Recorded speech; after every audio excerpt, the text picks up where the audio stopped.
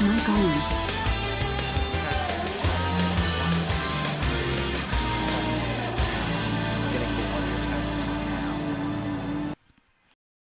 Mic off.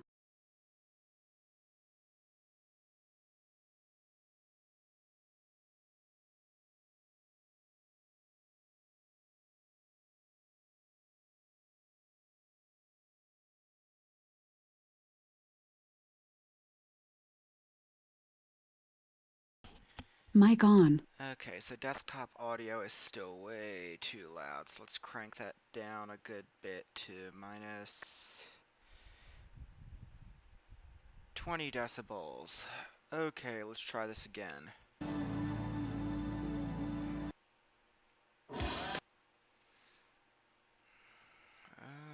Let's get something else on the playlist here. Let's see.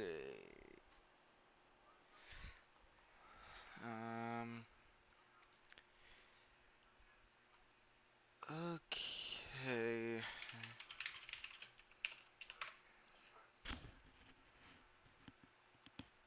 Get something else on the playlist.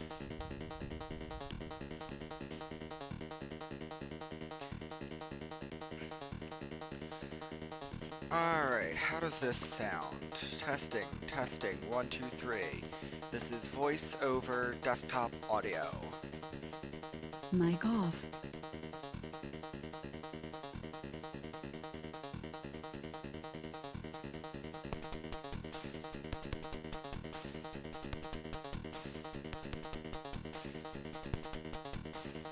Mic on.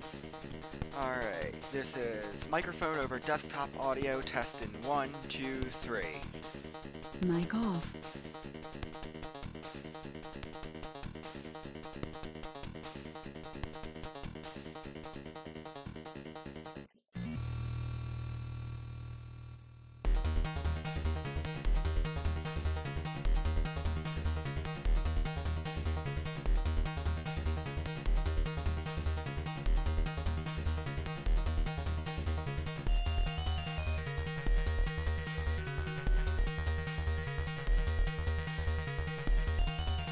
Mic on.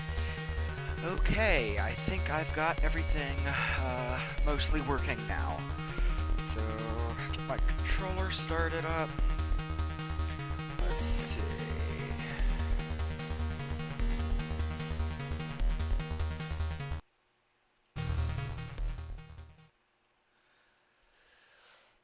Alright, let me load up my totally legitimate copy of Snatcher.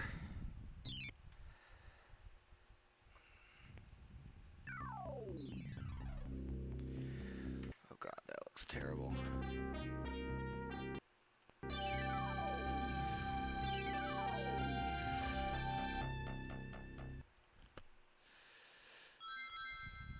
Disconnect literally anything that,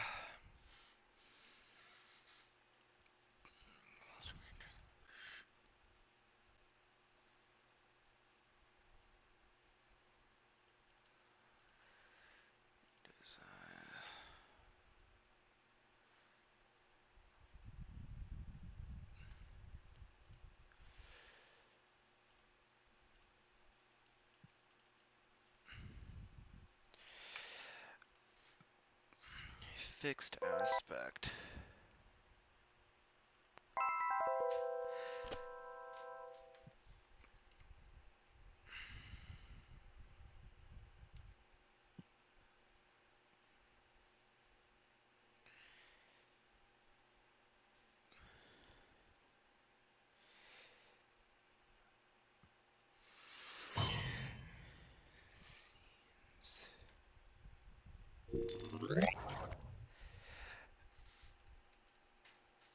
Okay, and I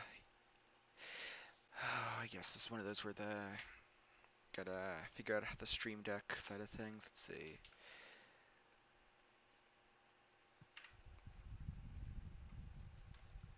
Or it does not remember my controller. Okay. File, sound options, set config, controllers.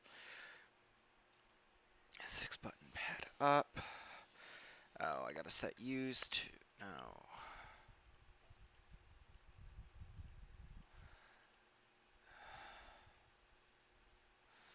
So does it not recognize my, okay.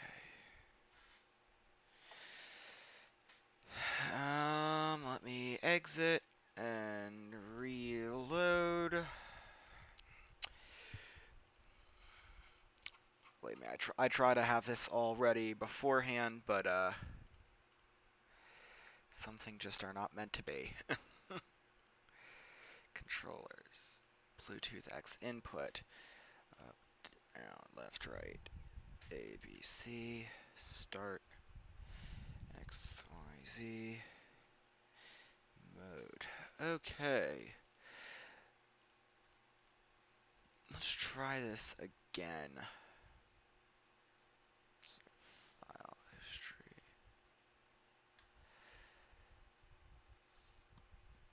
Full screen.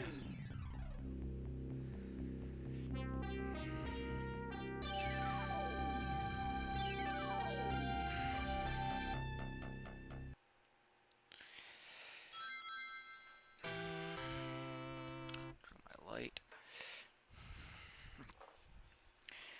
Okay.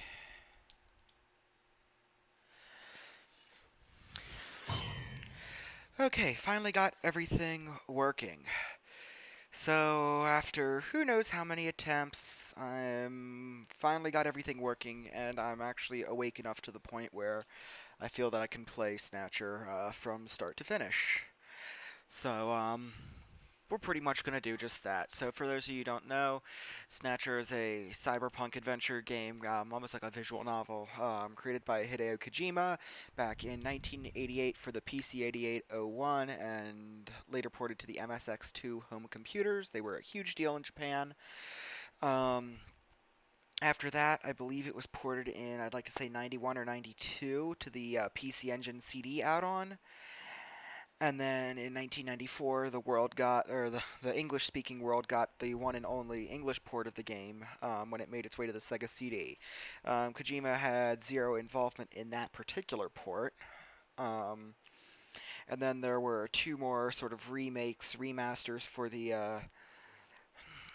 Sega Saturn and the Sony PlayStation. So basically, you play Gillian Seed, a detective sort of guy who his whole mission is to kill these Snatchers. They're robots that look copyright infringingly similar to Terminators, and they kill people and take their place in society. Of course, all of that is going to be explained during the actual game.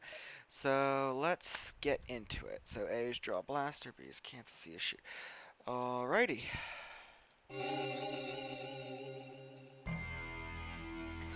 Something to keep in note is during a lot of the cutscenes or story-heavy moments, I will be relatively quiet, because there is a lot of voice acting, and a lot of good voice acting in this game. So one of the few examples of good early voice acting from the 90s.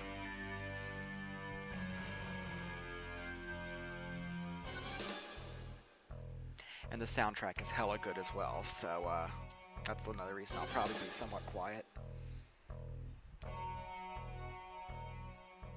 June 6, 1996. A mysterious explosion destroys the Chernobyl research facility near Moscow. Lucifer Alpha, a powerful biological weapon under secret development there, is released into the atmosphere, creating a deadly biohazard. Carried by the trade winds, Lucifer Alpha spreads throughout Eastern Europe and Eurasia, destroying 80% of the populace. Half of the world's people die. The greatest biohazard in history later becomes known simply as the catastrophe. But at this time, who could have possibly imagined that the ultimate biohazard wouldn't occur for another half-century? 50 years later, mankind faces its greatest crisis, the appearance of a mysterious android life form. Its purpose and origin are unknown. Is it a new form of weapon? Or perhaps an invasion from some other world? They appear during winter, killing humans and infiltrating society by taking the place of their victims. Employing an artificial skin, they can sweat and even bleed. Part organic, part machine, they're almost impossible to distinguish from those they kill. As they steal their victims' bodies in order to take their place, these mysterious invaders become known as Snatchers.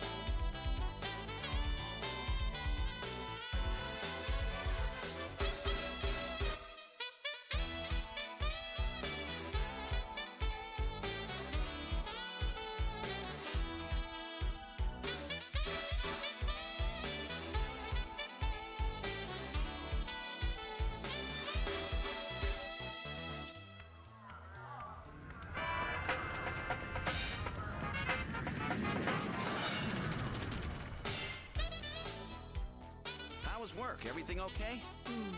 Gillian, what is it? What's wrong? Jamie, I've become a junker. A junker? Gillian, but why? Jamie, you know why. It's the only way we can regain our lost memories. Snatcher is the only word that keeps coming back every time we try to remember our pasts. I have to face them to find out why. Yes, but I can sense that there is something terrible hidden in our past. And if we remember it, it will destroy us. Jamie!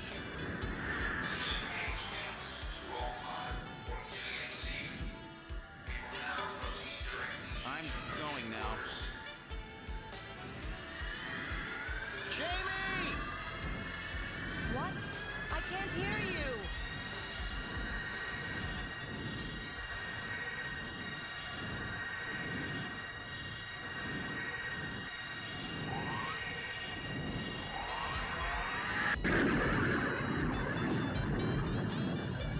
Gillian Seed, estimated age 31. 3 years ago, he and his wife Jamie Seed are taken into protective custody in the Siberian Neutral Zone by the 17th Siberian Investigative Force. Both Gillian and Jamie suffer from severe amnesia. Their memories of events prior to being picked up in Siberia lost in a mysterious mental fog. 2 years ago, after a vain attempt to rebuild their marriage, Jamie and Gillian separate. Following extensive special military training, Gillian is ordered to report to Neo-Kobe City as a junker, effective today.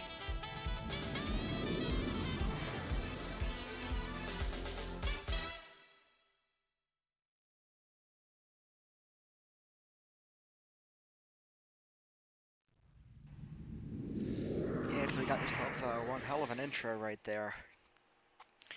In that intro, the part where Jamie and Gillian are talking together is actually exclusive to the Sega CD version. It was originally introduced, or it was originally included as a sort of manga comic piece in every other release of the game, and then, or in every release of the game up to the Sega CD release, and then it was reimagined as a god-awful CGI cutscene in the PlayStation and Sega Saturn versions. Which you can actually view if you watch my trailer for my stream of Snatcher, which I posted well over 3 years ago, but life got in the way, which is what ended up happening there. So this is Junker HQ. It's a door leading back. We should probably go in. Only authorized personnel are allowed beyond this point. Okay then. Let's look around real quick. It's a beautiful Oriental woman. Something you're gonna find out about Gillian is that he can be a bit of a perv. There are several opportunities for the player to make some decisions that, let's just say, would not fly in 2023. To make some choices and do some actions that would not fly in 2023. And considering this game is a product of Japan, certain characters' ages were actually bumped up because, let's just say that it would be even worse had they not done so.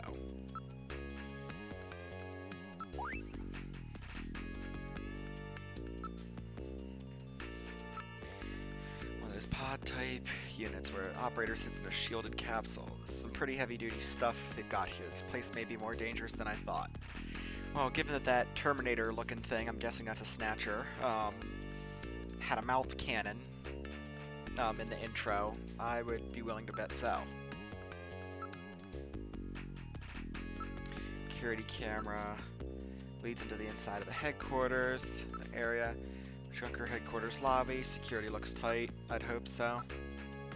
Protected by a shield. May I have your name, please? Poster looks like a government ad.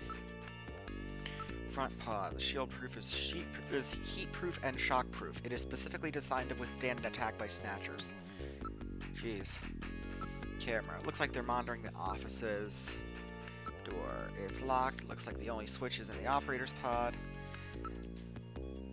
Area. There's nobody around but the operator. Looks like we're gonna have to end up talking to Mika. Or talking to the operator. I'm Gillian Seed. I've been assigned to Junker headquarters effective today. On the, Oh, you're Mr. C. screen. Please forgive me. My name is Mika Slayton. I'm the administrative assistant and operator here at Junker headquarters. Very pleased to meet you.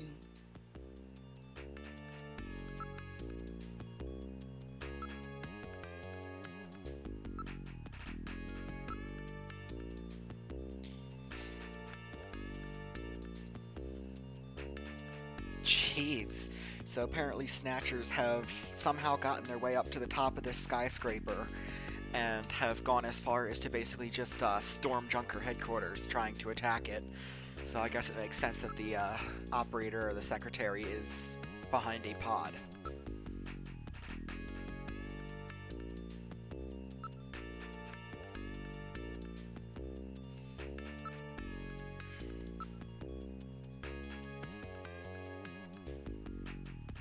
Junkers are a special task force to combat the Snatcher menace. It's overseen by government intelligence agencies. So I guess it's like a special police force, it sounds like. Everybody's pretty welcome. A lot of different ethnic groups and types of people here. It's Japan, but it's not Japan, if you know what I mean. Sort of a melting pot of cultures, it sounds like.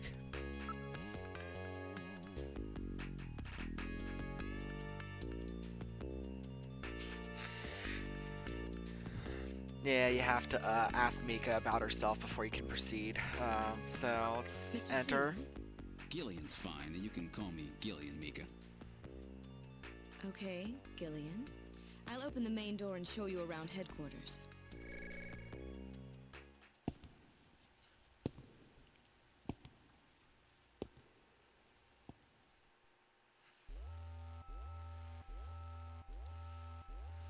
So this is one of those sort of examples of a false choice in this game. You can select engineering, detectives, computer, or shooting, but if you say that, Mika will say, oh yeah, the chief wants me to bring you to him. So let's just go to the chief's office. Chief Cunningham, Gillian Seed is here. I brought him in as you requested. Thanks for coming, Seed. I'm Benson Cunningham, the Chief of Junker Operations. Gillian Seed, I've been transferred here from the 17th Special Forces Division. I've heard all about your special training in the military, Seed. I hope you'll put it to good use on your new assignment here. By the way, I understand you're suffering from amnesia. Any sign yet that your memory's coming back? I'm afraid not. I still can't remember a thing from before the Army picked me up 3 years ago. You're married, aren't you? Yes, but we're separated now. She has amnesia as well, and without any memories between the two of us, I'm afraid there was very little to base a good relationship on. I can see your point there. And then again, we can't exit. Yeah, Chief's not finished yet. This is going to be one of those games where you have to like look at everything and then investigate everything because they are separate options on the menu. And then if the option presents to talk, you might have to very well go through all the menus. I've watched the game a few times, so I sort of know what I'm doing in general, but you know, I'm not going to spoil anything for anybody else who's playing it. So look.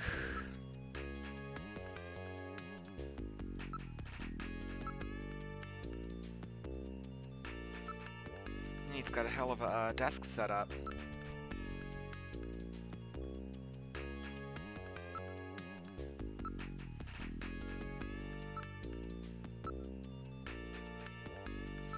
Let's investigate the chief. Seed, I'm no Snatcher. I'd sure hope so. I'd sure hope you aren't.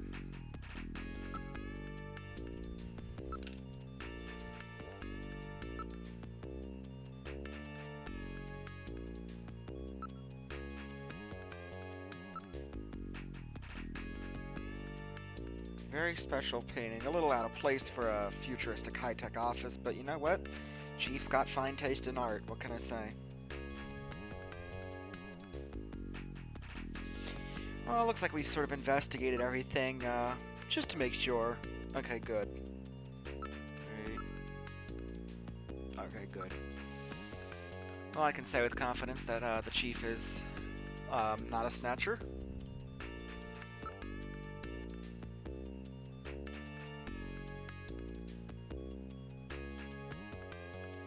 Operations were started in August of this year. We answer directly to the government's intelligence agencies. Oh, shit. That poster in the front lobby was the Chief's design, and not really a great impression to insult your boss's graphic design skills.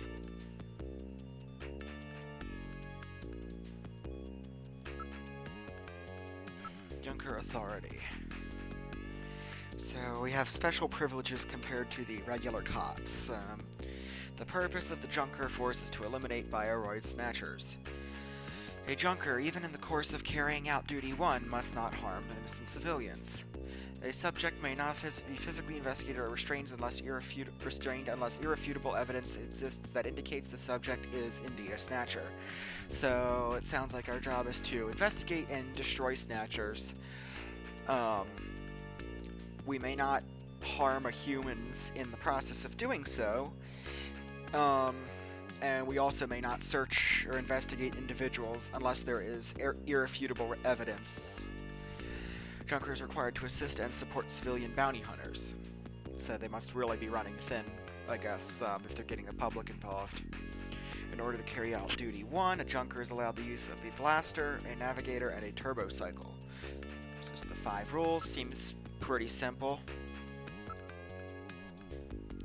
Junker's job is to figure out who the Snatchers are and to eliminate them. I want you to put your special military training keys to investigate those points about Snatchers that we don't yet understand. Junker's staff. Highly specialized and extremely dangerous. That's why there's so few of us. I'm the chief, Harry's the engineer, and then there's Mika. Gibson and you are our runners. It's just the 5 of oh shit, so it's just literally a team of 5. Just saying, but I don't know of a whole lot of police forces or even just special divisions within the police force that are comprised of specifically 5 people, but then again, I guess when you're dealing with murder robots with mouth cannons, that's sort of something that's bound to happen. 3 years ago. That's a little odd. Didn't they say that Gillian was pulled out of Siberia 3 years ago?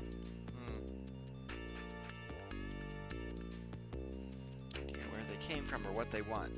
We do know that they kill, copy the appearance of their victims, and take their place in society, and that their numbers are increasing. That should be enough to make your duties as a Junker quite clear. This is your Junker ID card. It will identify you as a Junker. Carrying it allows you to exercise your special authority. I see. Sort of like a police officer's badge, huh? And here's some money. It's not much, but you'll need it to carry out your investigation. Cash? Credit cards aren't accepted in some regions of the city. You'll need this sooner or later. Sounds like it's a rough place out there. Go see Harry, the engineer. He's got your equipment ready for you. Let me ask about the navigators real quick. It's a robot designed to assist Junkers by performing all types of analysis. It's got a pretty good sensor setup too. Okay. Show Junker IQ. That's proof you're a Junker. Take good care of it. Keep that with you at all times. I'm just gonna keep showing it. Yeah. Cash. Here's some funds for expenses. Don't waste them. Well, I think when we have the opportunity to use our cash, I am going to waste it. It's an ID card with a special IC chip. All my personal data is recorded on this card. Take very good care not to lose it. That's the plan. It's cold, hard cash. Should be plenty to get the job done with. Alright, so introduced to the chief. Seems like a pretty nice guy. He made it very clear that he's not a Snatcher. Let's go to the shooting range. I know he said to go see Harry, the engineer, but I want to look around a little bit more first. Look, because oh, area. Number of man-shaped targets appear in the practice booth. It's more like a video game arcade. Ask how to practice. How do you start practice? Follow the Junker's Eye practice system. Our engineer. It's a bit of a lush, but he's friendly. Let's practice. Gillian, you haven't got your blaster yet, have you? Let's go visit Harry. Come on, let's go see Harry. But I think I should get some practice in first. Yes, but come on, let me take a crack at it. Alright, so it looks like Mika keeps a ray gun on hand, but it is not as powerful as a blaster. So this is going to be another sort of part of the game, but sets it apart from a lot of other adventures. You'll come across these shooting segments where a 3x3 grid will appear. Yep, shoot only snatchers, do not shoot civilians.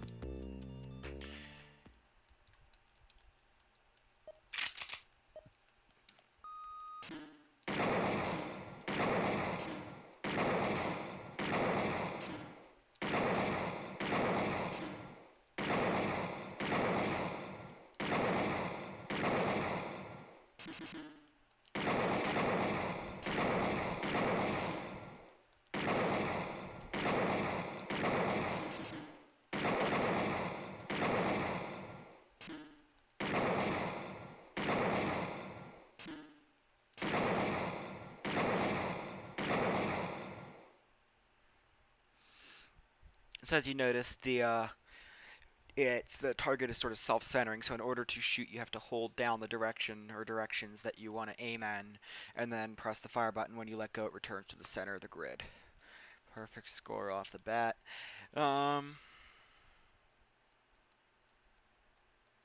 So no wasted shots.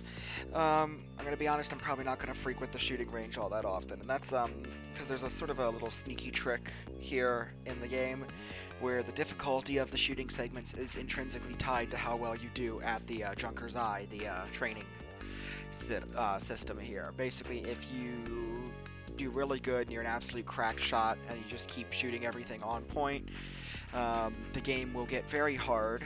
The shooting segments will become very difficult, and they will become almost impossible towards the end of this game. So I will not be returning here that often, if at all, during this playthrough. Something else to keep in mind is if you have an actual Sega Genesis and Sega CD setup, you could hook up a Konami Justifier light gun and play that way. It would probably make those shooting segments easier, but again, I don't have any of that. This is emulated because I am not spending, I don't have, nor will I spend $1,000 on Snatcher, even if it is an incredible game. Let's go to engineering. So all of Junker's equipment is made here, and Harry is not around. Okay, well, that's not much we can do. Go next. Let's go to the computer room. It's linked to databases throughout the country, so you can find almost any information you need. Ask about the computer. Host computer model RM1013. Jordan. Junker Online Regional Data Access Network. Artificial intelligence-based processors, fully programmed with all human learning routines. Okay. Any more info? Biocomputer. So it's got an organic processor, it looks like. First, put your own Junker ID card. Once it's confirmed, you just follow the instructions that Jordan flashes on the screen. Hey, let's give it a shot.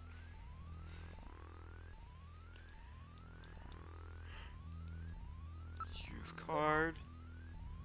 What sort of information do I need? So ID file. I'm assuming this is where you okay, John Konami is John Konami. Enter name. Let's try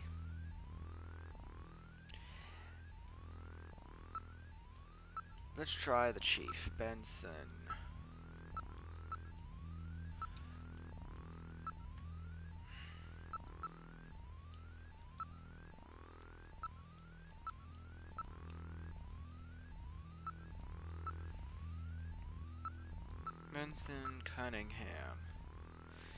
Benson Cunningham, Chief, Junker Agency, age 46, height 180 centimeters, weight 75 kilograms, blood type B+, leads Special Anti-Snatcher Force Foxhound.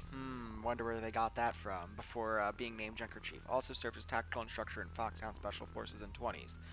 Participated in the 2033 Wellington Olympics in Judo. Let's try Mika. She said, Mika.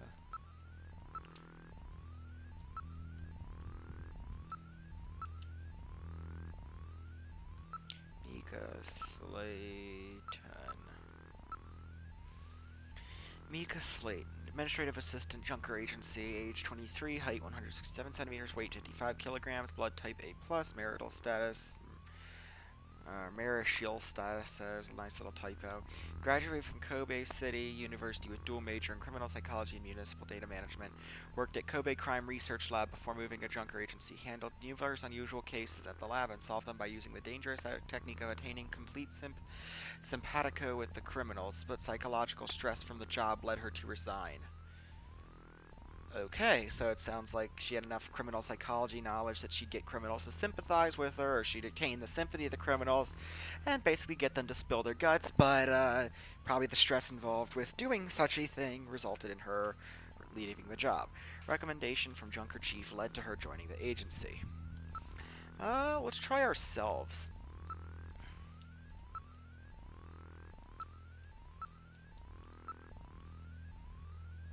Gillian Seed. Cannot execute request. You do not possess a high enough security clearance to view this data. A minimum class 7 ID is necessary to open this data gate. Damn. Okay, maybe Jamie Seed.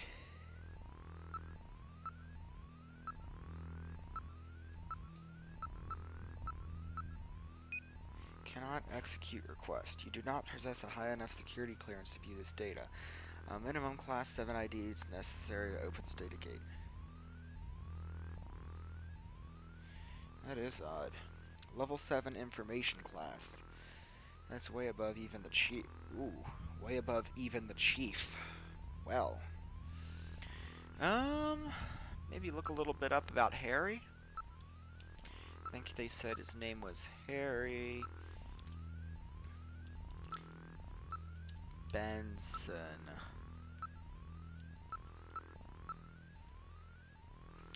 Harry Benson, engineer, Junker Agency, age 55, weight 168 centimeters, weight 65 kilograms.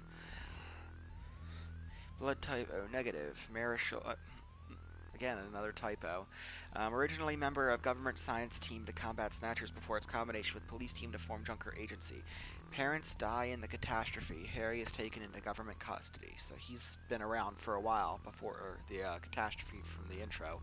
Earns PhD from Michigan State University at age 14. Damn.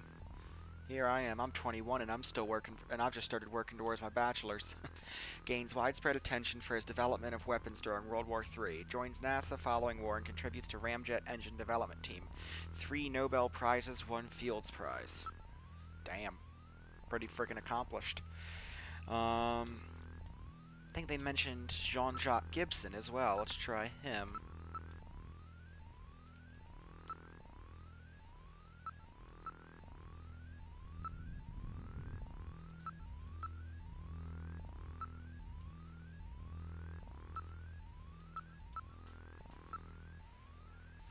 Jean-Jacques Gibson, runner, Junker Agency, age 55, height 185 centimeters, weight 78 kilograms, blood type O+, family, wife, Alice, deceased, daughter, Katrina, age 18, officer in Police Science Division since 2015. Wife was killed by a Snatcher in the Bioroid Panic of 2046, requests and is granted transfer to Junker Agency, so sounds like to him it's personal. Let's try looking up Alice Gibson, see if it gives us any more info.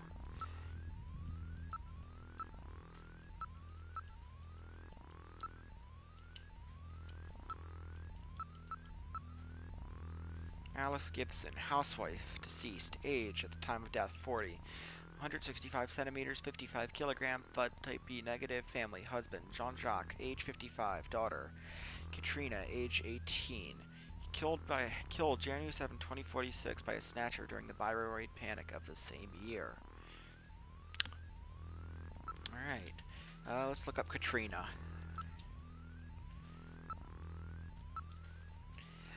This is one of the really neat features of Snatchers. Almost any, plot-relevant character has a database entry in this game. Katrina Gibson.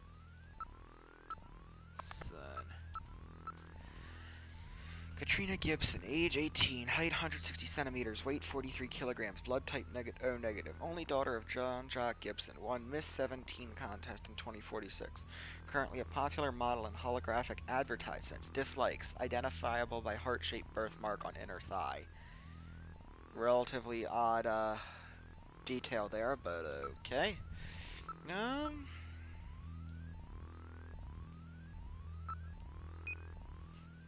Matching names on file, because I skipped it. Let's look at these fact files. Jordan fact files. History. The catastrophe. On June 6, 1996, a mysterious explosion destroyed the Chernobyl research facility near Moscow. The explosion released a biological weapon called Lucifer Alpha, which had been under development by the old Soviet regime, into the atmosphere, creating the greatest biohazard in history. Within 1 week, the bacteria spread throughout Eastern Europe and Eurasia, killing 80% of the population there. 6 months later, Lucifer Alpha suddenly mutated into a non-lethal form. Northern Eurasia, now an unpopulated wasteland, was designated and remains a United Nations neutral zone to prevent unauthorized exploitation. Since the disaster, which has become known simply as the catastrophe, hundreds of research papers have been published purporting to reveal its causes, but the real reason behind it remains unknown. So, sounds like in the 50 years that this, basically population bomb went off, nobody's really figured out what the hell, caused it. History, let's look at some more. World War III, 2010 to 2011. On August 8th, 2010, 14 years after the catastrophe, war broke out over possession of northern Eurasia left uninhabited by the disaster. Conservative Soviet leaders who managed to survive the catastrophe received military support from China and launched an invasion of the region. Nevertheless, Western economic sanctions forced the Chinese to withdraw the support, leading to victory for Western forces. Ending just 6 months after it began, the conflict has become known as the Half-Year War. Okay. Siberian Neutral Zone. The left uninhabited by the catastrophe, the United Nations has controlled the bulk of Siberian territory for the past 50 years, prohibiting any outside interference. After effects of Lucifer Alpha contamination are expected to prevent any plant or animal life from flourishing there for the next 50 years. In order to prevent recurrence of something like the World War III, the United Nations has set up extensive monitoring stations on the borders of the region. If I recall, Gillian was picked up from the Siberian Neutral Zone. Nuclear elimination.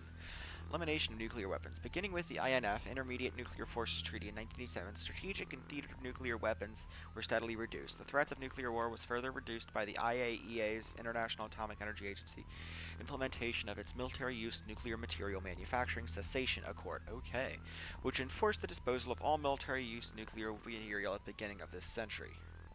So it looks like nukes are no longer used as weapons in the future. Witch hunts, aka the Bioroids hunts, a social phenomenon caused by the Snatcher problem, a form of group violence involving the lynching of numerous innocent individuals who are believed to be Bioroid snatchers in reality. Who were believed to be Bioroid snatchers in reality. In general, individuals of lower social standing were targets of the attacks, named after the medieval witch hunts which took place in Salem, Massachusetts, USA, due to the similarity of the two occurrences. The phenomenon underscored the north-south rift of modern society, a form of revulsion at the growing poverty problem. Well-to-do groups from the north attacked slum dwellers in the southern regions, resulting in great loss of life to individuals who had no connection to the Snatcher menace. The problem died out when it became clear that Snatchers only targeted individuals of high social standings, I guess, in politicians, media, media individuals. Concerning Junker. Organization. Official name. Junker. Full organizational name. Japanese Undercover Neurokinetic Elimination Rangers. Fun fact, in Japan it actually stands for Judgment Uninfected, Naked Kind, and Execute Ranger. Don't know how they got that abbreviation or how they got that point, but sure. Junker chronology. Junker agency history, April 2047. National Police Agency forms special team to deal with Snatcher problem, May 2047. Government intelligence agencies establish investigative science team to research Snatcher activities and devise solutions, August 2047. Police and government organizations are formally combined into a new agency called Snatcher. New group is organizationally overseen by the government intelligence agencies.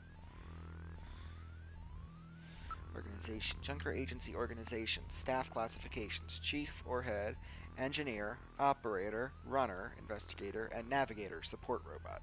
Related group, Junk Team. Engineer is responsible for development and all maintenance of all Junker support equipment. Operator is responsible for management of data transmission from the field by navigators, as well as day-to-day operation of HQ facilities. Chief is in charge of judgment of overall situation and assignment of duties to runners. Runners are responsible for carrying out actual investigations of Snatcher assistance with the assistance of navigator robots. This post is exceptionally dangerous. Junk Team is responsible for cleanup and data gathering at sites where runners have disposed Snatchers.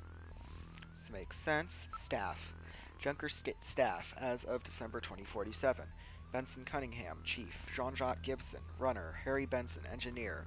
Mika Slayton, Operator. Gillian Seed, Runner, newly assigned. Louis Gilmore, Runner, killed in action. Sergio Grazio, Runner, killed in action.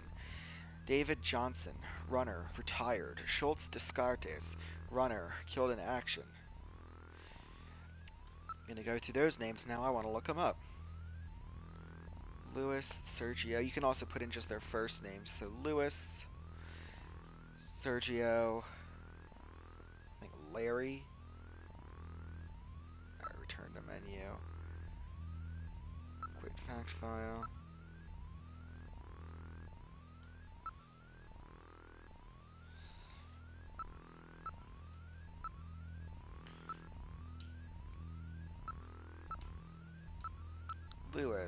Louis Gilmore, killed in action 10/13/2047. It's about 2 months before this game.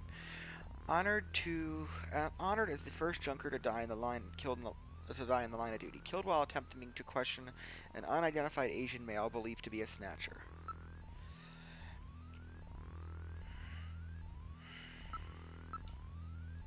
I think the other guy was named Larry. No matching names on file. Let me go back. Load fact file.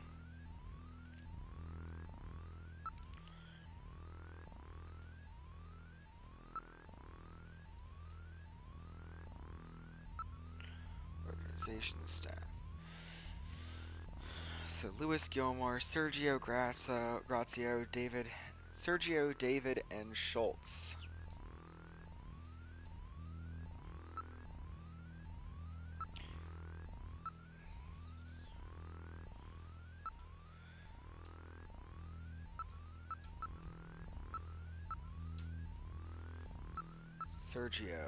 Sergio Grazio, killed in action 10/19/2047, so also in October. Grazio was found dead at the Neo-Kobe seed garden with a small sapling stuffed down his throat. Although Grazio was pronounced dead on arrival, the tree was saved. I think they got their priorities a little mixed up, but sure. Okay, David Johnson, retired, 10/19/2047. Johnson, along with Sergio Grazio, was investigating reports of Snatcher activity at the Neo-Kobe seed garden. Grazio was killed, but Johnson escaped with a serious wound. He is currently diagnosed as a vegetable with no chance of recovery. Okay. And then, let's see, Schultz. He was killed in action, if I recall.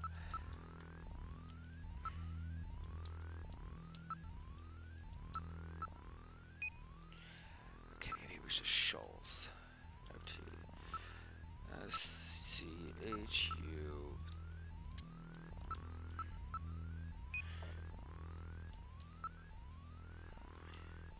Fact file.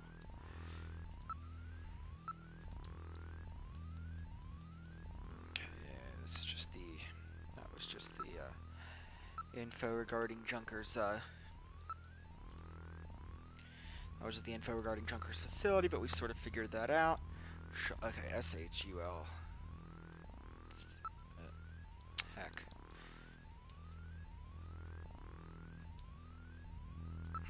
Just double check. Was it SHULZ or SHULT? SHULTZ. Okay. Yeah, I want to know what happened to all my predecessors.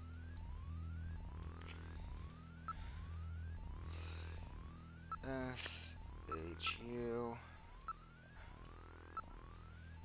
Let's see. Schultz Descartes, killed in action 10/22/2047. 47. Descartes and his entire family were murdered in a bloody massacre at their home in what appeared to be revenge after Descartes had eliminated a snatcher the day before. Oh, shit. Alright, let's look at some more fact files. Concerning Junker, HQ data. Konami Omni Building, 150th floor, MT-732 Port Island, Central Ward, Neo Kobe, 1229-01715, Japan. Konami Omni Building, 165 floors above ground, 35 below. Video phone number 256-128. Scanning permit. Scanning warrant. In accordance with Civil Code 18, Section 12, Snatchers and the Protection of Citizens' Rights, civilians must have the right to deny Junker permission to directly analyze, scan their physical person. Direct scanning of a suspect is permitted only by issuance of a scanning warrant by the appropriate court. As such, use of navigators, sensors, or other instruments to scan a suspect is strictly prohibited unless the attending officer runner is in possession of such a warrant. Oh, that seems like that could get in the way. But, okay. Runner's equipment, we already know what we're dealing with. Snatchers. Insector. Insectors. Spider-shaped probe security robots used by Snatchers. Thread light sensor apparatus deployed from the rear of the robot triggers needle gun attack if touched or approached. Microjet powered. Known to jump. 30 centimeters. Weight 500 grams. Specimens recovered for study by junk team invariably self-destruct, preventing further analysis. So it sounds like I guess they have like little drones that go after people, sort of act as defense weapons. Distinguishing features. Snatcher characteristics. Snatchers operate almost exclusively at night and during the winter months. Snatchers only snatch VIPs. Their ultimate goal appears not to be the snatch itself, but the secondary effect of it. Snatchers' targets are restricted by their physical size. While they can adjust the size of their major body areas, these adjustments are limited. As such, their victims are exclusively persons of 150 to 180 centimeters in height. This makes snatching of children, the elderly, etc. impossible. Snatchers' weapons, a mouth-firing laser cannon. Weak point, thin, slit portions of their skull armor which make head size adjustment possible. Alright, so it sounds like we gotta aim for the top of the head. Anything else about Snatchers? Chronology. Snatcher history. December 22nd, 2044. First contact. A Bioroid's remains are recovered from the wreckage of SRS Flight 4003, which crashed in the Roko mountain range. February 18th, 2045. A Snatcher, which had killed and replaced or snatched the mayor of Neo Kobe, B. O'Connor, is captured, but self-destructs during transport. In December, Neo Kobe is thrown into a panic over the problem. The witch hunts take place as people try to uncover and destroy imagined Snatchers. November 3rd, 2047. A well-known KBC newscaster is revealed to be a Snatcher and terminated. The remains self-destruct, preventing further analysis. November 15th, 2047. The leader of a prominent revolutionary religious group is determined to be a Snatcher.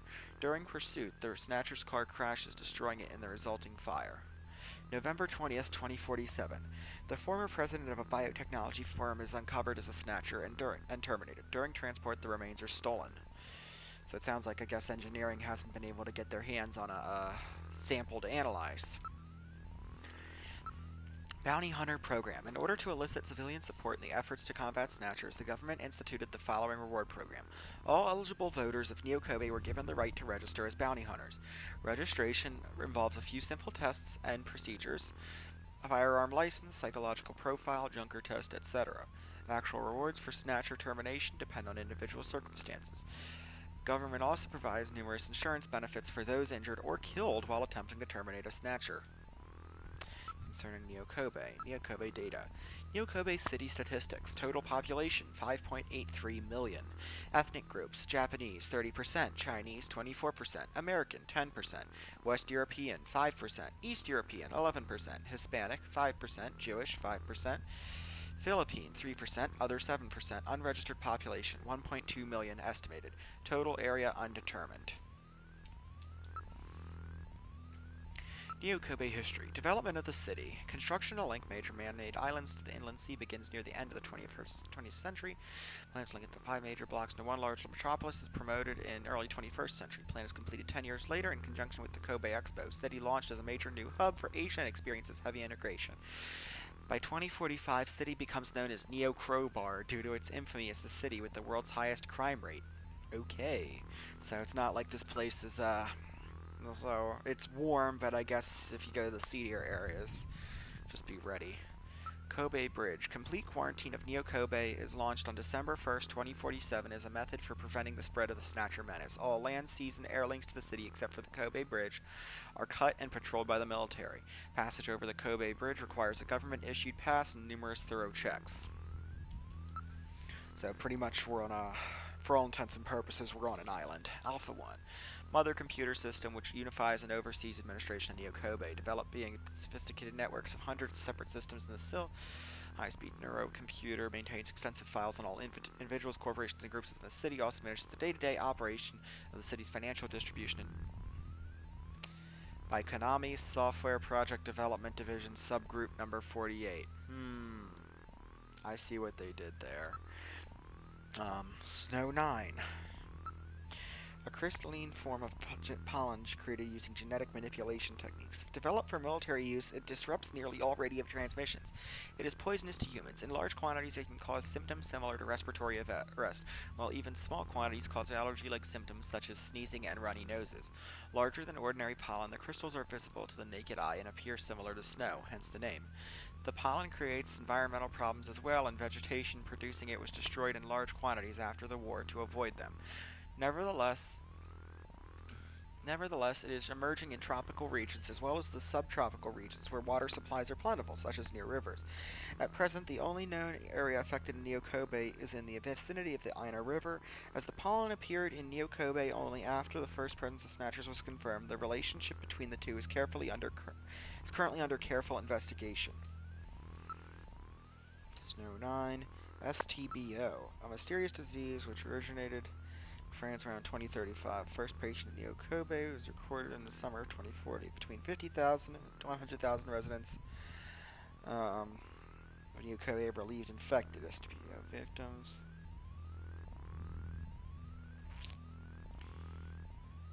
So yeah, it sounds like it's similarities to.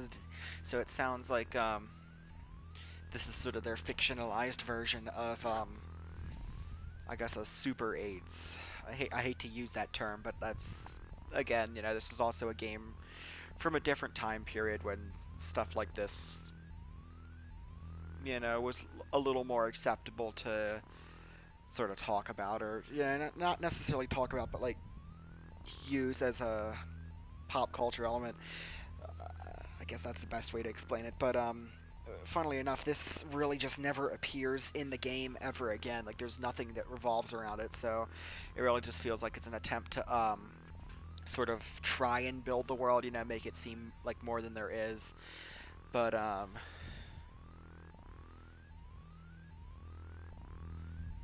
it doesn't really affect anything in the long run. But yeah, it's sort of this universe's, this generation, this timelines sort of disease that makes that sort of starts witch hunts, makes people paranoid. Liquid Sky, a recently developed new type of hallucinogen.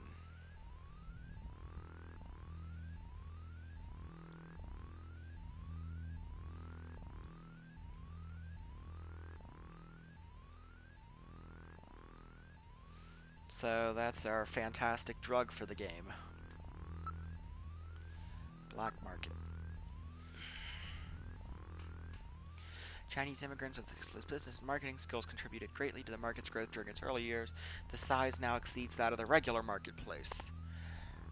Aliens with a wide variety of merchandise now attract many regular customers from the general population. So it sounds like their black market, their unregulated market, is bigger in scale than their official market. Concerning transportation.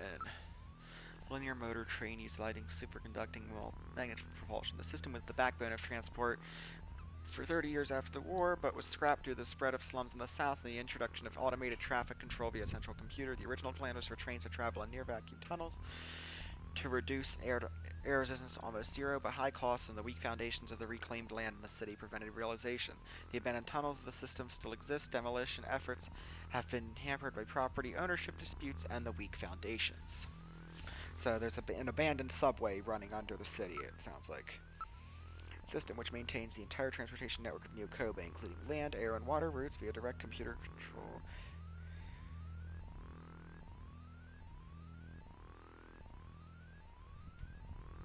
The system has eliminated the need for public transportation. So a lot of people are sort of like, why should we keep depending on cars? Let's go with public transportation.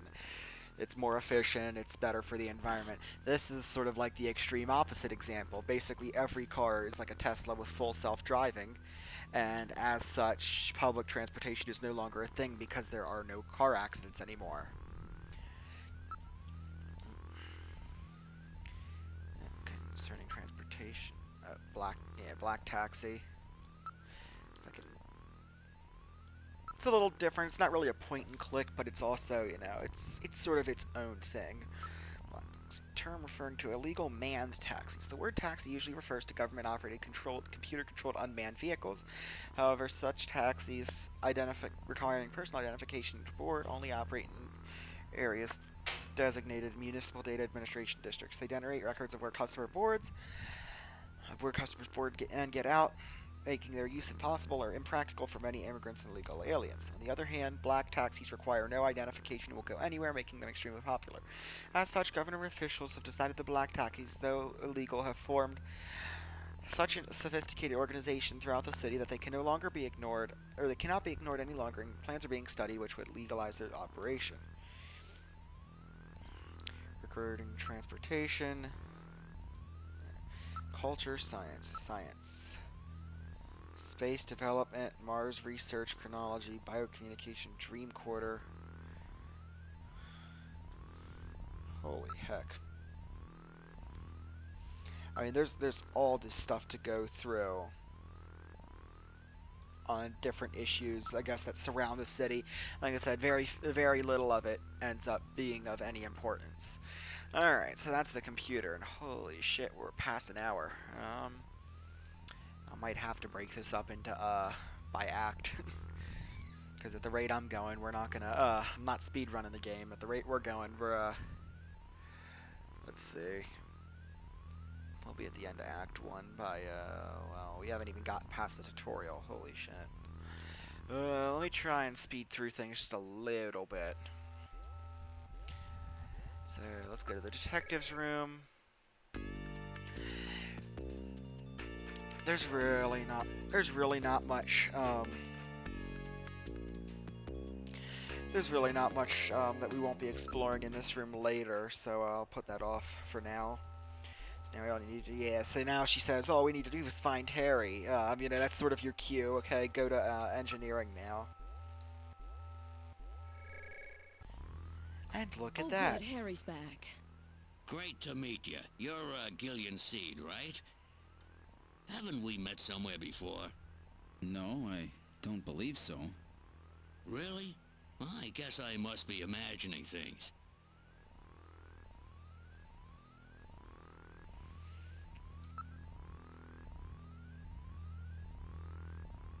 About Snatchers. You're an engineer. Tell me how the Snatchers are built.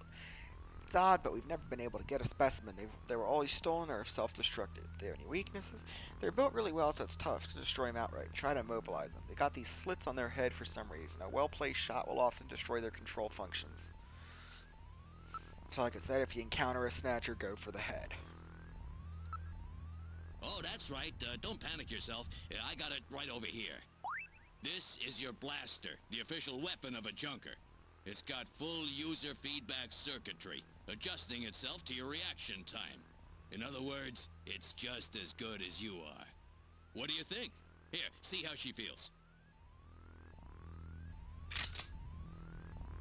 It's unbelievably light. You bet it is. This ain't one of those ray guns the Army uses. She's put together with the latest carbon polymers and ceramics, not affected by heat one bit. And her ergonomic design optimizes both functionality and firepower. Well, what do you think, Gillian? I'll take it. Let's look around the office a little bit. Harry, somehow I get the same impression. Have I met this guy somewhere? What is it with everybody saying, do I have something hanging from my nose? Chief says it, and Harry's saying it. poster and a photograph on the wall. Poster. This looks like a poster from the late 20th century. You know who she is? You got good taste for a youngster. I believe that is Madonna in the US, in the Sega CD release, and in all the other releases it's Marilyn Monroe. Feel free to correct me if I'm wrong. A poster from the late 20th century. Let's look at this photo. It's a picture, it was on the wall. It's a photograph of a small boy.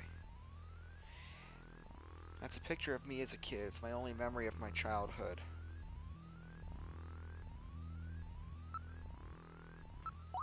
Pretty cute. Even I was good looking once. This appears to have been cut out of a larger photo. You can't see the faces of the kids' parents, though it does look like the mother in the picture has long blonde hair. And I can't tell anything about the father, other than that they're wearing a dress shirt, you know, sort of a business casual.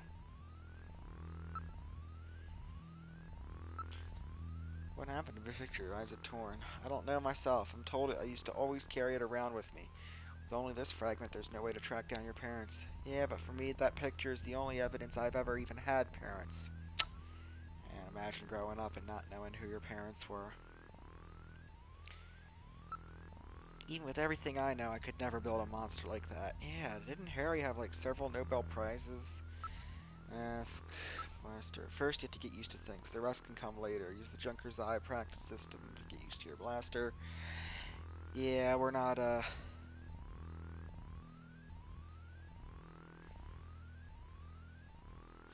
Yeah, the better you are at that arcade at the Junker's Eye game, the harder this game will take. The harder the game will get. Investigate.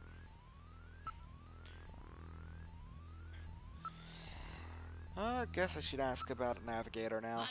I know. All right, allow me to introduce the Navigator, which I designed especially for you. Hey, Metal Gear, get out here.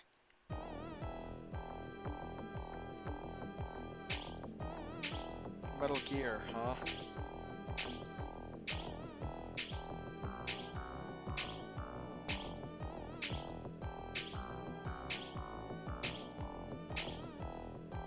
Metal, introduce yourself. Yes, sir. Pleased to meet you, Gillian. I am Metal Gear Mach 2. I am programmed to be your personal assistant. Metal Gear? That's a pretty weird name. Oh, he's cute. Thank you. I think he's turning red. I took his basic design and his name from the Metal Gear Menace of the late 20th century. But quite unlike that Metal Gear, this one was designed for peaceful purposes. Well, it wouldn't be a Kojima game without a Metal Gear reference.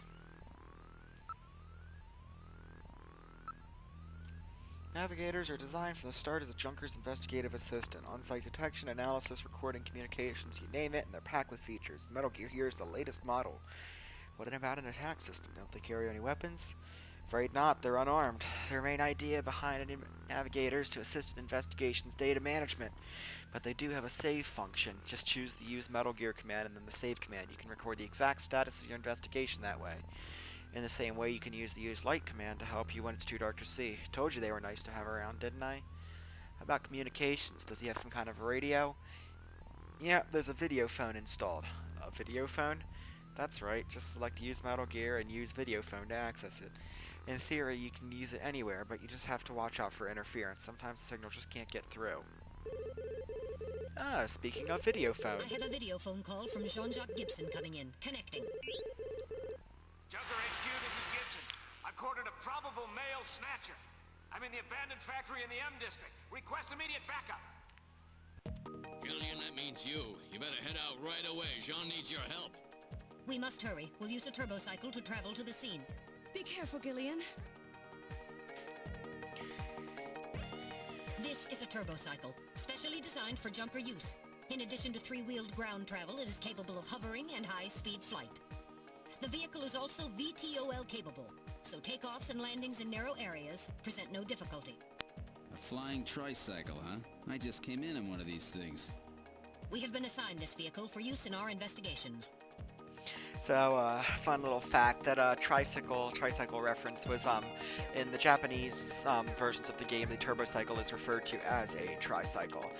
When they brought it over, when the localization team brought it over to the US, they thought it sounded too childish, so they changed it to turbo cycle.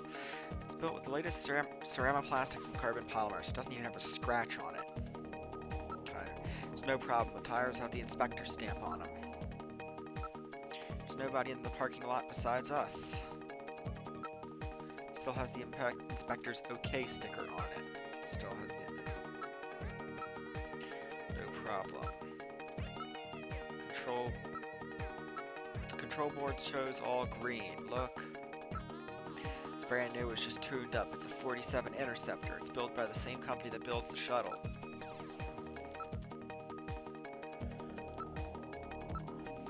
On the ground, it runs on 3 wheels, but they're retracted during flight.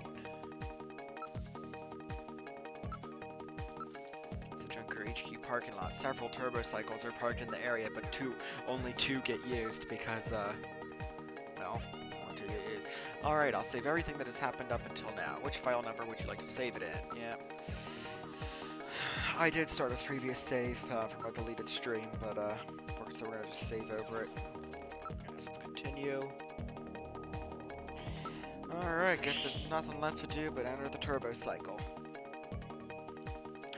We're in the turbo cycle. Operation is computer controlled. Where would you like to go? I can't. I'm not ready yet. Sean is waiting for us. Let's go, Gillian.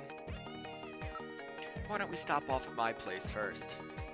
Yeah, we pretty much know where to go but forward. So forward we shall go. Now departing for the abandoned factory.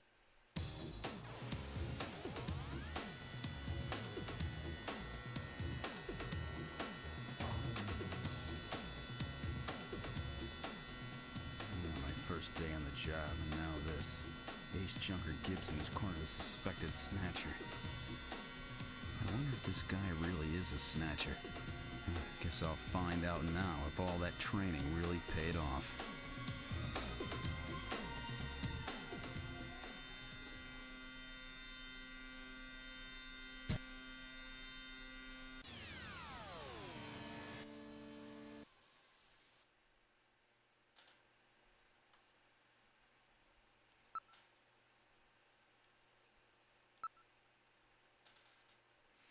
So that song right there was Faded Memories. It plays during a few specific story important scenes in this game.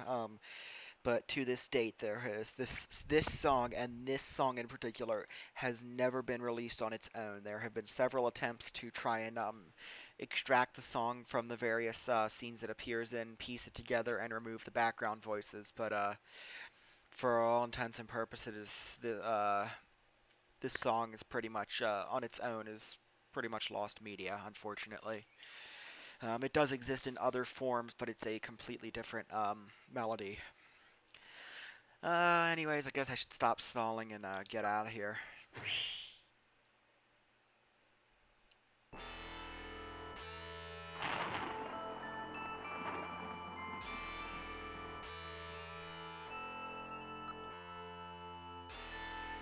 Jeez, Gillian. Yeah. Pull yourself together. Exactly. Let's look around. I don't see an option to enter the factory, and I think that's really what we should be doing right now, especially since he called from inside building. It's a battered old factory. States from when the manned production techniques were still used. It appears abandoned. The sky is getting quite dark. Looks like a storm might be coming in. The place is quite run down. It looks deserted too. Building is heavily damaged. It's probably been abandoned since the last century. No sign that anybody's around. Motion detector. Are you reading anything? I can't tell from here. I want to move inside. Save my game.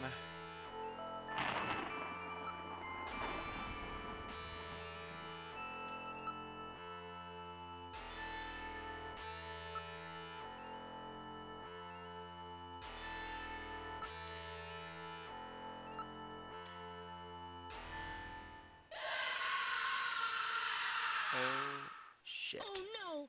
What was that? A male scream. Perhaps something has happened to Jean-Jacques. Gillian, please use extreme caution. I read multiple moving objects within the factory. This could indicate the presence of Snatchers or Insectors. Insectors? What in the world's that? A spider-like robot used by Snatchers as security devices. Though compact in size, they are armed with needle guns. Use extreme caution.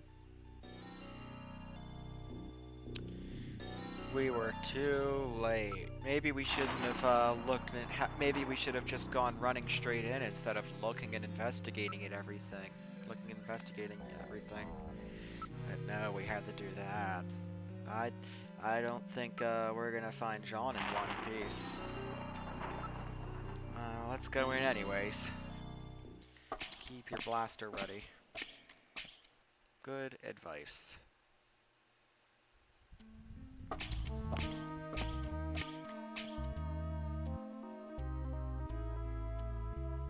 It's not where he placed the video phone call. Debris everywhere, yeah. Pipes running everywhere. Ceiling looks quite weak. The building is severely damaged. It should be, yeah, it probably should be demolished. Weakened by rust. Can't pick up anything special.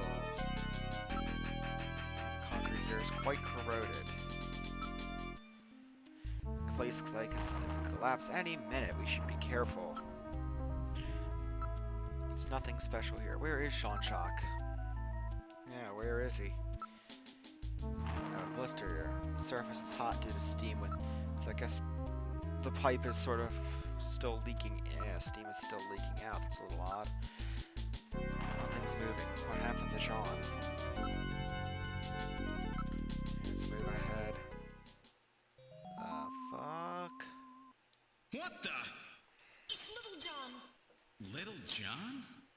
Yes, Jean-Jacques Gibson's personal navigator.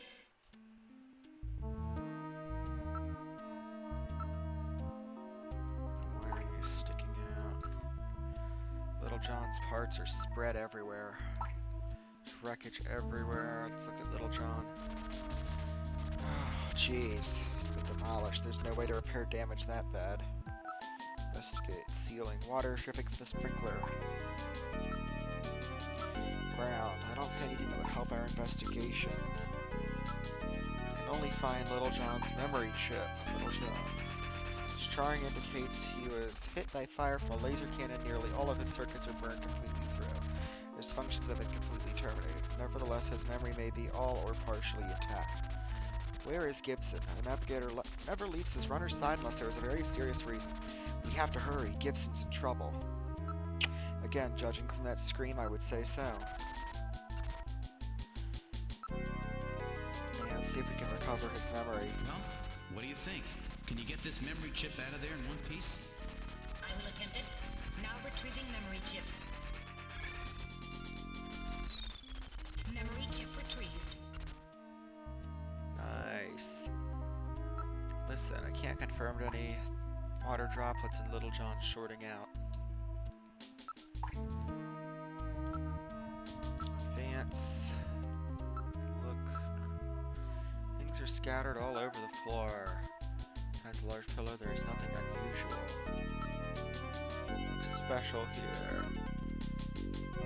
No motion still.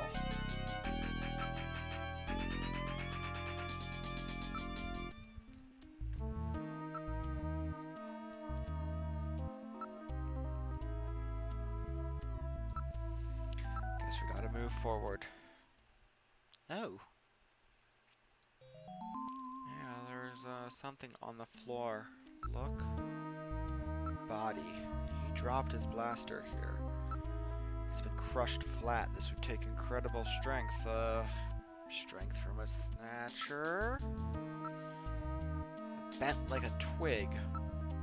So crushed and smushed. Shit. I don't see anything else special. There's evidence of a struggle on the ground here, but I cannot interpret it. Well, I think we're gonna have to look at the body.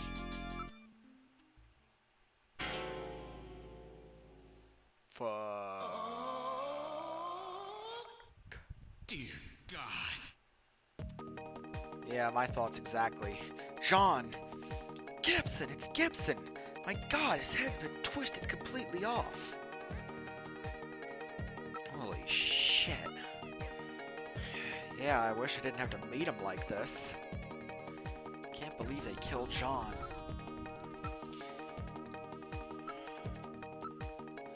There's evidence of a struggle, but I can't interpret it. Blaster. John's blaster has been bent like a twig. Gibson. Corpse. He's still warm. Yeah, I was gonna say, that scream we heard was no doubt his. Again, maybe we shouldn't have, kept looking and investigating and trying to return back to headquarters. Maybe the game should have just let us enter. What killed him? His head's been twisted off. He has died instantly. It would take incredible strength to do this. Jeez, so Snatcher didn't even use their mouth cannon. They just went. Or no, they didn't just do. They did. Straight up Mortal Kombat fatality to him. Look, Jean's holding something in his right hand. Investigate Gibson. Let's see if there's anything An else. analysis of Jean's stomach reveals a major lesion on the caloric region of the gastric membrane. So, John had an ulcer, huh? Yes. In addition, I read a substantial quantity of partially digested organic compounds. Organic compounds. If you can determine the composition at a degree to which the food's been digested, we may be able to figure out where Jean's been.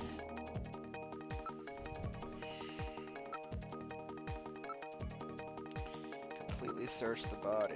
Blaster. It's an old type blaster. It's definitely Jean. It's still warm. He probably fired several shots. Organic compounds. Let's see. Now making incision in Jean's stomach to analyze organic compounds present.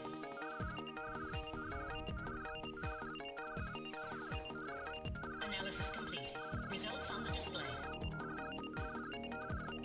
Results of the analysis indicate the organic compounds are primarily composed proteins that have been exposed to digestive acids for approximately 3 hours. Amino acid structure of the protein suggests the meat is that of a buffalo. Buffalo meat? Yes, buffalo meat.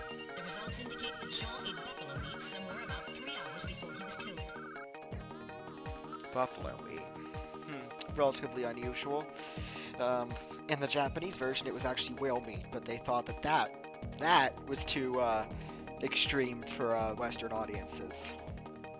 No, but none of the other stuff that's going to be popping up is too extreme, nor any of the stuff we've encountered.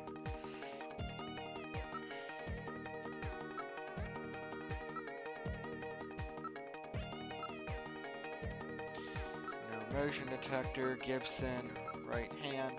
It's hair. He's holding hair, strands of hair, and skin tissues from scratching his attacker. Gibson clothing. There was a key in one of his pockets.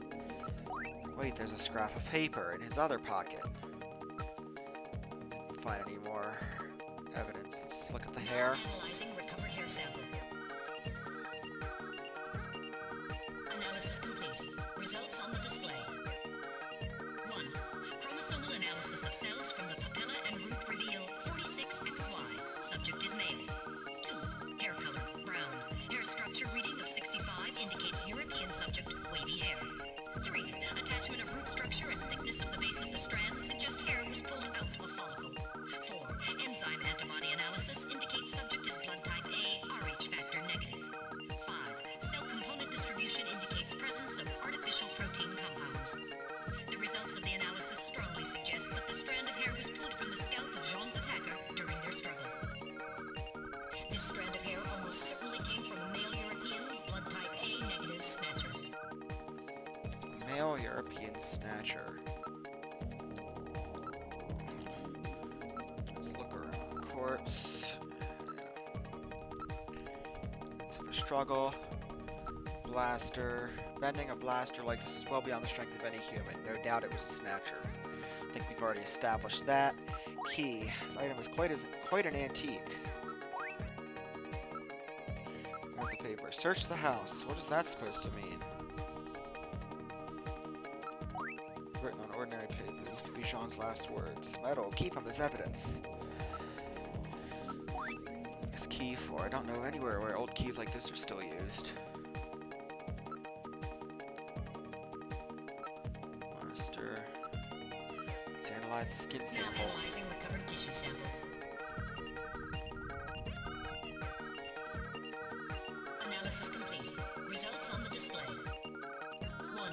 Enzyme antibody analysis indicates subject is blood type O, Rh factor negative. 2. Chromosomal analysis of cells in the sample reveal 46XX. Subject is female. 3. Cell component distribution indicates presence of artificial protein compounds. 4. Number of melanocytes in sample indicates that subject is Caucasian. The results of the analysis strongly suggest that the tissue sample, a cluster of skin cells, was scraped from the subject during a struggle with John. These skin cells almost certainly came from a female European, blood type O negative snatcher.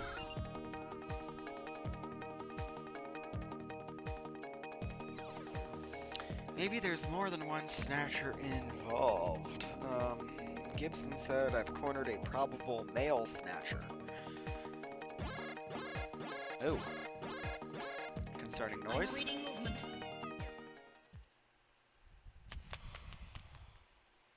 Looks like white hair, green hair. Snatchers? Unable to confirm. I suggest we investigate.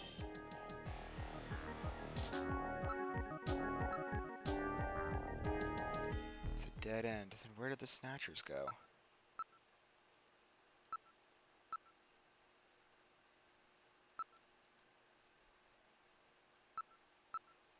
Blocked by a key.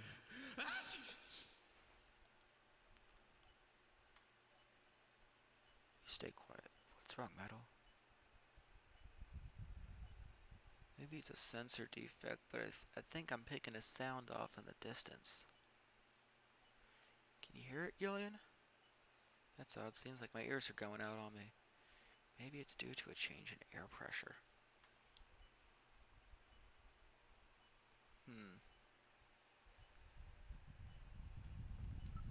I hear something which sounds like a timer. That's not good. It's blocked by a cave-in. We can't go any further. Dirt and sand. There must be several tons of earth here. Appears to have been like this for a long time. Bless you. Maybe it's colder in here than I thought. Investigate. Metal, anything on your shutters? No, I'm not getting any reading. There's no way could we move this out of the way. Then where did the Snatchers go? They definitely headed in this direction, didn't they? Let's try using a video phone. Sorry, Gillian, I can't get a clear frequency at this location. Why not, Metal? It's probably due to the presence of Snow 9. Snow 9? It's a bioengineer. Yeah, so...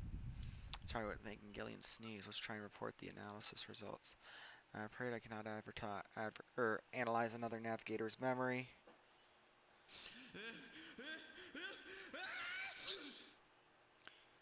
Maybe I'm getting a cold.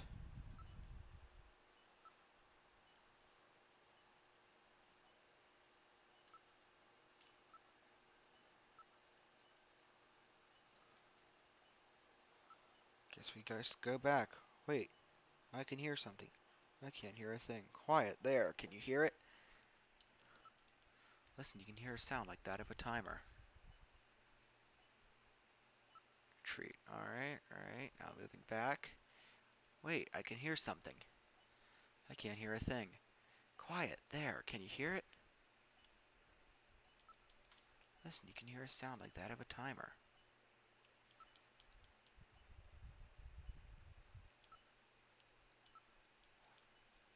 Turn up the volume on your TV. Can you hear that? It sounds like a clock.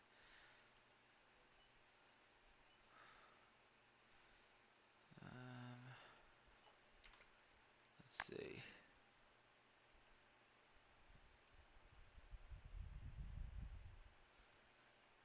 Yeah, let's see if we can hear it now. Up a little more, maybe?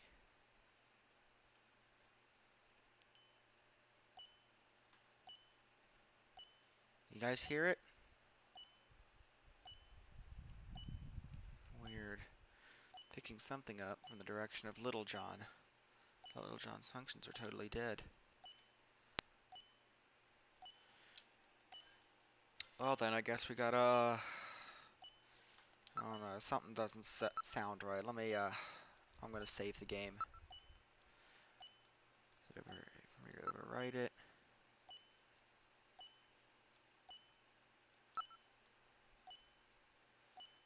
You guys can hear the mysterious ticking noise, right?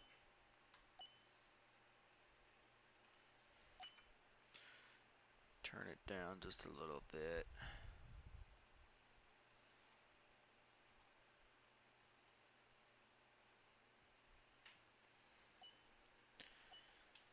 Just gotta look at Little John. Oh! What is that? Whoa! A time bomb? Evacuate immediately! There is little time!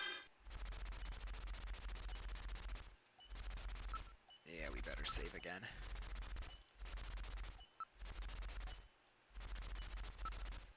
But, yeah, I'm gonna say any wrong move and we're, done. So let's just get the hell out of here. Move. Retreat.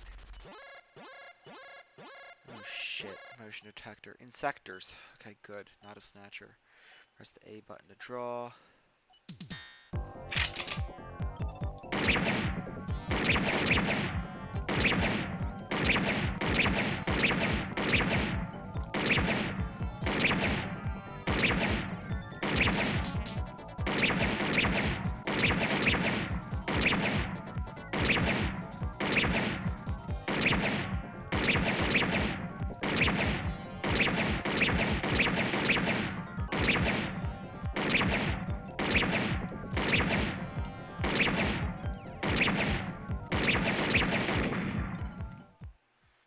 Mission reading has vanished. Whew. God. Exit. We're getting out of here!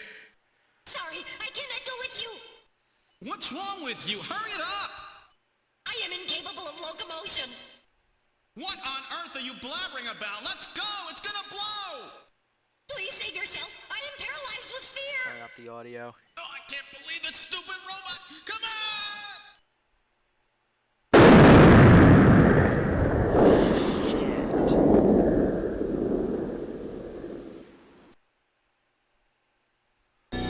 Jeez, my ears are really ringing. That's because you left the volume turned up. Damn snatchers. There is no need for concern. I have stored all the information about the evidence and the area in my memory. We should return to Junker headquarters. Sorry guys, I had to do that. Just one of those wonderful little fourth wall breaks, like plugging the controller into the second port in Metal Gear Solid. Just one of those things Kojima does. You know, and again, I know he didn't have involvement on this part, but just sort of the turn up the TV was too good of a thing to not include you guys in on it. But we have now returned to regular volume. We've returned to Junker headquarters. Ooh, that was some first day. Now entering the building.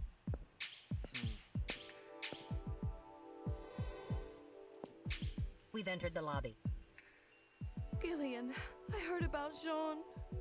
I'm sorry. I wish I could have done more. You performed your duties quite satisfactorily.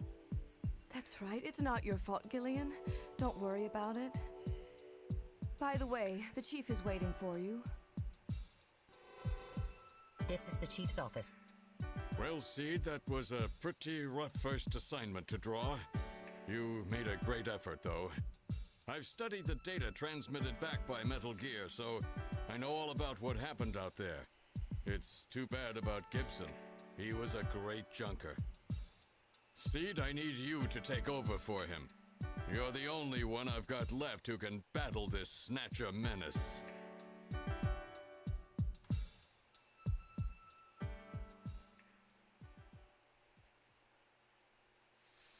So, now we're down to 4. Probably should not have, probably should receive a little more funding from the government, you know, maybe train people a little better, train more people, I should say. Investigate. Hey, I'm just making sure.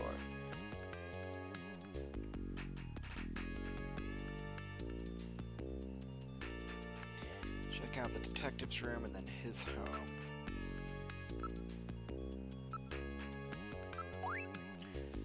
House for a junker. This headquarters is just like his home. Show evidence.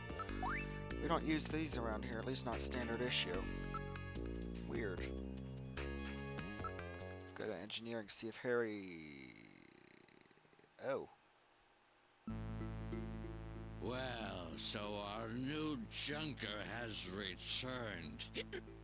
I register high alcohol levels. Harry is intoxicated. I really thought you were better than that. Harry! What kind of backup was that supposed to be? If you were a better junker than that, Jean wouldn't have had to die out there.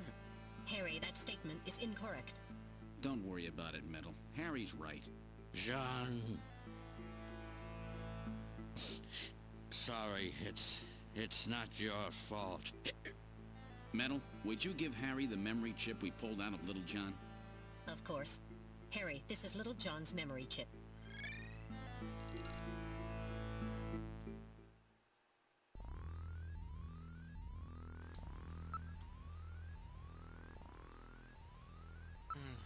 Man, Harry's really taking it hard.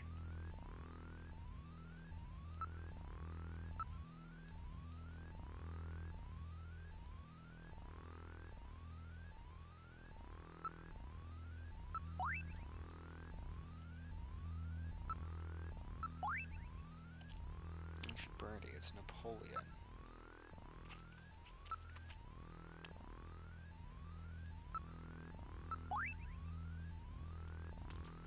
Says there are numbers written on the label. It says 395644.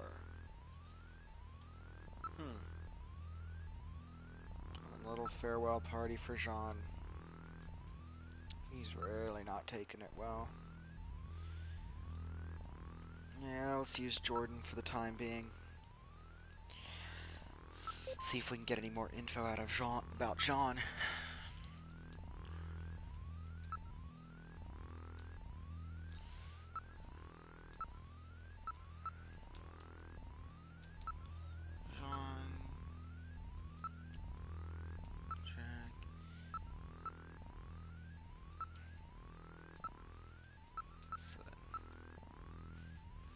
Jean-Jacques Gibson, runner, junker agency, age 55, height 185, weight 78, flight type O. Killed in Snatcher. December 2047, killed in the line of duty while pursuing a suspected Snatcher. Ouch. Let's load the fact file, see if it updated that on that side. Organization. Staff, Benson Cunningham, Mika Slayton, Gillian Seed, runner. Killed in action. That's definitely one way to meet your coworker. Return to menu.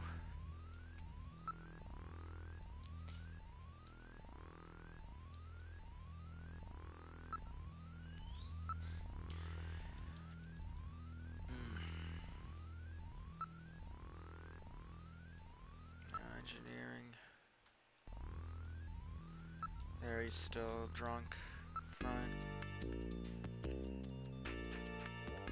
Should give her some time to herself. We should examine Jean's personal belongings. Probably a good idea.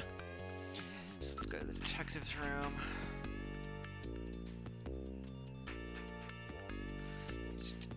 So let's figure out what he was doing. Near desk. It's an antique steel desk. This is the one John was using. Should probably take a look inside, eh? Near desk. It's an antique. Yeah, it's an antique steel desk. Locker. It's the locker John was using. So his personal things should be in there, right? Investigate near desk. It's an old style working desk and has drawers installed. I'm afraid it's locked. I cannot open it. A key? Nobody uses keys anymore. As I recall, Jean had a key. Check the locker too. Let's investigate the locker. There's a coat hanging inside his locker. Investigate. Locker. Investigate the locker. There's nothing in the locker besides the coat. Check out the pockets of the coat for me, will you? Alright. Chest piece was in the coat. There's nothing else in the coat. It is a chest piece made of wood. Okay, what piece is it? It's a chest piece made of wood. Okay, that's cool and all, but what kind of chest piece is it? You know, there's kings, queens, bishops, pawns. I don't play chess, honestly, so I don't know. There's a keyhole in the front. It says Junker Codes Spare. It's really worn out. So chess pieces could mean something at all.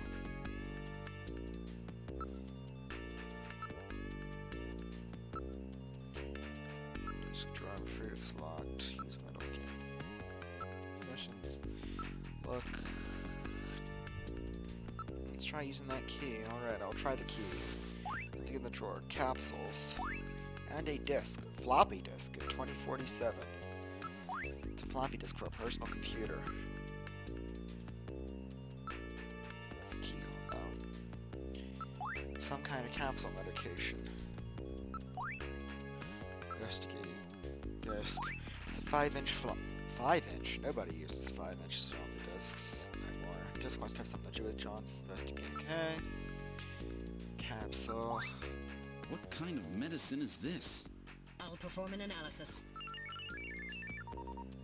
Acid inhibitors, membrane protecting agents, H2 blockers. This is medication for an ulcer. Jeez. It looks like Jean's stomach was really in terrible shape. Then what was he doing eating buffalo? It seems a little unusual. Perhaps there was some reason that he had to eat buffalo.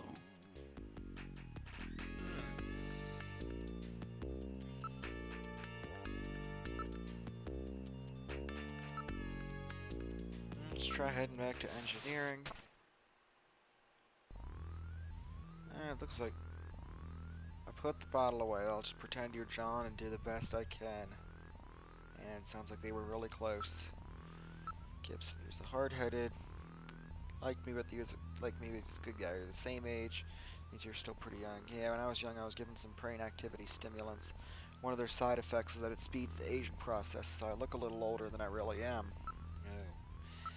Katrina, the poor girl. After Jean lost his wife, he put everything into his work. Katrina must have been really lonely. That's why she took the model job. She had to have something to help her over it. Buffalo restaurant. Buffalo. I don't eat any of that weird stuff.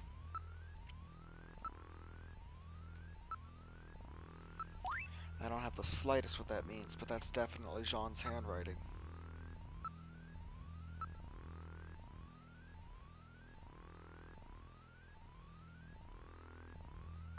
Oh, I accidentally showed him my money.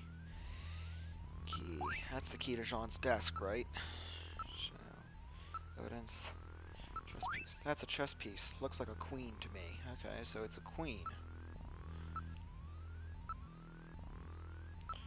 Let's take a look at this. We sure don't use any 5. I was gonna say, wait a minute. I'm pretty sure I heard Jean talk about having a PC-68 at home. Like me. Collects antique computers. Funny. Alright, now Gillian, you can't stay depressed. Oh, really? You mean, just a coworker that everybody seems to like just sort of up and got his neck twisted off. He was out of the office almost constantly. He kept mumbling about something of, I've got those snatchers now, or something like this. Found something useful on John's desk, right? Feel so sorry for his daughter. She's all alone now. Buffalo, I've never even heard of any places that serve it. Do something. Nope, I'm just gonna nope on out of there, sorry. I know, this game really wants you to sort of explore every option, but nope, sorry, not doing it. Evidence. Scrap of paper. What's this? Are you going to buy a house? Cash. Will this be enough? Wrong option. Evidence. Key. That was Jean's. Yes, it was Jean's key. Let's see. This is a present. You're not being very helpful here, Mika. Some computer. I mean, it sounds like Harry had all the answers here, but let me just check with the chief, see if there's anything else he can talk about. Possession, show, evidence, paper, house for, yeah. That was the key to Gibson's desk, huh? Chess piece, I've never played the game. That's right, Harry might, okay.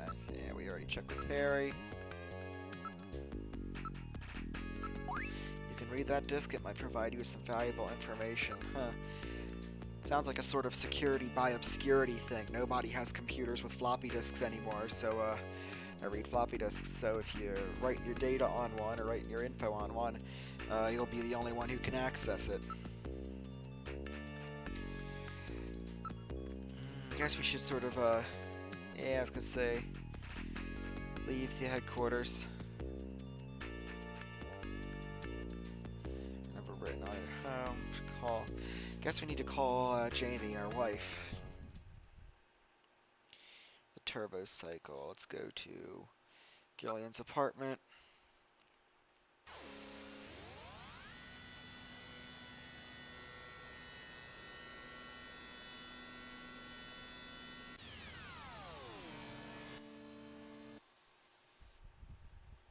Arrived at your apartment.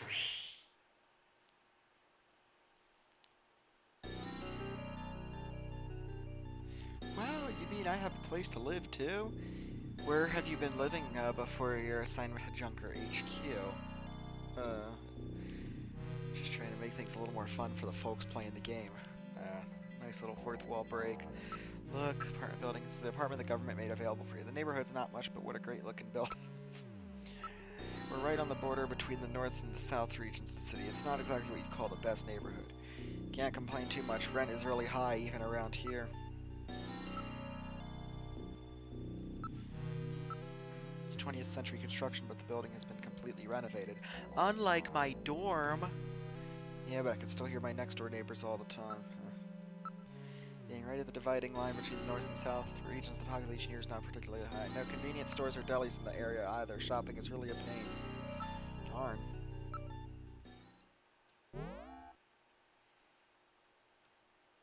We are in the living room. For a widower, the room seems rather tidy. I'm quite impressed. Don't you ever shut up? Are you programmed to evaluate my personal life too? My duty is to support you and observe that you are properly carrying out your responsibilities as a junker. Some observer, you mean informer, right? Well, one could put it that way. Around the room, I see nothing noteworthy here. Well, geez, sorry I lead such an ordinary life. Really, you'd call, destroying Terminator ripoffs, ordinary? Photograph on the shelf. It's a very special picture for me. There is a single sofa bed, overall a rather Spartan and bland room. I haven't had time to go shopping yet. Weren't you picked up like 3 years ago? What were you doing in those 3 years, Gillian? I guess you were living with Jamie. Photo. It's a picture of Jamie. Ah yes, the wife you were separated from. She is very attractive. Come to think about it, I wrote her number on the back of the photo. Picture of whether she was rather young, but I can't remember where it was taken. Very young in this picture. She still looks like a teenager. See nothing noteworthy. Nothing else on the shelf. Just right amount of space for someone living alone. It's a picture of Jamie. Yeah, come to think of it. No interest in women. That is most unfortunate. Oh, believe me, you can definitely make him interested in women in this game.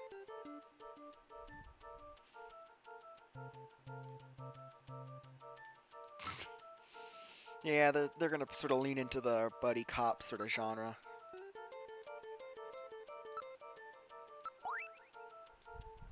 $393444. That's the number for Jamie's apartment. Would you let me handle my own personal life?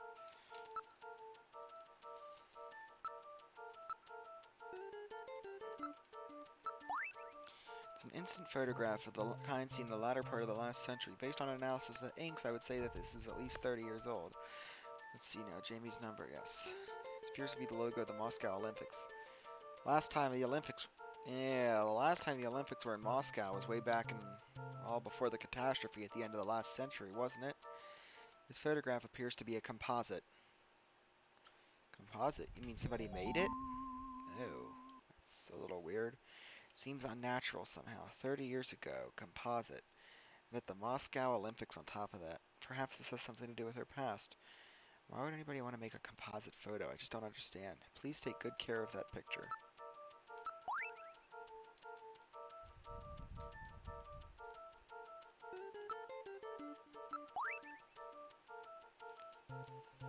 got a photo of a teenager, young Jamie, with inks dating over 30 years ago to the Moscow Olympics. Dating all the way back to before the catastrophe. That is unusual.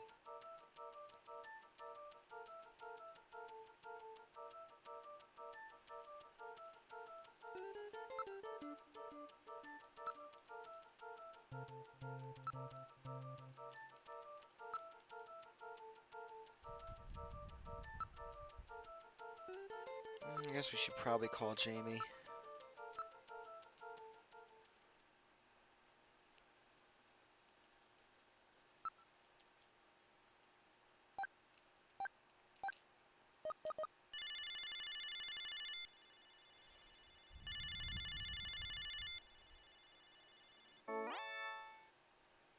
Oh, is that you, Gillian? I was just getting to sleep.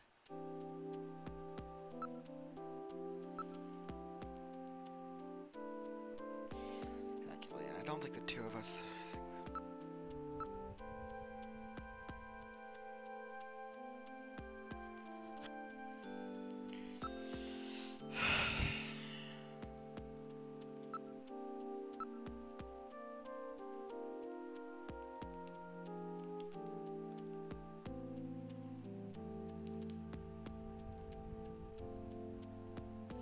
Jamie lives in the area too.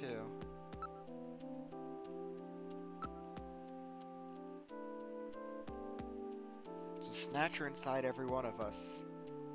It's our own doubts and suspicions which creates them. If we all just trusted one another, we could probably drive them out. Of course, trust in itself breeds suspicion. Probably stay indoors at night. That's when Snatchers are most active. It's dangerous. Imagine if her name was Jill. Gillian and Jill. I'll be fine, Gillian. Why would they ever go after me? Welcome to the stream, Ninja. They only want VIPs, right? Yeah, good point. Never hear that kind of talk from anybody else. Never seen one of these things either. Hopefully you never have to see one. There are Snatchers in this city. You just don't notice them. That's their plan. Ask Jamie's condition. So how are you doing? I'm getting by alright. How are you, Gillian? Are you eating properly? Glad to see you got up from your nap. Probably should have done something along those lines myself, given that this stream is going to be far longer than I thought it would be. I'm sort of taking it nice and slow rather than speeding through everything. Yeah, I'm doing okay. I miss your great Paschetti, though. And Ninja, don't worry, you did already miss some of the gore stuff. I know you're not too big into that, so you're good for at least until Act 2, which will probably be my next stream. Yeah, I'm doing okay. I miss your great Paschetti, though. Paschetti? Oh, that's cute. You still call it that? Yeah, you missed the big Act 1 gore scene. Like I said, it doesn't get really nasty until Act 2. So you're good for a while.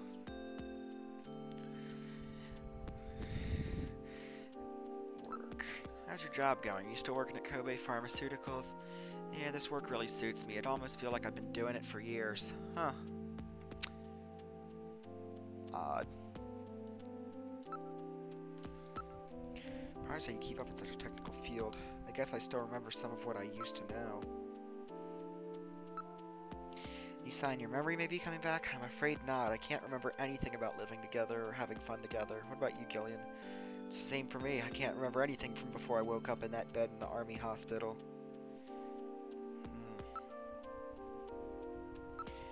Has anything funny happened to you lately? Gillian, if I was a Snatcher, could you kill me? Why are you asking me questions like that? Well, I don't know. I really don't. So, I guess I should talk about a little bit of a backstory. So there was a prequel radio drama in Japan only, called Snatcher. It was made by Goichi Suda 51, in conjunction with Hideo Kojima. I don't know if this line in particular is sort of referenced by it, or if this was the particular line, but you find out that after Jean's wife Alice was killed, she was snatched. You find out a little more info, and like, I don't know, I guess this is sort of retroactive continuity, a retcon here. Jean-Jacques Gibson's wife, the reason he joins Junker is because his wife is killed and his wife is snatched. And sort of it explains how the Snatchers got there and why the plane crash really occurred. Gibson was one of the people who sort of did the initial investigations into Snatchers. I'm not going to go and super spoil it, but you know, he ended up encountering his wife who was snatched and killed, and ends up sort of being treated as a messiah for the Snatchers. So if you're ever in the free time, there is a translation online, but it is all, the audio itself is all Japanese. So that's why Gibson was so, Suda51 and Hideo Kojima sounds like an amazing and dangerous comp. Yes, very much so. It is a very wacky story. Not necessarily wacky in, like, the humorous haha funny sense, but, like, it's this whole story where, like, Gibson's sitting down with a former friend, and this former friend of his, or a friend or a colleague, he's a Snatcher, and everyone around him is a Snatcher, and, like, it's weird because, according to Snatcher's continuity, the game, this doesn't become a huge issue until the Bioroid witch hunts, but apparently Snatchers have gotten a significant hold over it. It's honestly it's a clusterfuck of a story. That's the best way to put it, and it is definitely the kind of thing that would happen when Suda51 and Hideo Kojima got together. But just something to mention. So they sort of explore the you know, could you kill your spouse or a loved one if they were a Snatcher? And if I recall, Gibson doesn't do that, but that leads into the plane crash. His plane crash is sort of a direct result of Gibson's actions in that audio drama. Gillian, be careful. It could get you killed in that job you're doing. Yeah, she's got a good point. Any hesitation and... or more so... ask out on a date, sure. Meal, musical, zoo, ocean, amusement park, races, hotel, arcade. Let's go to the beach. Where should we go? How about Ashiya Bay or Old Suma? Or wait, let's go to Mako Park. It's sealed off, but I know a back way in. I'm a government official now. I'm gonna get you behind the scenes. It'll be okay. I have my Junker pass. Besides, it's an all-weather type beach. It won't be that cold. Sorry, Gillen, but you know I hate wearing swimsuits. You're scarred from having your appendix out, right? When are you ever gonna stop worrying about that? Sorry, Gillian, I just don't feel like doing that kind of thing yet. I mean, she's got some valid points when she's, you know, you've pretty much lost your memory and you don't have anything to build a relationship on. Over dinner or something? We haven't been out in so long. Sorry, Gillian, I just don't... Dream. What kind of dreams have you had lately? You're still seeing that same one? Yes, it's that same one over and over. That one, huh? Yeah, I'm carrying a child and running from a fire, but no matter how much I run, the fire doesn't get any further away. Then what? It gets hotter and hotter until I can't stand it. Then I leave the child and run. Oh, God. If you leave the child, and then the flames grow brighter and grow and grow. What about the kid? The child is as cold as ice. Why don't you record that thing for me with the dreamcorder? Why? I want to see the same dream as you? No, I hate that dream. I wouldn't want anyone else to see it. But Jamie, it might have something to do with our past. Well, I have to, but everyone's treating... yeah, nobody believes it. They say it's just a creation of the mass media. Maybe it's better they think that.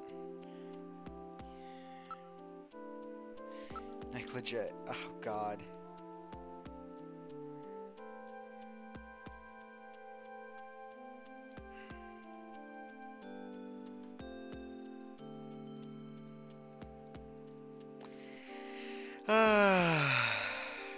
So there's one of Gillian's perv moments. You never change, do you? Yeah, neither do you, Kojima. And like I said, he wasn't even directly involved in this translation, in this port, meaning that Jeremy Blaustein and the team at Konami, I guess the US branch of Konami or the localization teams, felt it was important enough to keep in the to keep in the game.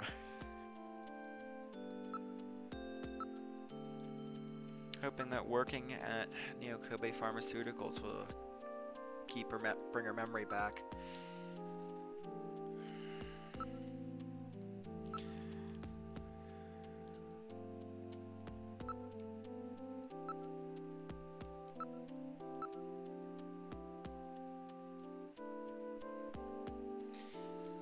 Show possessions. Cash. So they actually pay you.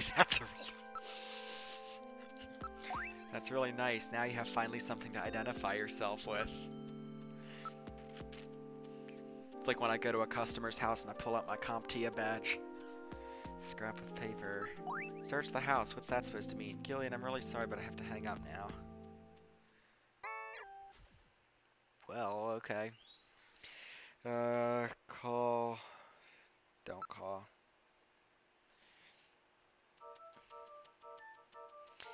Guess we should go over to the bathroom. Nice. Nice and clean. Around the room. It appears to be a very standard bathroom. A low-cost, energy-conserving unit-type sink and shower has been installed. Low cost? Well, excuse me. Look. Sink. There's a bottle of perfume and a razor. There's a small sterilizing unit and a hand dryer. Like, there's just so much ridiculous world building, like all these things that will never appear in the game again. This toilet has the latest health pot physical fitness analyzer installed.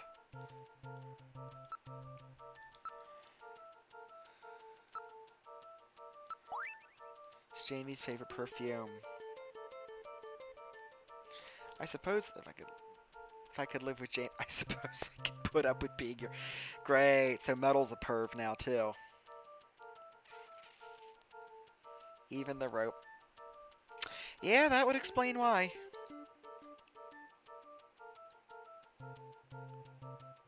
I just couldn't help but be miserable, but be overcome by how miserable your life is. Jeez.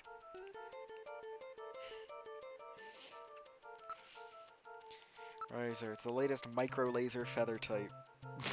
Gillian, why don't you try shaving? Investigate. A round room. There's a separate shower next to the bathtub. Sink. The sink is completely normal. Use it with confidence. Metal, would you stop being so bloody analytical all the time? I can't help it. After all, I am an analysis robot. Yeah, bruh, indeed. Bathroom. The Health Pot Physical Fitness Analyzer is the latest in health technology. When using the toilet, the system will measure and analyze your temperature, blood pressure, pulse, urine, and stool to create an instant profile of your current physical fitness level. What do you think, Gillian? Why don't you give Health Pot a try? Okay, do something. Use bathroom. That's right, I've had to go for some time now. Metal, would you excuse me? There's snatchers afoot, but I must take a shit first. Can we just sit there and, just take into consideration that, the sound team at Konami decided that that was a sound effect worth creating, compressing, and fitting onto a CD for the purposes of this game. According to the health pot system, you are exceptionally healthy. Good, I've still got a lot I want to do. Yeah, we'll do it before you get killed by a snatcher. Smell. Ooh, Jamie. Oh, the perfume. So yeah, something you'll notice about the sound effects in the game and the voices in particular is some of them are Red Book audio, so they're clearer. They're actually just straight up CD audio. Mainly a lot of the longer periods, like longer voiced cutscenes in the game are a lot of the longer cutscenes. I'm gonna turn on the light 'cause it's starting to get dark up here. A lot of the voiced cutscenes that take longer periods of time are just straight up Red Book audio. It's just audio music streamed from a CD. A lot of the voices, the shorter clips, the shorter voice clips are bit crushed because they are running as like PCM audio from the Sega Genesis's hardware. So a little context, the Sega CD basically adds another processor to the base Sega Genesis, some extra hardware for scaling and rotation. Obviously, you've got the CD audio, but I think a few extra audio channels in addition to the CD audio layer. But the Sega CD sort of has a direct connection to the hardware of the Sega Genesis. That's why some of this music, like this is Genesis streamed audio right here, or this is Genesis generated like PSG, PCM audio. The intro song, One Night in Neo Kobe, Faded Memories, like that scene was with Gilead speaking over top in the Turbo Cycle ride. That was recorded. That was Red Book audio, where they actually played the music and then just played it back as it was recorded. Do something. Shave. I think I'll shave. I thought this was a laser razor, not a motor, you know, little slicey. Just shave with your... Oh, you shave with your regular razor. I feel like I should lay off the old jokes for now. Yeah, I think we've got everything out of the, yeah, we've got everything that we could out of the apartment. So yeah, this song here, Creeping Silence, this is also Sega Genesis PSG, or FM, I should say. It's the frequency modulation audio. You could just hear it, the sawtooth sort of, I guess that's sawtooth, just the scratchiness, the grunginess of the Genesis's audio chip, but it's done so in a tasteful way that sort of builds suspense. Move, yeah, let's go in their Turbo Cycle. Let's visit some more places. We've boarded the Turbo Cycle. Where would you like to go? Gibson's house. Now heading for Jean-Jacques Gibson's house. I was gonna say, we probably should investigate his house. He might have data on, you know, his investigation. And I think Harry mentioned something about an old computer being there. Yeah, blast processing. Funny, the Sega CD could have been like a huge game changer, but instead everybody went the full motion video route. And, you know, literally, you added a second flippin' processor on top of, you know, you had a Sega Genesis with a Motorola 68,000, and the Sega CD had another Motorola 68,000. And then you had the Sega 32X, which either had one or two, like, Hitachi 32-bit processors. I mean, literally, you could have, depending on the game, because you could also have, there were Sega Genesis games, Sega 32X games, Sega CD games, and Sega CD 32X games that required both add-ons. So you had, like, 3 to 4 CPUs. I think the 32X was the dual Hitachi. I don't remember what the exact part number is. But you could have had up to 4 CPUs on a system like this. That was unheard of. But then again, you know, they also were expensive, you know, on top of the original Genesis, and they were sort of created with the intention of prolonging the lifespan of the Genesis far longer than it frankly had any right to live. Sort of like the whole Darth Vader, let's put him in a life support suit. It was life support for the Genesis. Righty. Damn, Gibson's got a nice place. Look, house. This is the home that John was so proud of. Window. There's light coming from the windows. Area. There are lots are zoned rather large out here. The next door neighbors are a good distance away. I see Gibson's got some land. Investigate house. The door on the front is the main entrance. There does not appear to be a doorbell. How'd I try knocking? Look, window. There is light coming from the windows. Look, area. The lots are zoned rather large. Next door neighbors are a good distance. Oh, or look still. Window. I read motion. Someone is inside. I did mention Gibson had a daughter. The roads and sidewalks are well maintained, so it's a decent neighborhood, it looks like. Windows are securely sealed. The glass appears to be reinforced tight. Possessions. Use Metal Gear. Let's knock. Katrina, are you in there? Who is it? Katrina, would you please let us in? Who is it? Who's there? Talk. You're Katrina, right? I'm a junker. I just started down at Junker headquarters. My name's Gillian Seed. Really? If you're really a junker, show me some proof. Proof? Yeah, show your junker ID. So possessions, show, junker ID. Looks genuine to me. I can't trust you with just that. Tell me how old my father is. If you're a real junker, you'd know that. How old he is? Well, dead for starters. So let's go out. So if you keep trying to sort of push, which is sort of the implication here is knock, yeah, knock. show Junker ID. It's not enough. Answer the question. Talk. That was my father. Use the directional. It's gonna say 56, I think, if I recall. So what Katrina's trying to do is she knows that if you're a real Junker, you have access to Jordan, that supercomputer. So the game intends for you to go back and look up all that stuff that I looked up at the beginning of the game. But I think 56. No, you don't have any idea. If you're a real Junker, try again.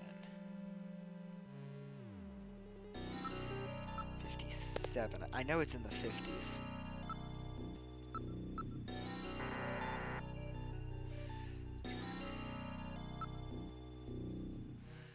Yeah, so I guess I gotta go back to Junker headquarters. I don't remember it as well as I did. So let's head back to headquarters.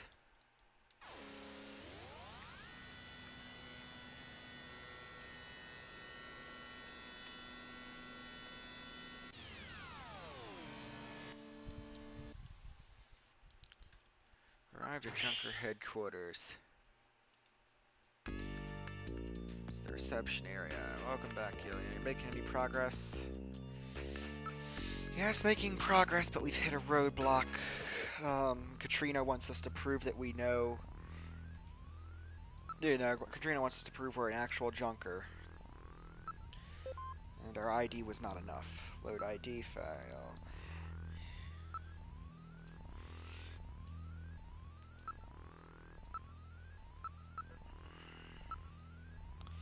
Jean-Jacques.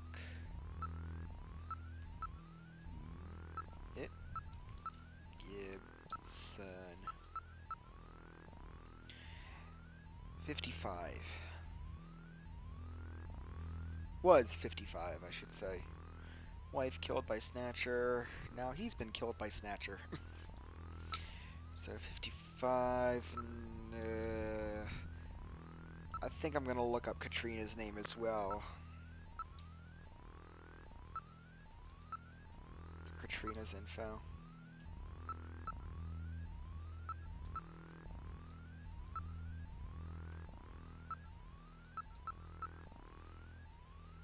Katrina Gibson, age 18, height 160 centimeters, weight 43 kilograms, blood type O negative, only daughter. Identifiable by heart-shaped birthmark on inner thigh. Odd detailed. I have a feeling it's going to play into this little puzzle here. So let's head back to our turbo cycle. Front.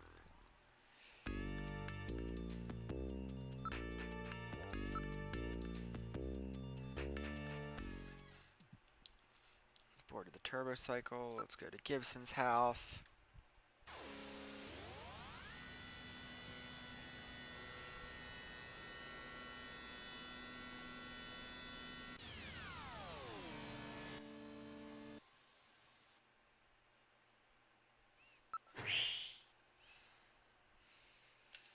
Exit. It's Gibson's house. Knock.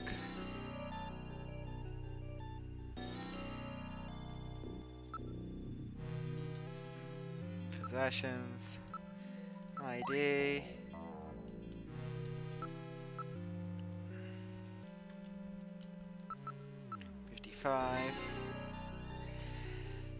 Think about myself. Answer question about Katrina. What is it? Oh, the question. She knows that as a Junker you have access to Alpha 1. You saw her data on Jordan. She's a very... I have a unique mark on my body. What type of mark is it?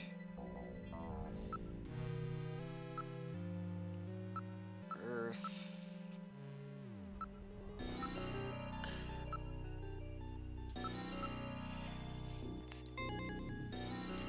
Now tell me the shape of that birthmark. Heart-shaped.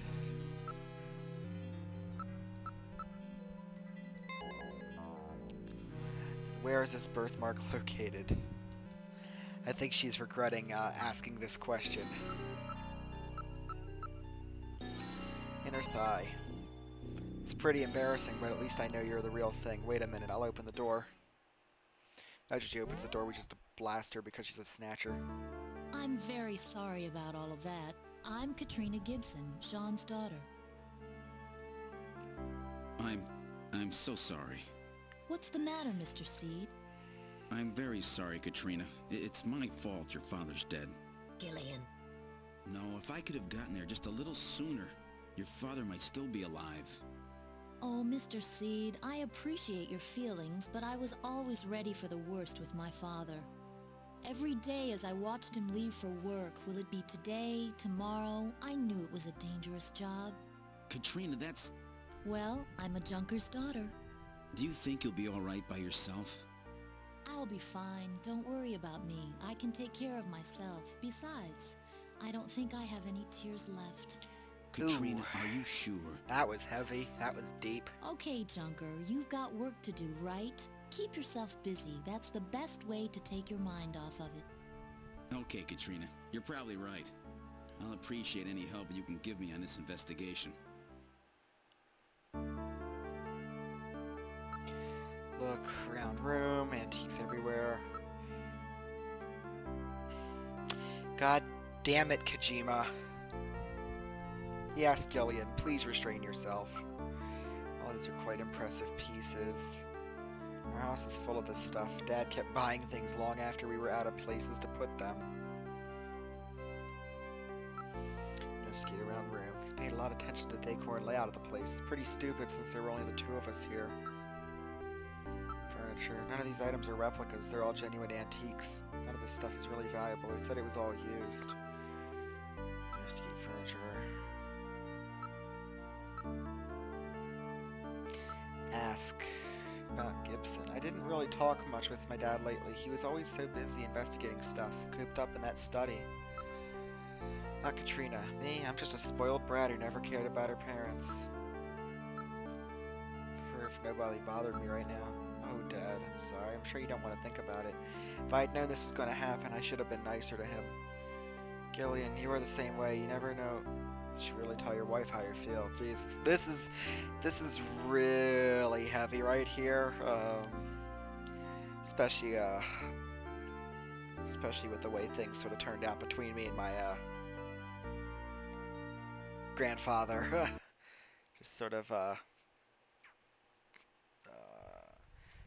the way things turned out. But that's a story for another time. Oh,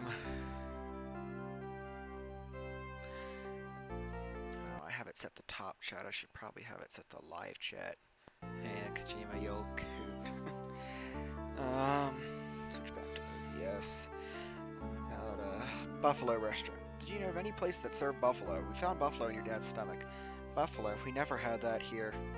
Gross. Buffalo. I'd never eat that. Oh no, the poor buffalo. Aren't they almost extinct? Yeah, like I said, in Japan it was whale meat, so it was even more offensive.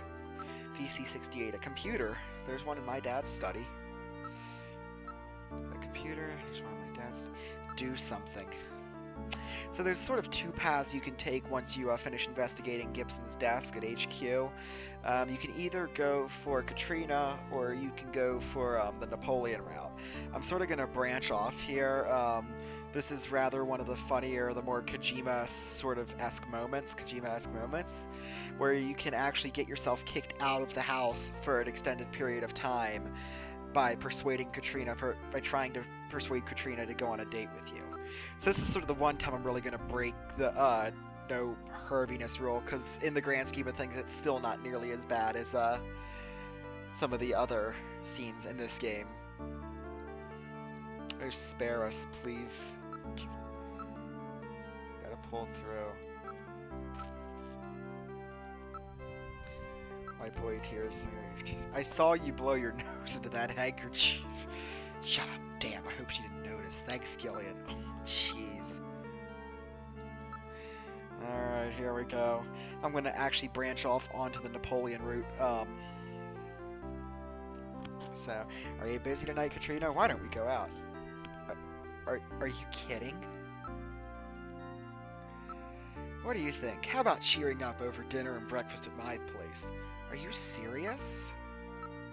You know, it's perfectly natural when surrounded by death to have sudden urges. Oh god, I forgot this line exists in the game. Oh god. What kind of urges are you talking about? Let me comfort you tonight. Gillian, you're going too far. Katrina! I must have you! Get out! And I thought you were such a gentleman. Don't come back either. So yes, while this isn't exactly... She got upset and threw us out, Gillian. What shall we do? So you can knock... Like, you actually, like, straight up... What is it?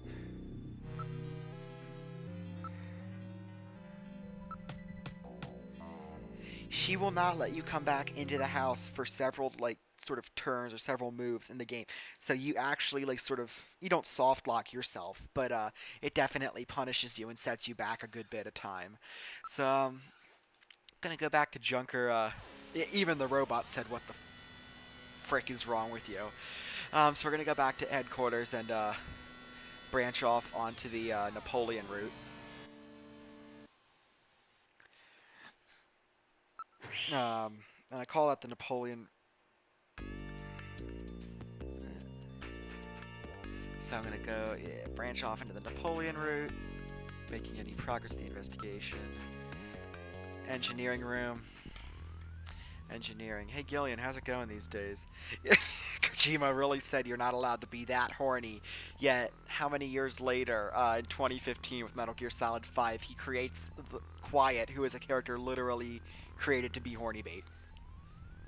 Yet somehow there is a reason that an in-universe reason that she is horny bait. So look, brandy bottle. It's a 20th century bottle called Napoleon. There are numbers written on the label. It says 395644. It does not appear to be a date of any kind, but it certainly appears to be a phone number. 395644.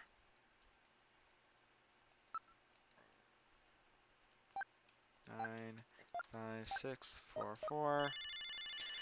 Let's just try dialing it. Get some booze.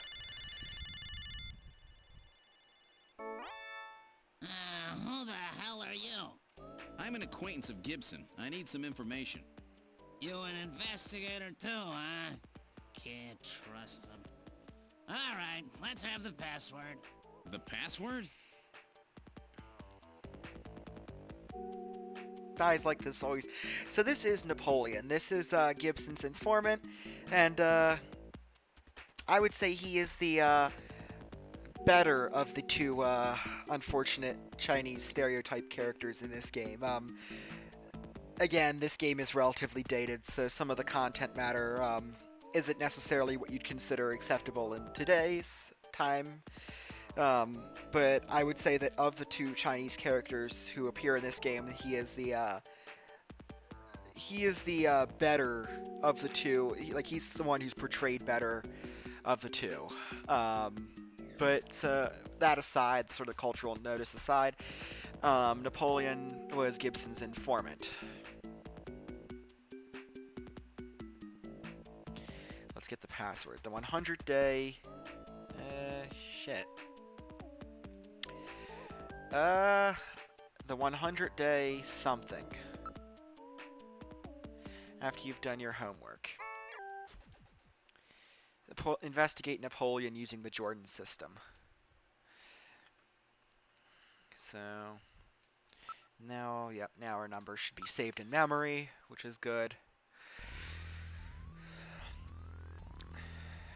So, yeah, more likely knows his audience. But, yes, let's go back to the computer room. So here's another Jordan puzzle. So the Katrina route and the Napoleon route both start off with sort of computer room Jordan puzzles. So let's go on Jordan. Please insert your ID card. In the slot she goes. What sort of information do you need? Enter ID file. Enter name.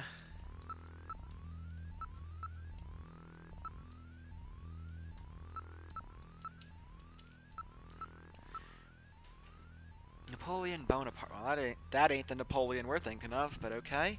Napoleon Bonaparte, 1769 to 1821, aka Napoleon I, aka the Little Corporal, Emperor of the French, 1804 to 1840.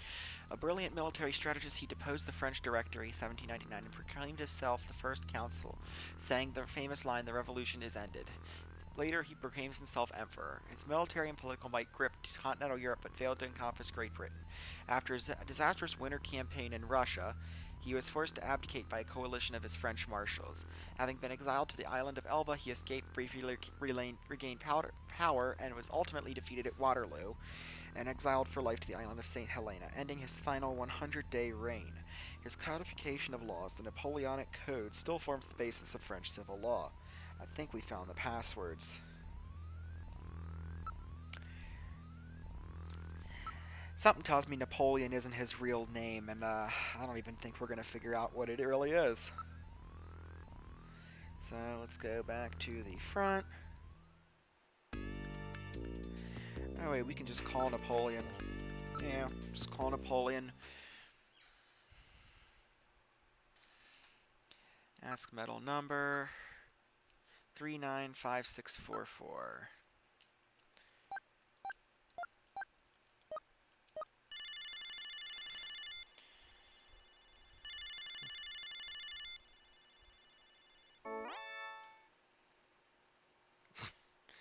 How about giving me the password? The revolution, so it changes. Is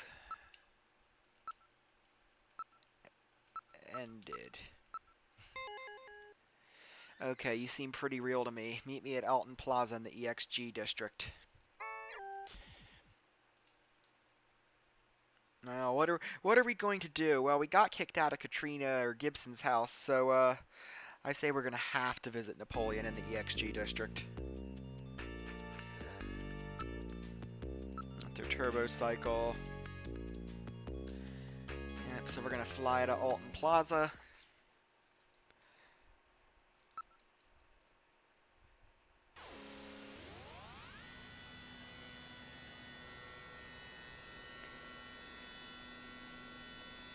Yeah, so there are going to be a few more dated references and outdated cultural stereotypes appearing. Unfortunately, that's just sort of a sign of the times and also sort of a sign of where the game came from.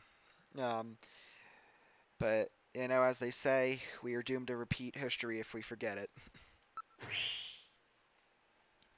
So exit. Alton Plaza. The place is well known as a rendezvous spot for couples.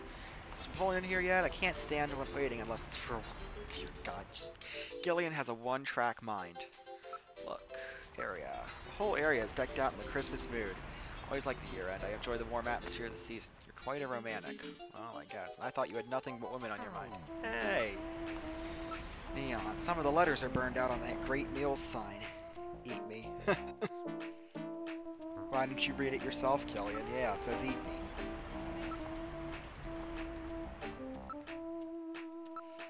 There are advertisements on all the buildings. They put those ads on everything, but nobody reads them. Plato's Cavern, 691170. Looks like another phone number. Advertisements on all the buildings. Show window. Year-end shopping ideas are on display. Oh, the guy who was on the phone is headed this way. Is that him?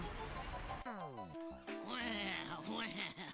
so, you're the new junker, eh? You Napoleon? Well, let's keep this short, okay? The Snatcher sees me here, and I'll be the next one eliminated. Alright, let's start let's show me yeah. Napoleon is definitely careful and not trusting, probably for his own benefit, so... Show... Junker ID, so you're the real thing. With the little walking trash can you stick out. Everyone's probably figured it out. Poor Metal. Let's give him some cash, because the trick is to learn the timing of the payments. If you don't, you will pay far too much. I guess that's just how informants operate. About Napoleon. That right? One of these days I'll tell you why I'm called Napoleon. Now, Gibson. Did something happen to Gibson? yeah, something did happen to Gibson.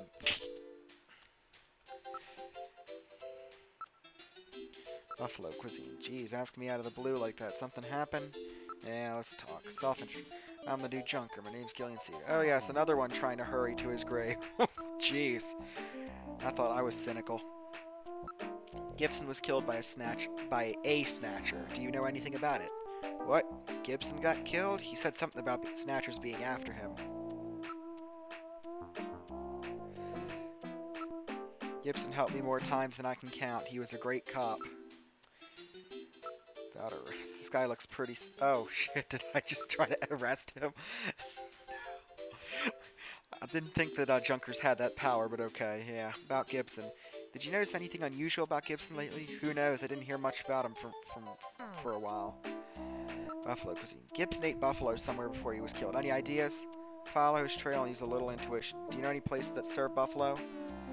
Since that prohibition into shooting buffalo went into effect, almost nobody will touch the stuff. Well, I may have a few ideas, but I'm not a charity, you know. So this is where you, have to start paying up. You got your free tidbit of info. Now you gotta pay. Ask. Buffalo cuisine. It's the only place in Neo Kirby that serves buffalo. Yeah, there's a masquerade club called Outer Heaven. I'm pretty sure they serve buffalo. Another Metal Gear reference. Outer Heaven. It's quite a famous hangout in that particular industry. It's like a big masquerade party. Customers have to wear masks or whatever, or they can't get in. That makes the place pretty popular with a lot of VIPs and a lot of high places. I'm really busy. Just get to the point, okay? I'm not doing this for fun, you know. Yes, use the money again. Outer Heaven, location of the club. It's on 17th Street in the HS District.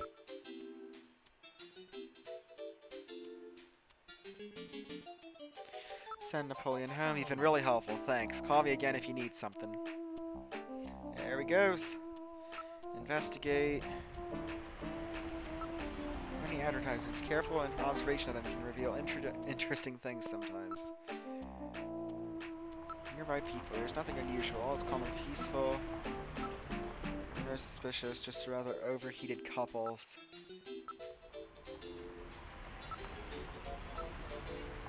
Holiday season. New plan. Off Earth. New life.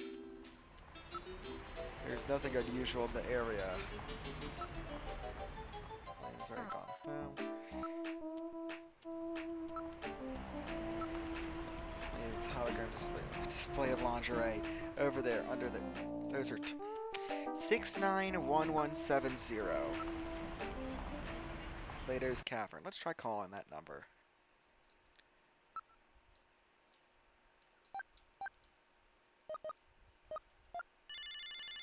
Oh shit, is that the number again? I don't know if I put it in right. Okay, I got it. Thank you for calling Plato's Cavern, the store with everything. Everything. No doubt it's, yeah, black market.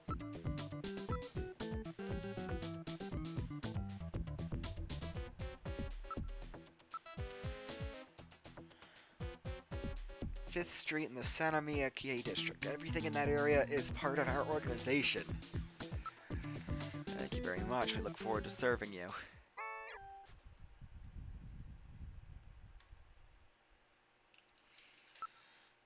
Okay, so we got another number in our entry, though we'll never need to call it again, believe it or not. Let's just look around again. Whole area is decked, smooth, neon signs. Advertising display, show window, a new navigator, a real babe with no mouth circuits. Oh, jeez. Many people seem to be waiting for some. I think I'll go see how she's doing. I'll be right back. Oh dear, here we go. She gave me tissues, 3 little packs, passing out advertising. There's a video phone number over on the back. 556666. It says Loveline. Oh boy, you're really tempting me to get the most out of this game.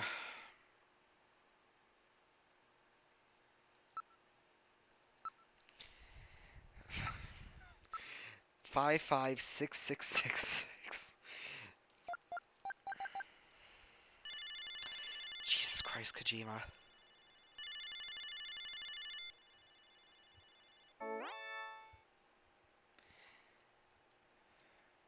John Doberman. Funny.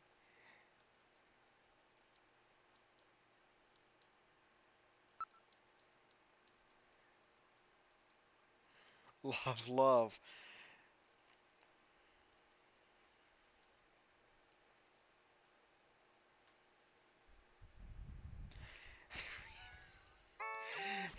Oh my god. I think I'm going to continue. 396004. The number you have reached is not in service at this time. I think that was the number. Please check the number and dial again. This is a recording. JTNT Neo Kobe.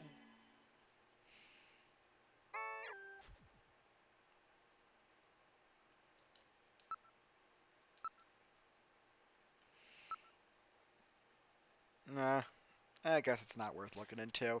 But basically, if you call one of the love lines or something in this game, it ends up going into this long-winded rant about, it goes into this long-winded rant about, senators and the ESRB and how it's screwing over, gaming and creativity in gaming. So, let's see, we got one person watching right now.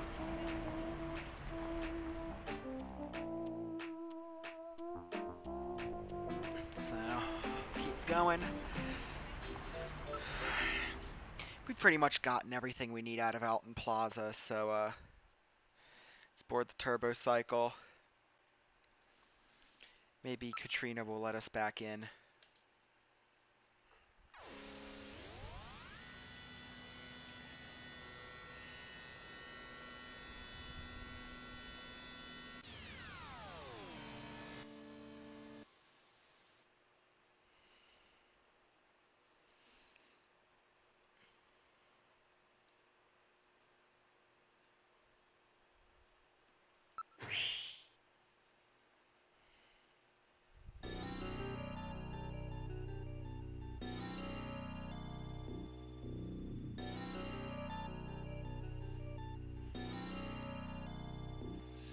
I wonder if Katrina is still angry. Go away. Jesus, you must really have to wait a long time to,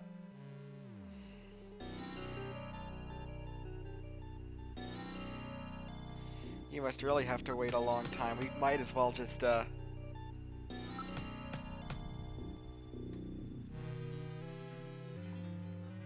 Jeez, we must, really have to, we must have really pissed Katrina off. But, guess we can sort of do the, go to Plato's Cavern now.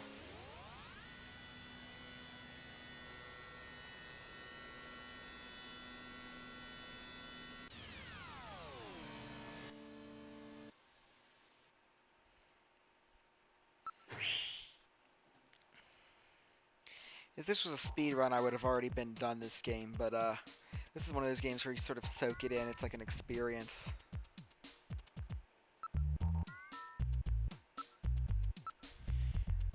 Rather questionable types, yes, as with any cyberpunk city.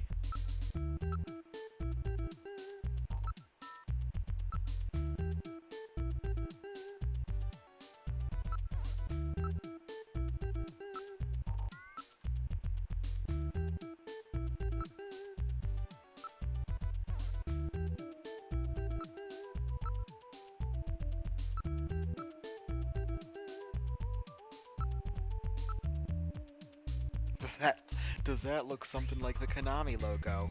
Oh, I wonder. Probably all under the same management. You mean the same Konami that owns the Konami Omni building and makes and runs the legitimate government services? Huh. It's a collection of black market shops. It's sort of like a commune, sort of like a flea market. Vendors.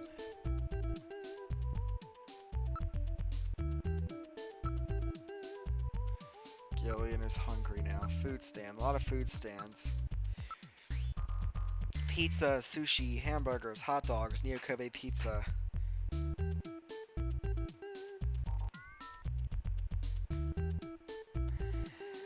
I guess we have to try the Neo Kobe pizza.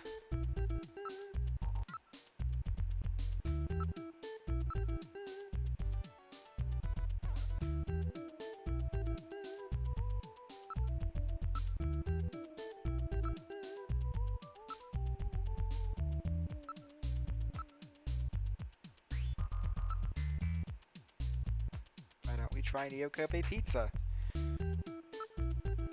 Alright, let's try one of these floating pizza things. Sounds good to me. Give us 2 regular Neo Kobe pizzas. 2 coming up. You've got to put it in the soup yourself, okay? Okay, here we go, Metal. Here's yours. Let's put them in on the count of 3, okay? They get bland and soggy if they stay in too long. No problem. Ready?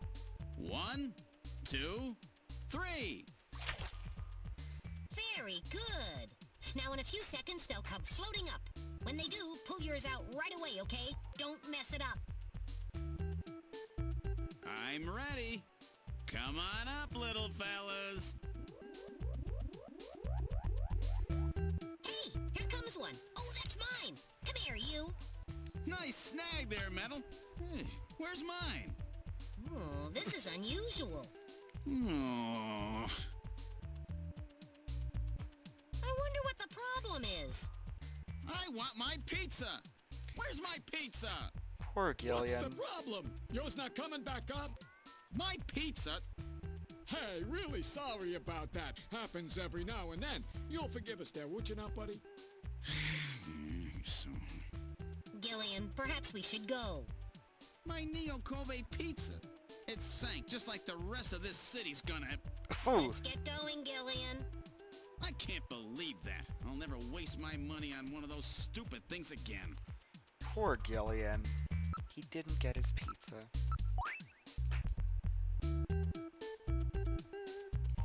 People might panic if we show off our junker. Oh, we can't do that. Darn it. Let's enter the store.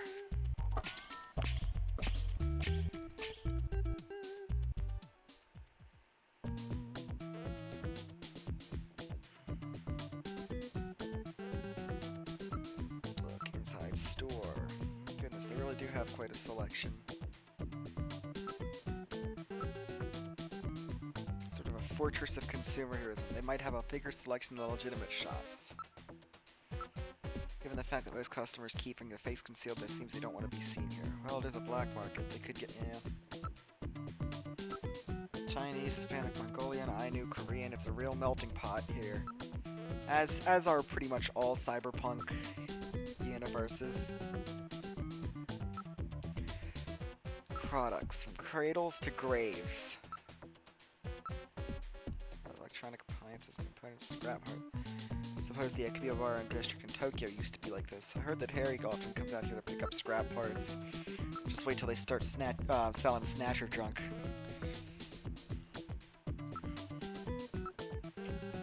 Full face masks. Take all year to try and completely investigate this place. Might have a concealed weapon. Perhaps we should not search him. Don't think investigating him will do. Even high-class luxury items are available, but they're being sold at about half the price of the legitimate shops. These masks and designs were created by the famous makeup effects artist Rick Bakery. They are formed using precision laser tools. So that's a pun on the name of Rick Baker, actual special effects artist. Ask about Gibson. Who's this guy? Hey, cash. If you've got that much on here, there's nothing you can't afford. Really? Benson said, oh, it's not much, but it shall help you on your investigation. Let us show him the ID. You won't get any money for it. Thank you for visiting our Pure Players now. Investigate. Ask. Players Cabin. Well, this is the place, and so is the place next door. next door and the one next to that. This whole area is under one management. Hey, we got some weird stuff in here, but we don't do buffalo. It's against international law. Where'd you get that? Well, you know. Really? Well, you know your stuff. Outer Heaven is that really hot masquerade club. These full-face masks of ours are sold under an exclusive arrangement with Outer Heaven, you know. During their masquerade time, you have to have one of our masks or you can't get in. Do you sell those PC-68 computers here? No, not anymore. We had a few of those years ago, but they're long gone. All those weird collector guys bought them up. I assume Gibson did so too. Bye. Feels. Buy happiness. Hey, you can't buy that with money, you know. Yep.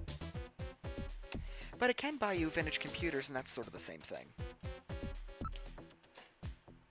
Investigate. Mask. They're made from special forms. These are limited production replicas. Pass up now, you'll never get a second chance.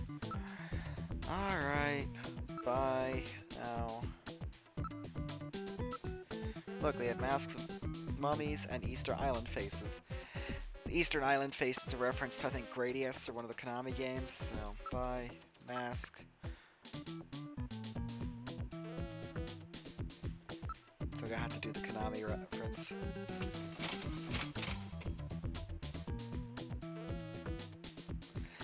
Well, we got what we needed from here.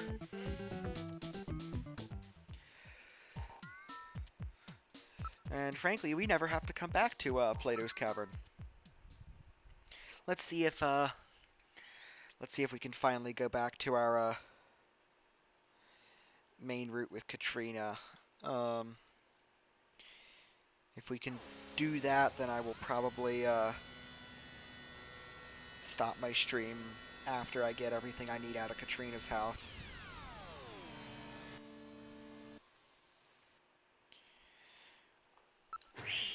Alright, place your bets. Is she still mad with me?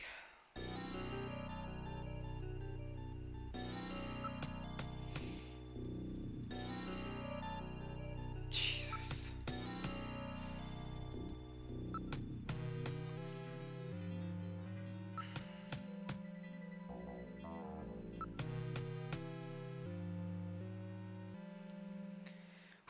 Okay, there we go. Okay, back to the Katrina route.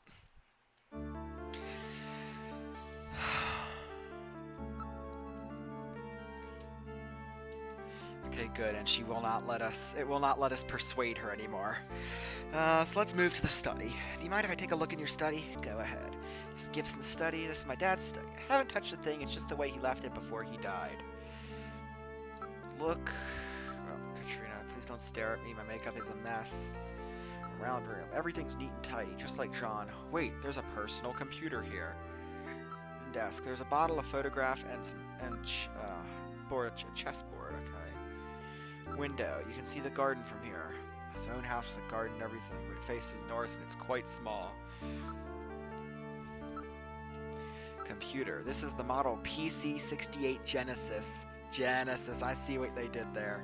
They have not been manufactured for nearly 50 years. My father was always using it. Some junk shop gave it to him and he fixed it up. Yeah. So old computer. Bottle. It's still full. Appears to be new. Just a random bottle, sure. It's a photograph of Jean-Jacques Gibson.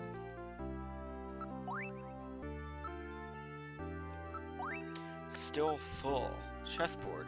It's a chess set. The pieces are very neatly arranged. My dad really liked chess, but he always seemed disappointed because I couldn't play. Okay, window. It has a double locking mechanism. My dad was always really careful. It has a 5-inch disk drive installed. 5-inch disk drive? You mean like the disk we found in Gibson's desk? Yeah, we'll use that in a second. Computer has a 5-inch disk drive. Bottle. Now analyze it. It is sunscreen. It's a standard type designed to block ultraviolet rays. There's a sticker on the bottle. This is probably from the place it was bought. It says the store with everything, Plato's Cavern. However, how did he figures on sunscreen? There must be some meaning here. Is it okay if we take this? Go right ahead. I've stored the sun. Okay, so we got the sunscreen. This photo seems to be a few years old. John looks rather young. Katrina, do you mind if I borrow this picture for a few days? No, go right ahead. Stored John's picture. Chessboard. The Black Queen is missing. The Queen is missing, huh? The design of this set matches that of the piece we found in John's coat. That piece they've got definitely goes to this. So there's a queen, a chessboard, missing from a chessboard. Ask. Outer Heaven. Have you ever heard of place? That's the first place I've ever heard. He must have had some good. So Gibson normally doesn't go to Outer Heaven. I can't believe my dad used informers. Really? I mean, that's usually, you know, when you're investigating something and you're especially investigating things related to murder robots, you usually try to, you know, work on anything that you can get. But okay, this is my dad's personal computer. He sort of used it like a diary. Look. That's the mask you bought at Plater's Cavern.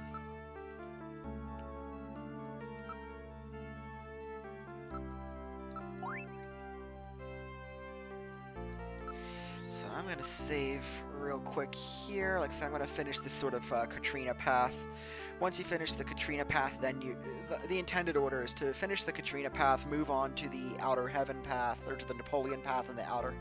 So you complete the Katrina path and the Napoleon path, then you move to Plato's Cavern, and then Outer Heaven. And then the Return to Junker Headquarters, and it splits up from there. So we're just going to finish the Katrina path here.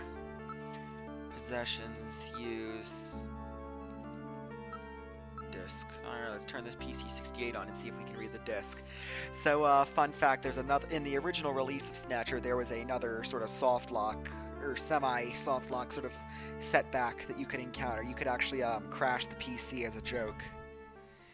But, yeah, let's see. So the house in that search the house was referring to Gibson's house. And that exclamation point was not an exclamation point at all. It was a symbol for a 5-inch floppy disk. Look closely, the pattern matches the read-write holes. He even drew a little dot to represent the index hole.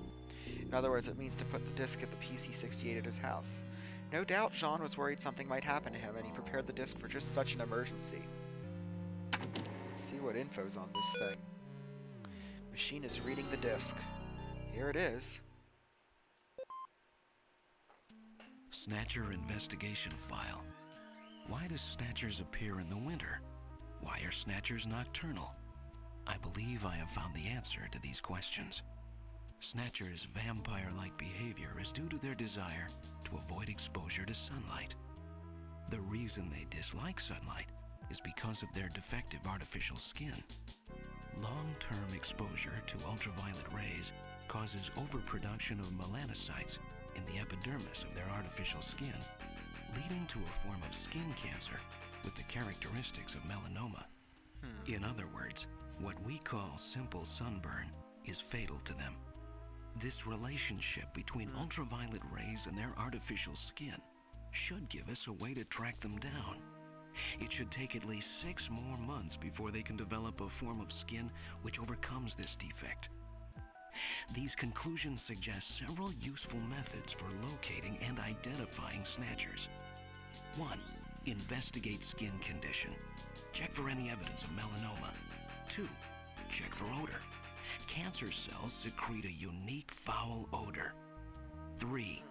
The presence of pollen. Snatchers are believed to hide in areas plentiful in Snow 9, a snow-like bioengineered pollen crystal. As such, Snow 9 can always be detected in places they appear. Snow 9 is an allergen, causing throat pain and sneezing. 4. Possession of sunscreen. In order to protect their skin from ultraviolet rays, Snatchers use sunscreen even in the dead of winter. This is due to sunscreen's ability to block ultraviolet rays. Of these techniques, 1 and 4 should prove particularly useful. In addition, besides working to prevent this skin cancer, Snatchers maintain facilities for treating artificial skin which has actually become cancerous. I have succeeded in identifying the hospital where this is performed. P.S. Watch out for a bounty hunter named Random Hajil. Watch out for a bounty hunter named Random Hajil. I mean, I know that's not necessarily the key takeaway from this whole thing, but Sounds like, yeah, Jean was killed because he learned that, because they learned he had found their hospital and identified the reason Snatchers only come out at night. So, basically, if they so much as step out into the sun, their skin gets so cancerous they can't function. They, can't really, you know, keep their disguise going.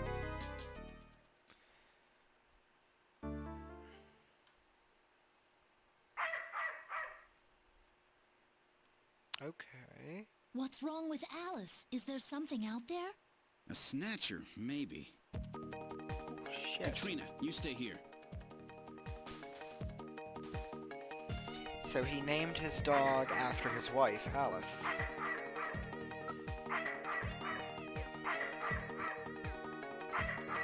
Thicket over there is moving. I don't know, would a Snatcher be, yeah, I'm wondering, would a Snatcher be able to fit in those bushes?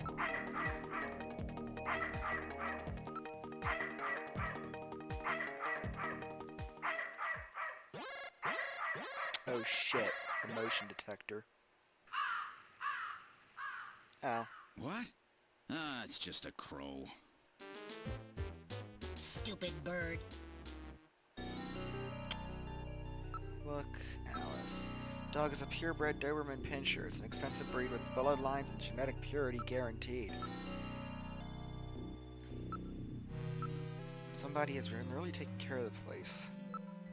Wouldn't call it much of a garden, though. Maybe a yard. There aren't many streetlights here. Really? That's a weird for a nicer neighborhood. Investigate Alice. Dogs hate navigators. Please understand. Bush. Ouch, there's thorns in there. These plants have been genetically altered to have razor-sharp thorns for use in security issues. They're frequently used in upper...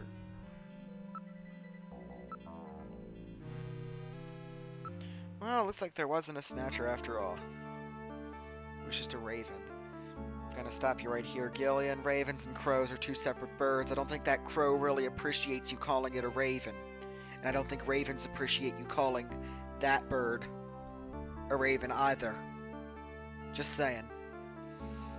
Oh, really? About Alice. Alice is our... Yep, after... Isn't she cute? I wouldn't really call a Doberman cute, but, they do make good guard dogs. Over 50 years old, and it was the only one like it left in the world.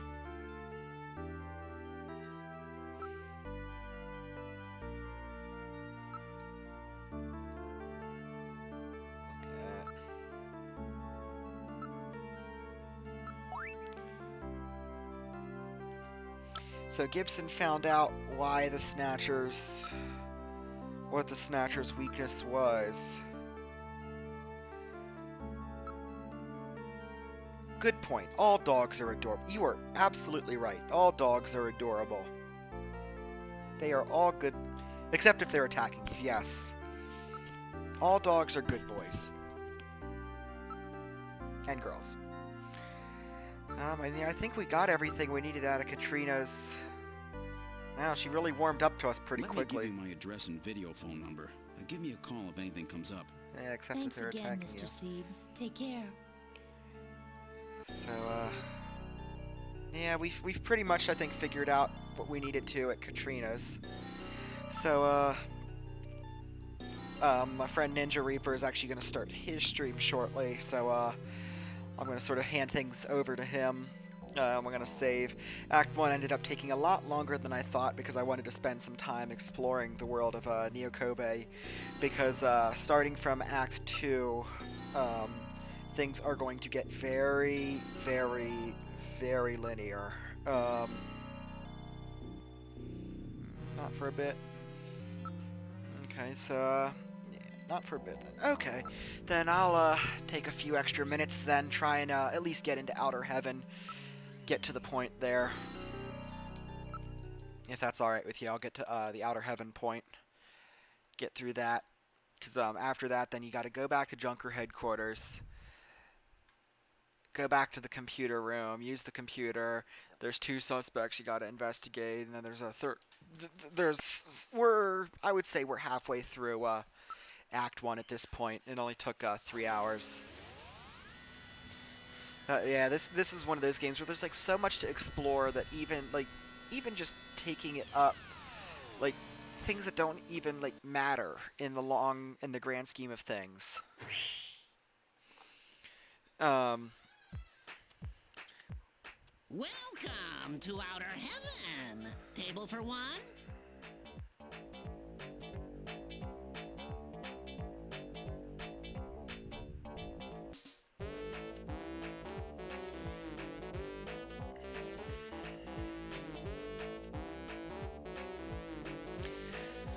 Alright, so it looks like I got a little extra time, so ask. I have to be careful when I say this, but our buffalo's the best of the world. It's the genuine wild thing. Oh, well, thanks for contributing to endangerment. Who are you talking about? Outer Heaven. You found the place. Possessions. Let's show him some stuff. Junk ID. Oh, well, so you're an investigator, huh? Guess you can pay inside after you've enjoyed our services.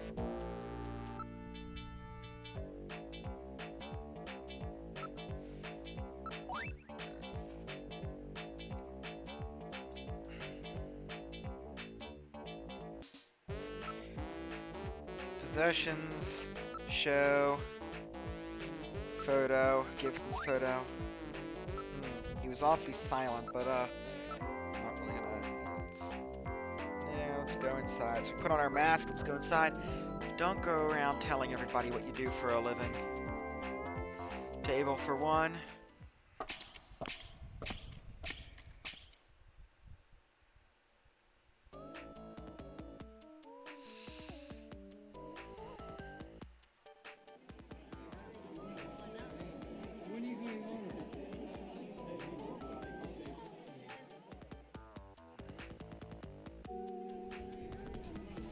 We're inside Outer Heaven. So we got a dancer, and I think I see a bunch of Konami characters. Let's see, we got Dracula and Simon Belmont, Goemon, look like the two guys from Contra, Sparkster. Let's see if there's anyone else I can identify. Look, inside club. The other customers are all dressed up in various costumes. It appears to be showtime. Who's the guy over here behind the counter? He appears to be the manager. Customers. Everyone is dressed as a character from a classic late 20th century video game. The people who run this place must really be into old-time nostalgia. Dancer. Savor the moment, Gillian. Her dancing is really something special. Yes, her I think I am counting like 10 frame animation here. All 15 frames of animation. Investigate inside club. Other than us, the clientele here look a little rough. Sparkster, cut that out. What do you think you're doing? The customer wasn't carrying anything suspicious. Goemon, hey, what are you doing? Unfortunately, we couldn't learn anything. Mr. Wada, cut that out. What do you think you're doing? Unfortunately, okay. Contra, yeah, watch it. What's your problem? Unfortunately, I can't learn anything. So Mr. Wada, I believe he's from Lethal Enforcers. Call. Dancer. Oh. Oh, shit. So she just, so she'll just stop dancing on the stage, stop doing her job just to, talk with somebody. Alright. Alright, we'll see you later. Thanks for stopping in on the stream.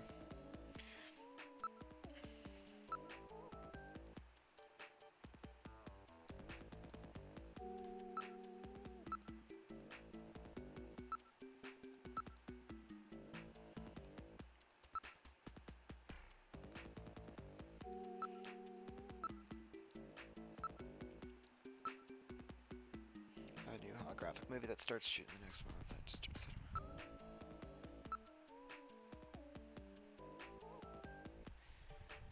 Just straight up getting a kiss from ask out on date.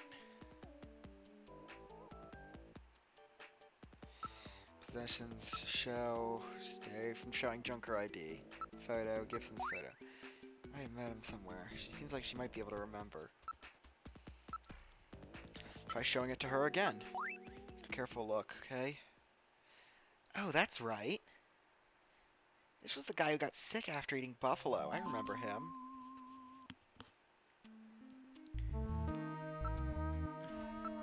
Well, it was just the other day. It wasn't masquerade hour, so I remember his face pretty clearly. He seemed to be waiting around for one of our regular customers. A regular? He was going out of his way to eat buffalo, then he spat up blood. I was really grossed out. You say he was waiting for somebody. Well, I suppose it was more like he was following him. He left as soon as the other guy did. Haven't seen him since then. Well, you're not going to see him again. Would you mind telling me a little about him? I don't know his name, but he was in here all the time, especially when we weren't running Masquerade Hour. Outside of Masquerade Hour, so that means you've seen his face then. Do you remember it? I think so. Alright, Metal, let's have her come down to headquarters with us. We need to use Jordan and put together a montage. We can't take her to headquarters. Why not? Since she's a famous star, if this media gets a hold of the story and starts a fuss, it'll impede our investigation. If the Snatchers were to learn what we're up to... What are you mumbling about? This is really a delicate issue. Although inconvenient, we should take down her description and go back to the headquarters to build the montage on her own. Man's activities. He was in here at all different times, so he probably doesn't have a job or work regular hours. Virtual reality job. Oh, of course she's got a virtual reality job. Hey, let's try asking for her phone number. I'm afraid I can't tell you. No, I really shouldn't. Give it up. Give it up. I think if you keep calling, she gives you like a fake number. 396004.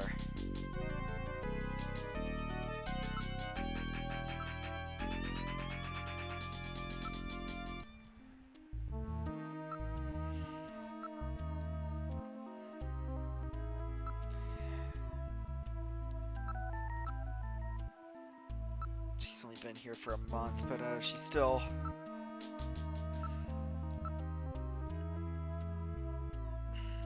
Okay, facial shape. The overall shape. Kind of a bony look.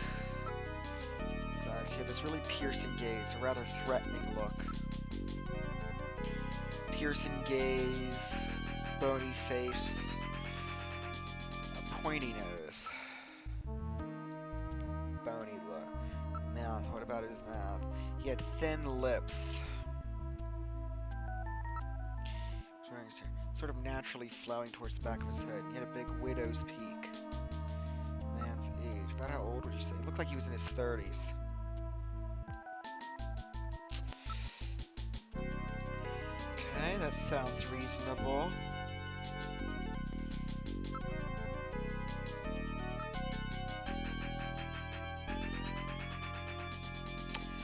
Yeah, I think we're done pestering Isabella, so...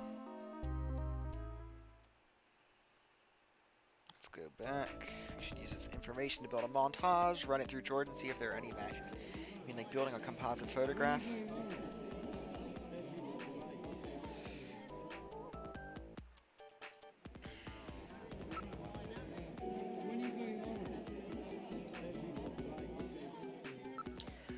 Let's order some buffalo.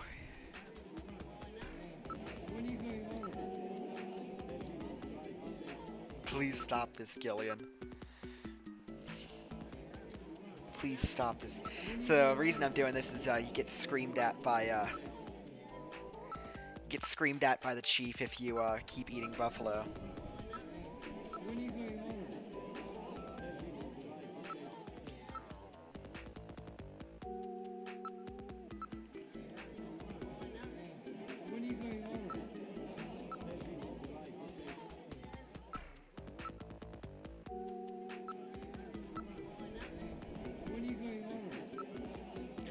Call the manager.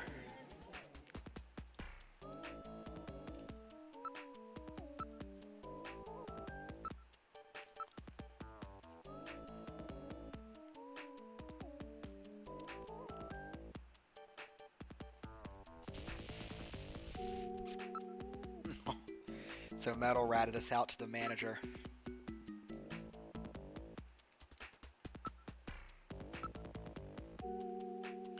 Coming regularly for about 3 months now.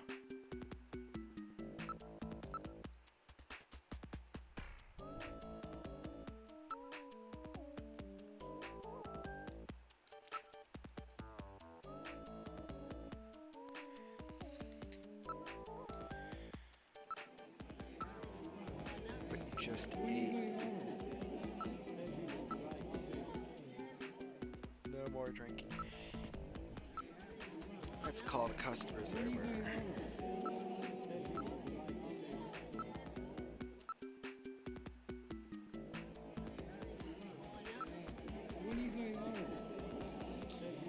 It's not going to be anything from the customers, so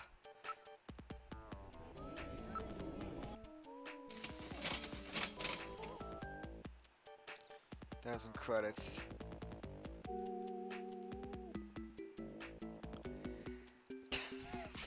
So it sounds like we spent a good bit of cashola. And you know what? I'm gonna go back in and spend even more.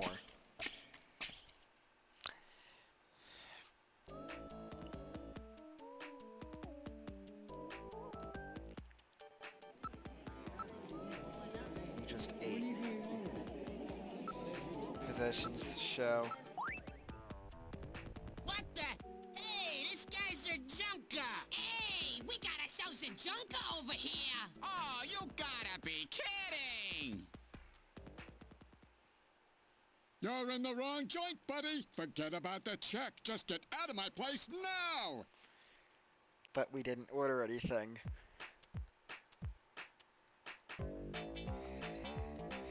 Yeah, so basically it's the same thing that happened to Katrina, but same thing that happened with Katrina, but with Outer Heaven. I'm gonna go to Junker HQ, tell the chief, give the chief some progress, a progress report.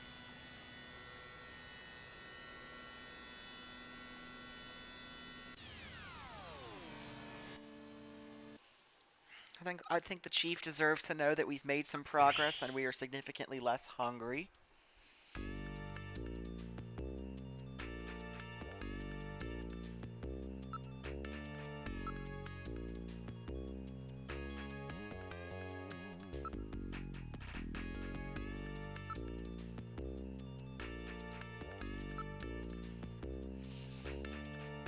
Oh, don't tell me that overspending. Don't tell me that that the overspending gets canceled out. I might have to go back to Outer Heaven. Let's go to the computer room. Yeah, let's use Jordan for now. Make a montage.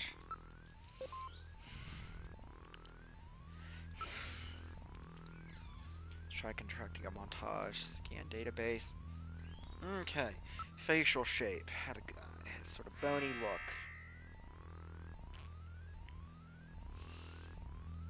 Sort of bony. Not too exaggerated. Doesn't seem... Maybe not.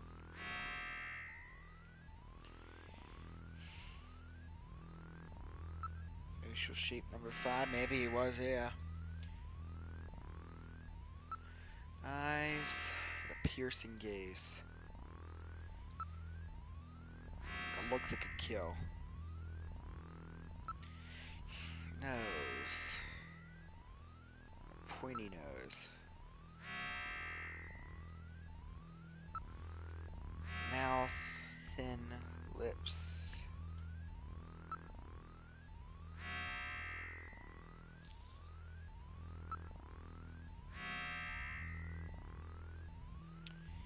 Naturally flowing with a widow's peak. Sounds like hairstyle 3. That doesn't look right though. Guy had sort of a bony look.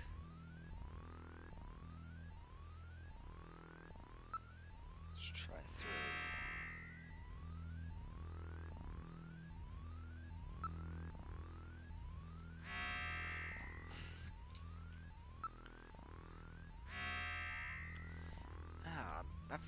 That's not a widow's peak. Hang on.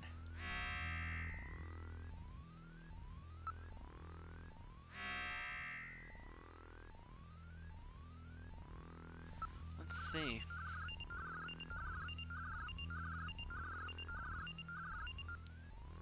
Possible match located. Okay. Good work. 2 possible matches. Possibility of match 70%. Ivan Rodriguez, amateur air surfer, 27 years old. Address 5-22 South Itiado, South SN District. Caution, non-municipal data administration district. So he's not really in a good part of town. Possibility of match 65%. Displaying data. Freddie Nielsen, taxi driver, no company affiliation, 29 years old. Address Dormitora Okamoto, apartment number 202, 3-78, New Okamoto, MR District. Family, wife, Lisa, age 25. Now printing montage photograph.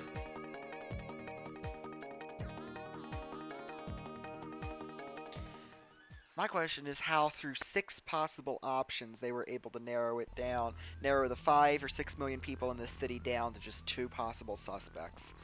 But either way, it sounds like one of them is going to be our Snatcher. Let me see if I can grab a little more info. See if that'll help. Freddy...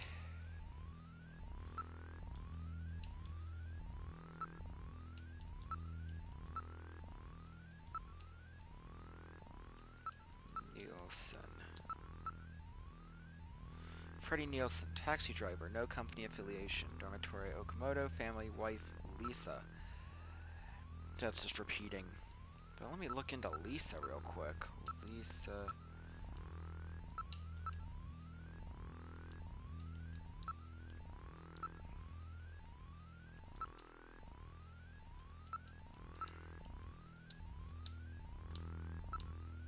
Lisa Nielsen. Green hair.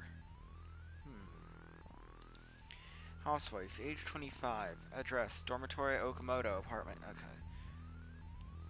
Green hair.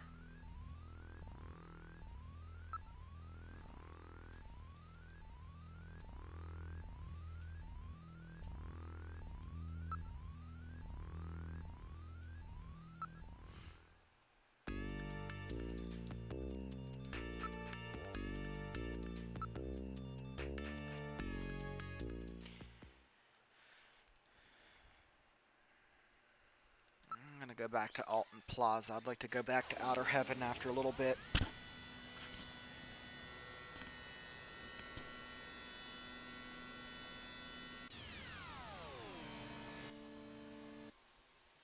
So we've narrowed it down to 2 suspects. Again, not sure how he did it from that very rudimentary montage system, but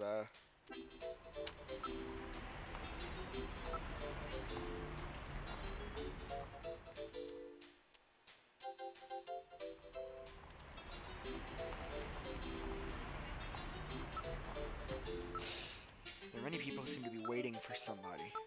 It's a holiday season.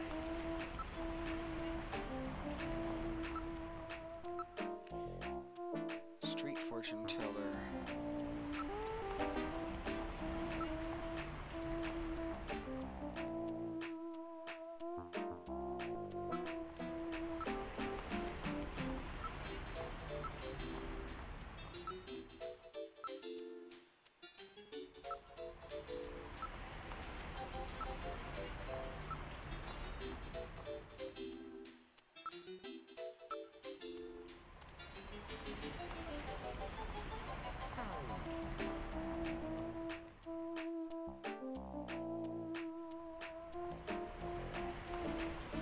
Fortune told.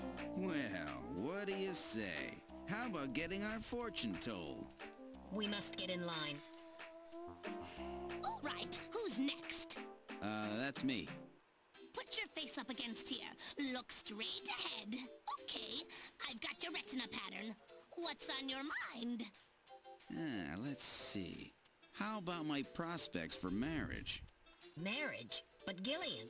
Hush, Metal. Don't worry about it. So marriage is it? Let's see.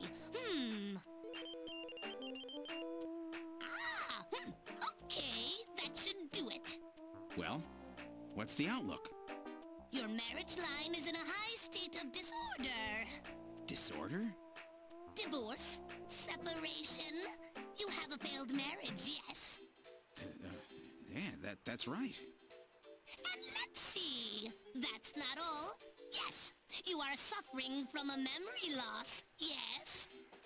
How can you tell all that? The eyes are the windows of the soul. Well then, how can I make things work out with her again? That's up to you. If you have no memories, then make new ones. Oh, really? Just like that?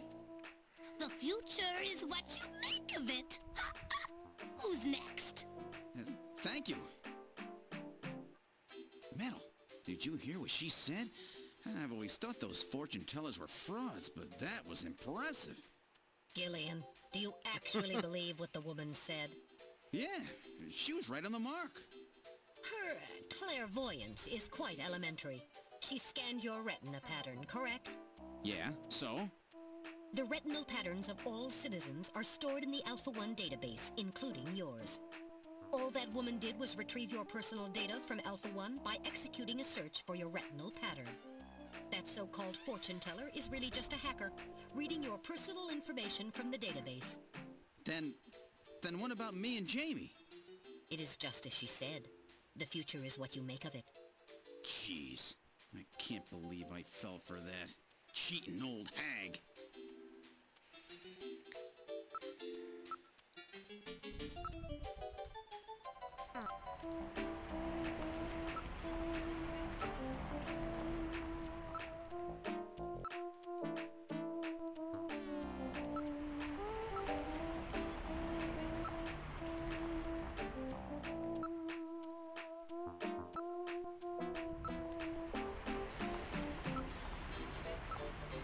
I guess I should probably call Napoleon again, see if he can give me some info. Video phone.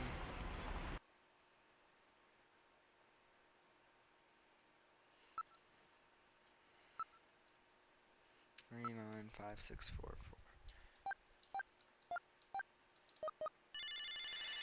Should probably probably should reach out to Napoleon again, see what he's got going on.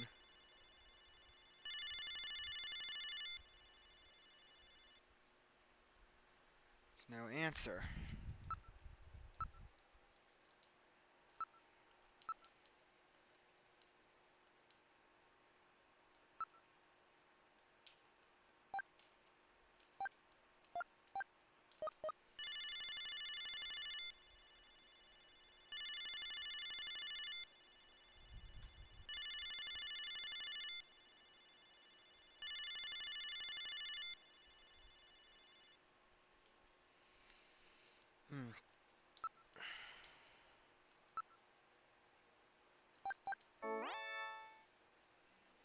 The number you have reached is not in service at this time.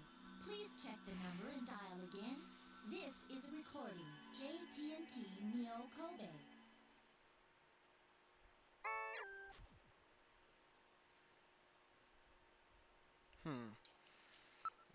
Middle number plate is covering Isabella line. 396004. Let's try calling it.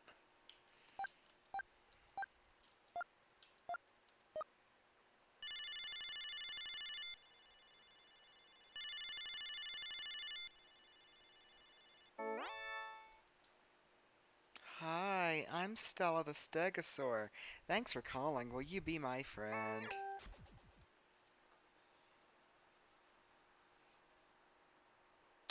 Yeah, we sort of walked into that one.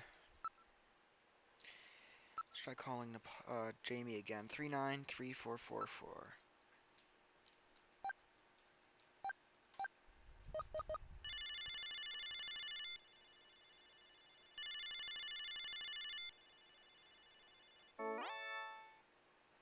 Hi, Jamie speaking.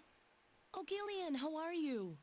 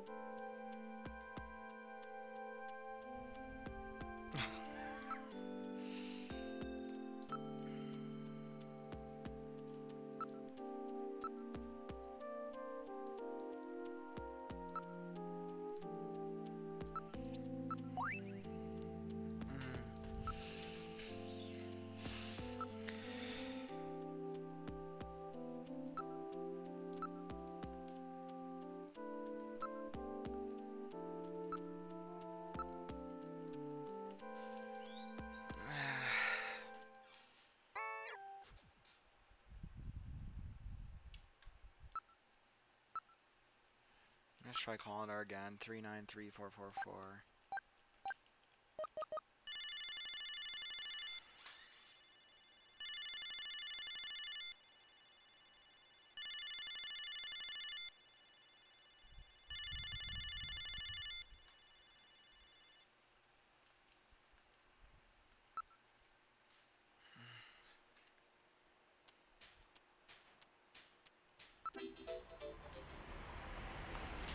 So no more responses from Jamie for the rest of this act, unfortunately. Let's go to... Let's go to Gillian's apartment again. Let's try calling Napoleon from somewhere other than Alton Plaza. See if we get a response.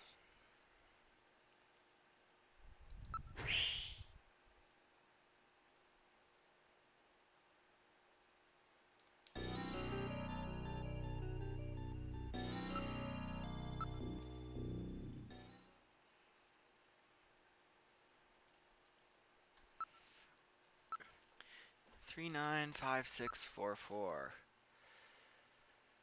3956.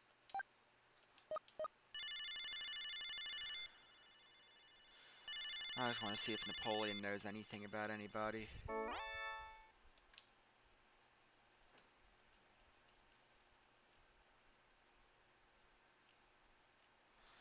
The 100-day reign.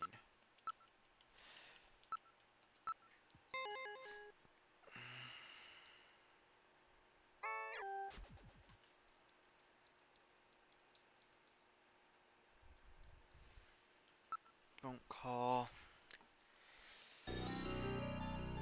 Move. Enter turbo cycle. Man, we're already in 3 hours. That could have been partway through Act 2 if I wasn't messing around exploring the world. But frankly, this is sort of the best way to play this game, is to take it slow and steady. If you speed by, you just miss out on too much of the world building.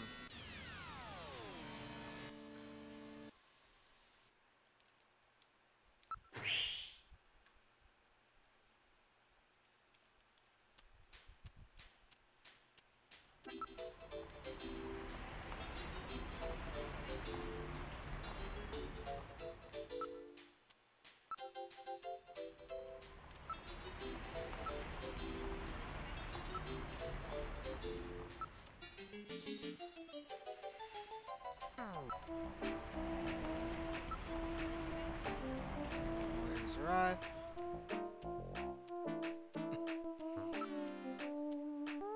Talk. Ask. Get over heaven.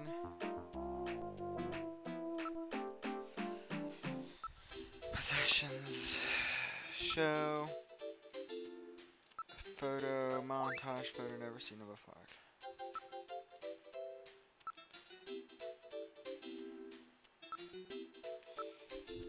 Got the information we need. Okay, so we've got everything out of him. Wasn't sure if anything else to say. Napoleon has left. Look, pick up women. Jeez. I think there's another relatively dated joke and a relatively dated term that's about to be used in this section. But the reason I'm sort of going through this, not necessarily by choice, but there is an important sort of side story that occurs if you spam this option.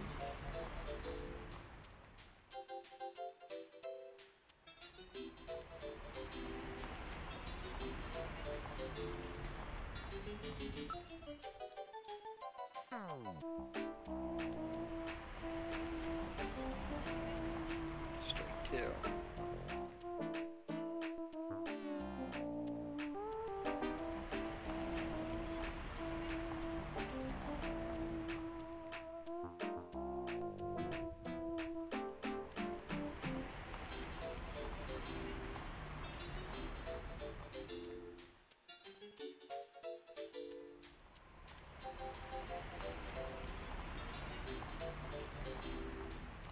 So yeah, there's another use of a term that really doesn't you know, it really doesn't align with,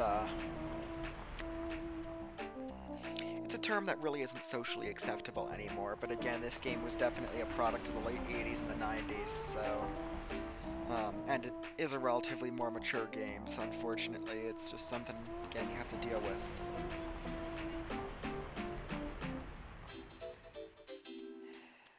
Even worse, honestly, about this. The worst part is that Metal actually had to lie, because I totally forgot about that. Again, navigators can't scan people without a warrant, so the fact that, again, he did so.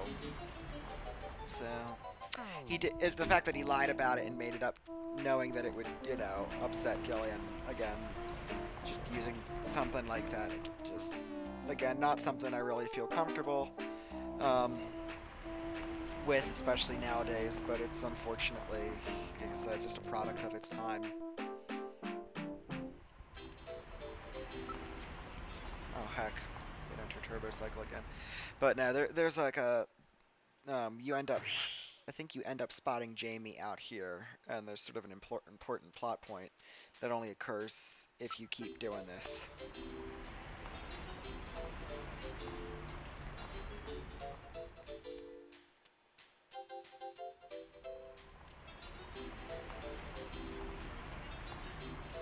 Because I've already been snatched. Gillian, watch out! Snatcher? Ah! Game over? Gillian, please wake up. Don't lie around. Oh, a dream? Thank goodness. We should hurry and resume our investigation. Ah. I keep forgetting during some of these scenes it sort of skips the menu back to the front, so that's going to be bumping in and out. Investigate. Nearby people. There are no suspicious types.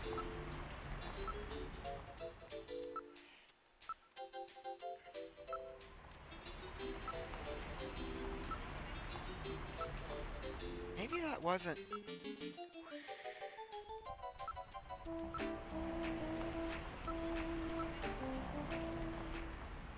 There we go. Ah, what's that? What's wrong?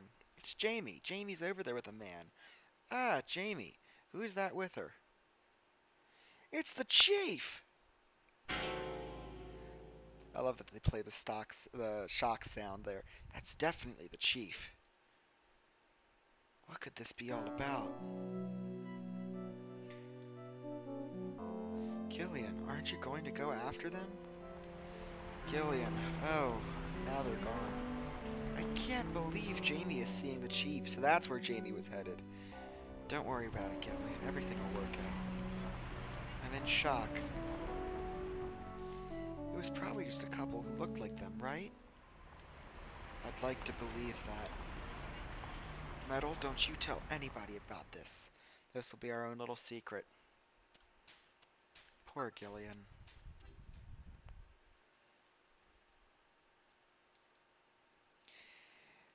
Outer Heaven. Let's try and go back, see if the heat has died down.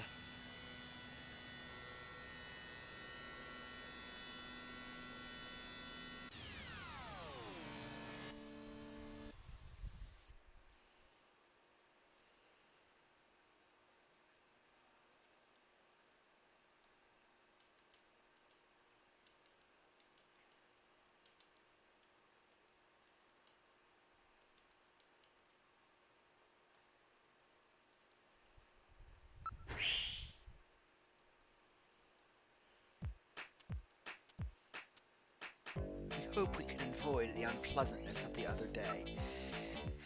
That's the plan.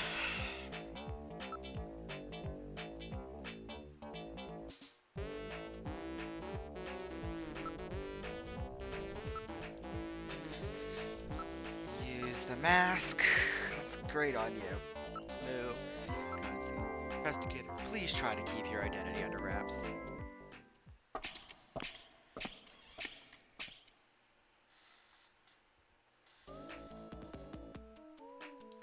Inside Outer Heaven. Order buffalo cuisine.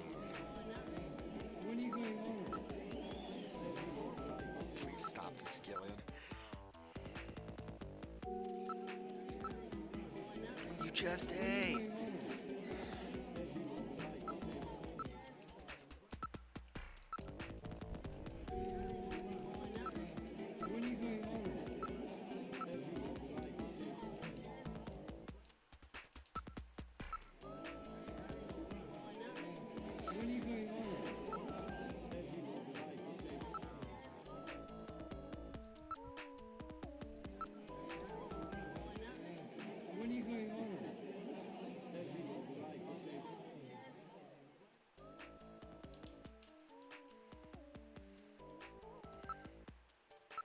No. Photo. Montage photo. I think that's what he looked like. Okay, so good. We got that.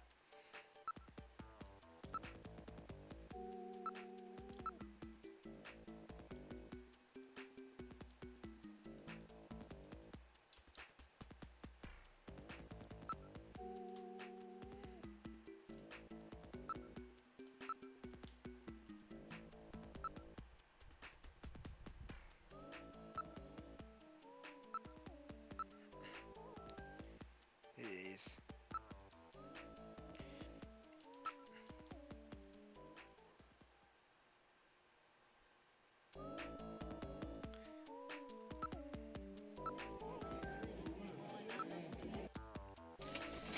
Exit.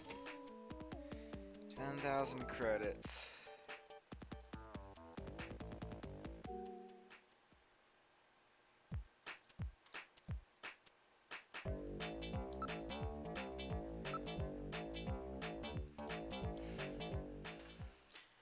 Trying to think, 'cause like I said, there's something you can do. And I don't know if you just have to visit Outer Heaven over and over and over.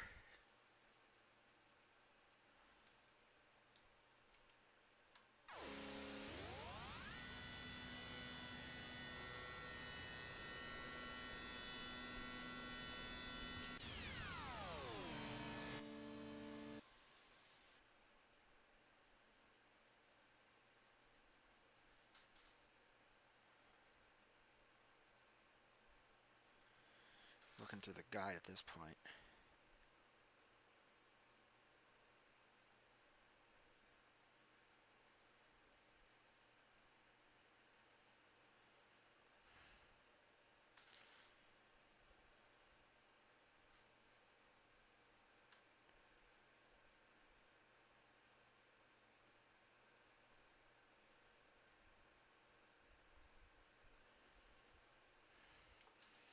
Arrive at Junker headquarters. Exit.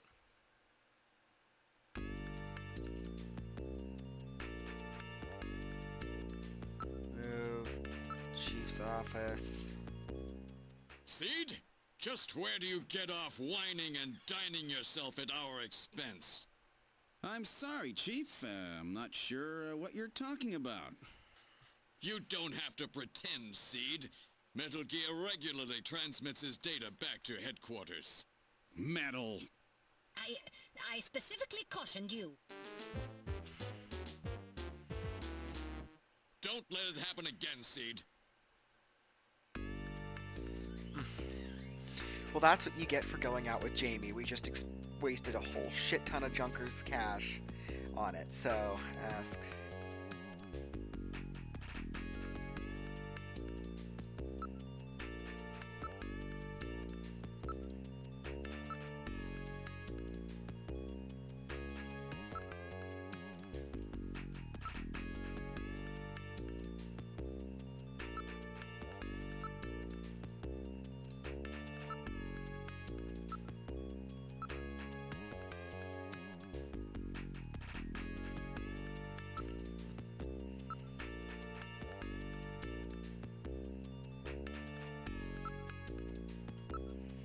Doesn't look like we can ask the chief about his little appearance in Alton Plaza.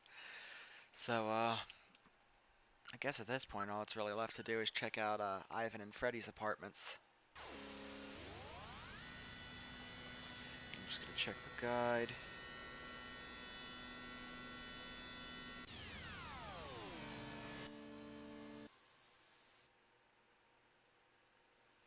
Yeah, someone making Neo Kobe pizza. Guess I should try that.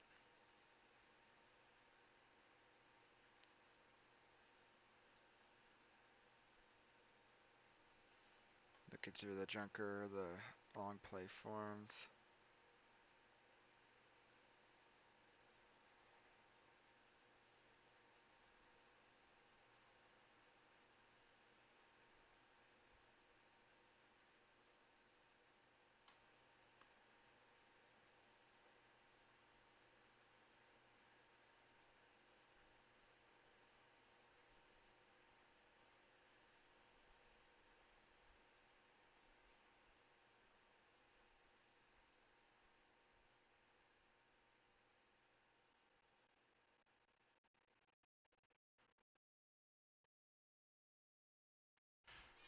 So it looks like I can only ask the chief about Jamie in Act 2. So we're at Ivan's apartment, I believe. Figure we'll check him first since he's got the, Yeah, jeez. Yeah, this place really is a slum.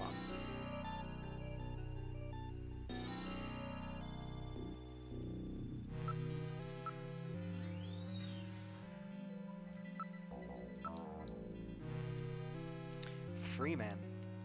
Gordon Freeman. Unlike the less fortunate, the Freemen have chosen to live in like this, leaving good jobs in sort of a form of rebellion towards the over-control of information.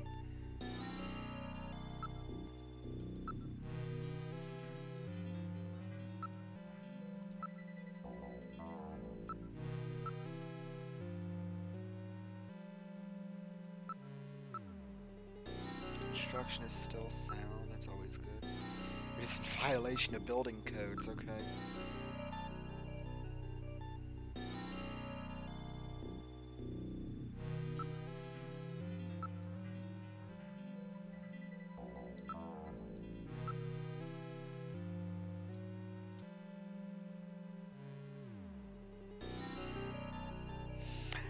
On the kind of tough grease that no ordinary household cleanser can touch. That's why new melted with hydrochloric action can handle all the heavy jobs.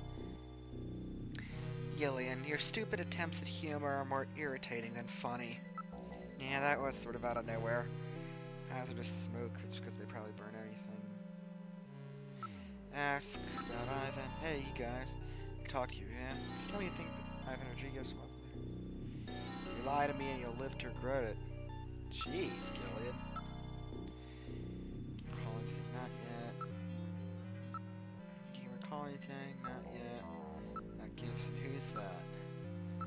Have you heard anything about Snatchers in the area? Snatchers? Don't be stupid. Even if there were any around here, you think they'd come after us? There's nobody here. We're living around here. I used to be part of the development team that put together the Alpha 1 network. So you were a programmer. What happened? One day I took a peek at some secret data on Alpha 1. It's possible. Security on the system is...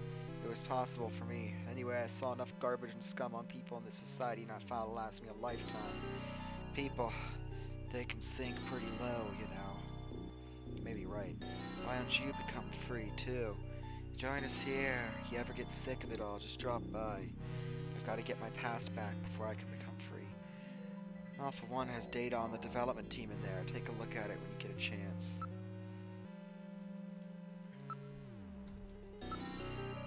See this playing games in this. Why don't you show him the montage we made? Gibson.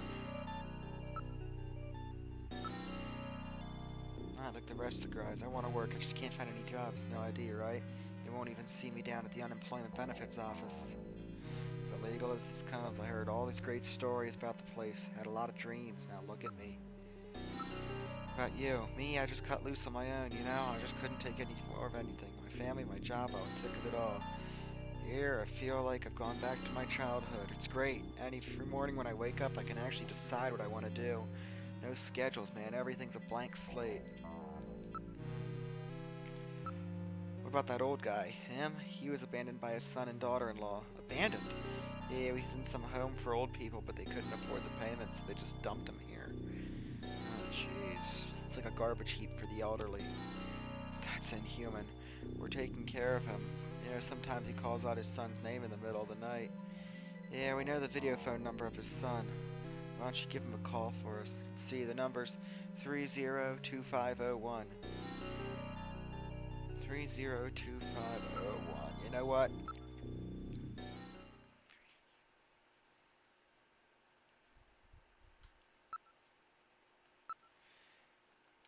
302501.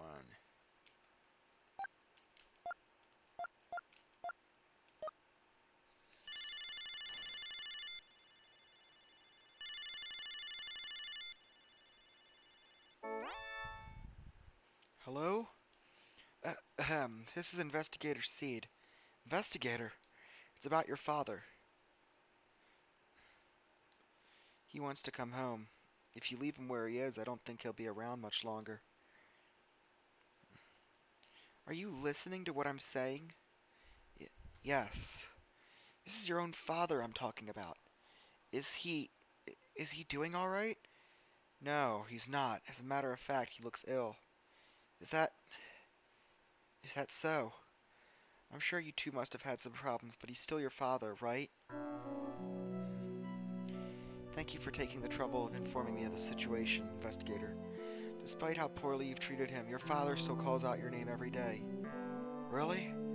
Pop does that? Forgive me, Pop. Please forgive me. Where is he? He's in the South Itiado area of the SN district. Go and take him home. Yes, I will. I'm leaving right now. I can't thank you enough. Thank me by taking good care of your dad this time.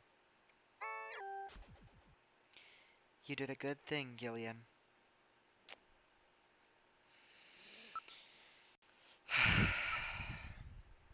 Just one of those extra things that, again, just makes this world feel so much more alive. I should ask them if they ask.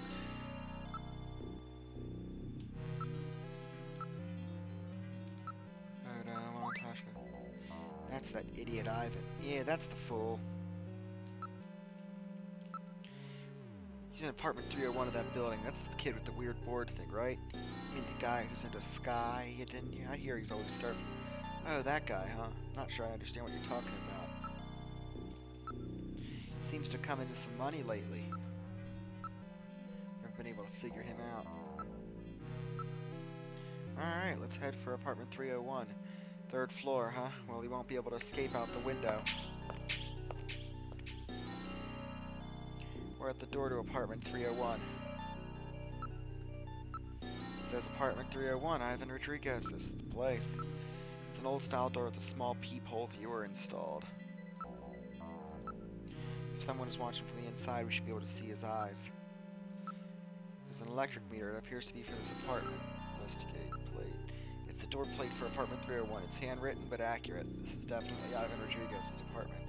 Why don't we try knocking? There's an old-style electric meter. The amount of counter and wheel mechanism. Door is locked. Wait a minute. Electricity is being used. I read motion. Someone to use in the apartment. I'll knock on the door. There's no answer. That's funny. I'll knock on the door. Who's there? To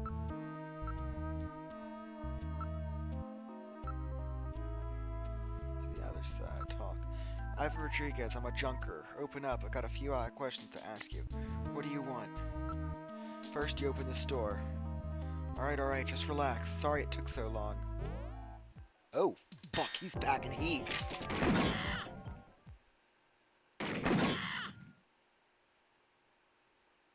Nice shot. Did I kill him? He has only lost consciousness. Excellent shot, Gillian, hitting him in the hand like that. That's not exactly how I planned it.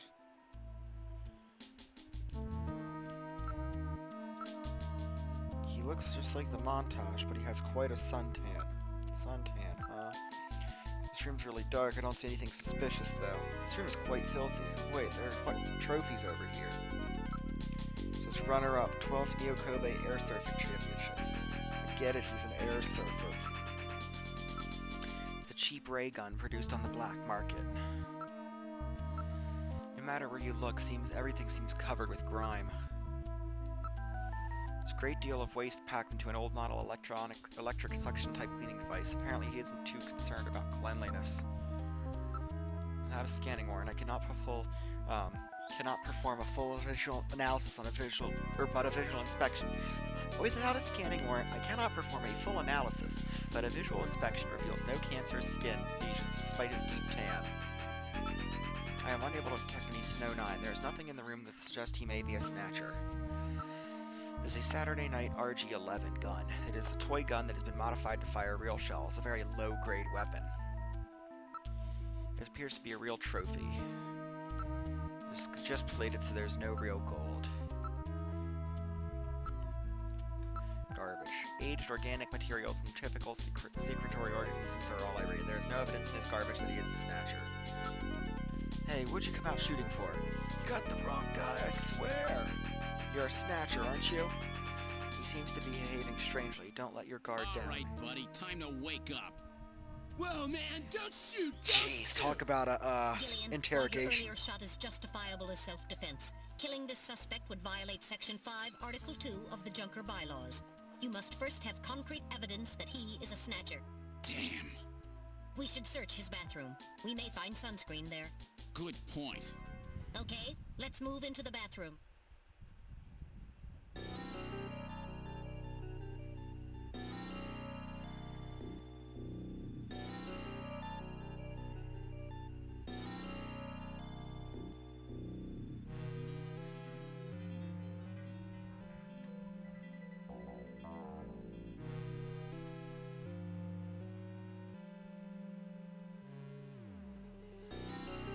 This is Ivan's bathroom. Look. Around the room. The place is just as disgusting as the living room. An airboard is leaning against the wall. Bathtub. The tub is filled with dirty water. Ew. Wait, there's a bottle here. Maybe it's sunscreen.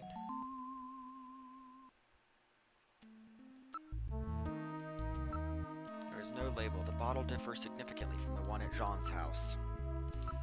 It's an airboard. Its design reflects the latest aeronautic technologies.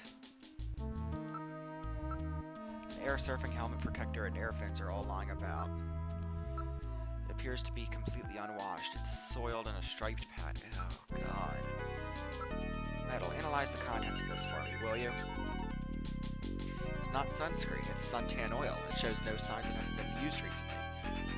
So the exact... yeah, like day and night, the exact opposite. Airboard. What's so funny? Just check it out for me. There is a crack at the bottom of the board. Something seems to be jutting out. It's a plastic bag. Residue in tub. I detect numerous organic residues and organisms in the water residue here. There's no evidence that he is a Snatcher here. Look, plastic bag. There is some kind of powder in it. Some kind of powder, you say?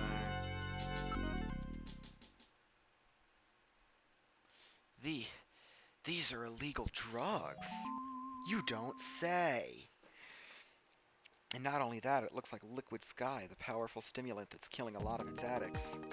So that about explains everything, doesn't it? Yes, it appears that Ivan was simply trying to conceal the fact that he is a drug user. An Winners air don't surfer, use huh? drugs, kids. Plenty of suntan oil. Out there soaking up lots of ultraviolet rays. And tanned quite brown by those rays as well. But he doesn't have so much as a pimple. Not what I'd call your typical artificial skin user. Ivan is apparently not a Snatcher. All right, buddy, get up. Hey, I only do Liquid Sky, dude. Just once in a while. I swear. I don't touch anything else. Don't hurt me, man. Come on. Call me an ambulance, will ya? I'm no cop. I'm a junker. I couldn't care less if you're a buyer, a pusher, or what. What I want to know is if you're a Snatcher or human. Gillian, Ivan's skin is healthy. There is no way he could be a Snatcher and tan like that without developing melanoma. However, HQ has just transmitted us a scanning warrant. Therefore, under the provisions of Section 18 of the Civil Code, Snatchers and the Protection of Citizens' Rights, I will hereby commence a full bioscan of Ivan. Analysis complete. Ivan Rodriguez is a completely normal Homo sapien.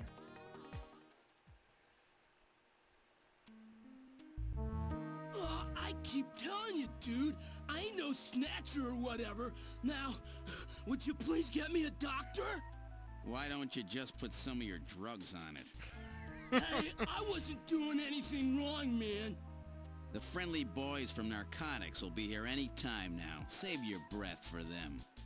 Come on, dude, I ain't done nothing. I'm just into air surfing. I just wanted to win the competition, man. I needed But winners some money don't for that, use okay? drugs. Hey, it's just drugs, man.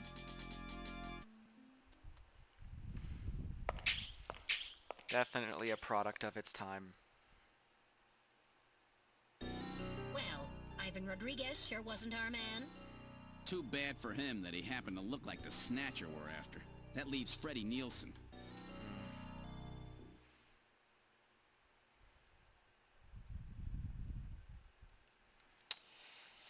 Alright.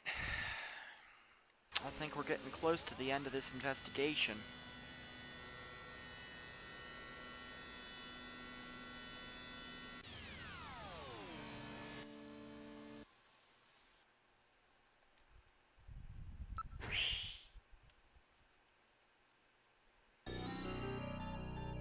According to the data, he lives on the second floor, apartment 202. Is our last suspect? Will he the one we're looking for? Design of the atmosphere of this building is no doubt popular with women.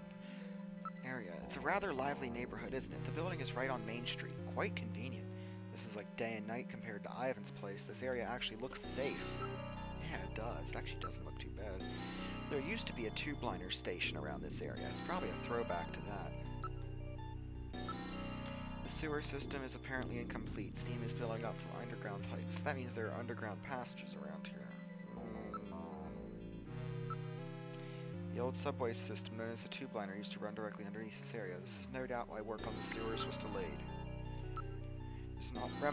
There's a remnant from before the automatic traffic system was completed. Now it's being used for advertising. If there's still any traffic signals left, it must be a rather old neighborhood.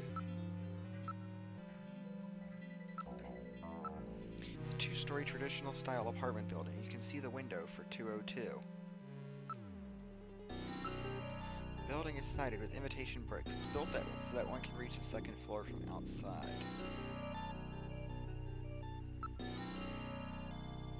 Really don't see that. I guess you just sort of go through that door and you go up to the top floor. I don't know. Building. It's a two-story traditional style apartment building. There are turbo cycles and pedestrians moving everywhere. Would Snatchers actually live in an area like this where they'd be seen? Good point. For a residential area, there are several stores and parks quite nearby. The cover has been sealed to prevent accidents since it's not used anymore. The manhole has Neokobe's symbol on it. It appears quite old.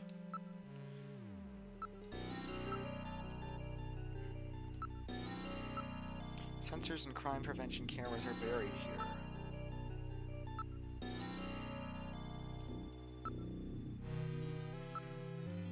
This is apartment 202, the second floor, right? Let's head up. This is it, apartment 202. Don't forget what happened at Ivan's. Be very careful, Gillian.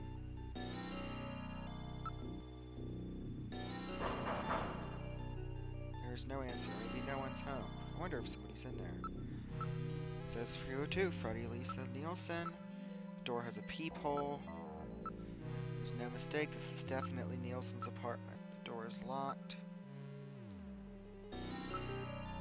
I'm a junker, open the door.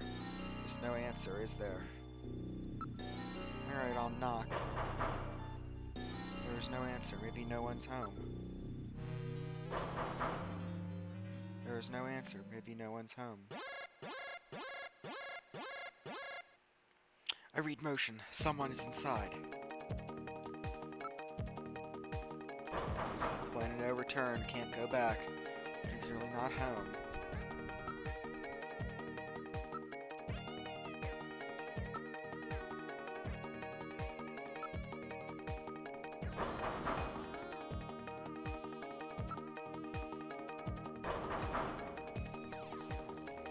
Who is it?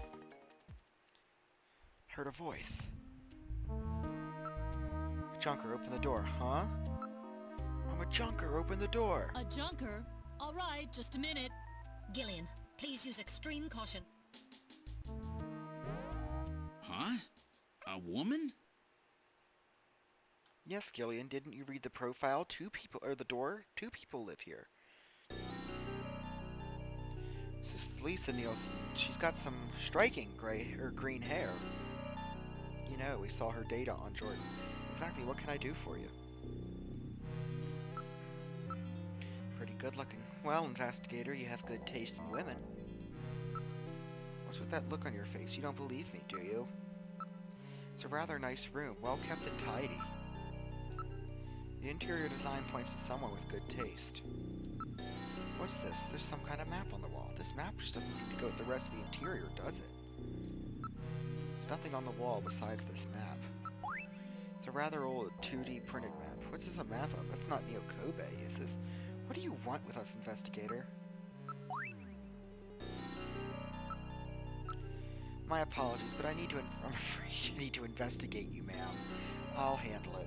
You always say that when we're questioning women. What the? Just where do you think you're touching? Definitely appears to be of a higher social class than Ivan. I've had a bad toothache since this morning. I'm really not in a very good mood. So that's why you're yeah, I can see why you're holding your hand up to your face like that. Bad toothache. If you want to scan me, you'll have to show me a scanning warrant. Without one of those, junkers can't scan civilians. I know the law. If you want to go any further than that, I'll have to see a scanning warrant.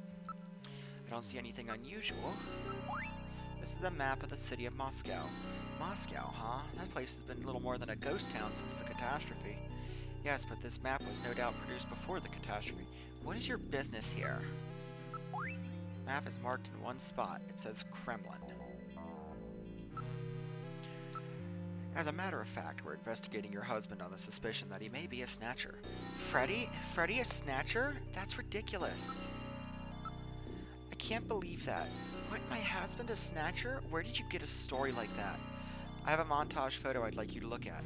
Could I take a look at that? Oh right, I believe you. Jeez.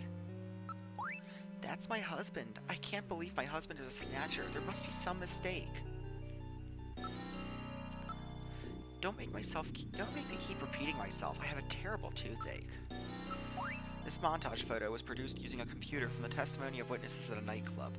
Well, it does look like my husband, so... It could just be a coincidence, of course. It could be just a coincidence. Okay. Ask. Gibson, who's that?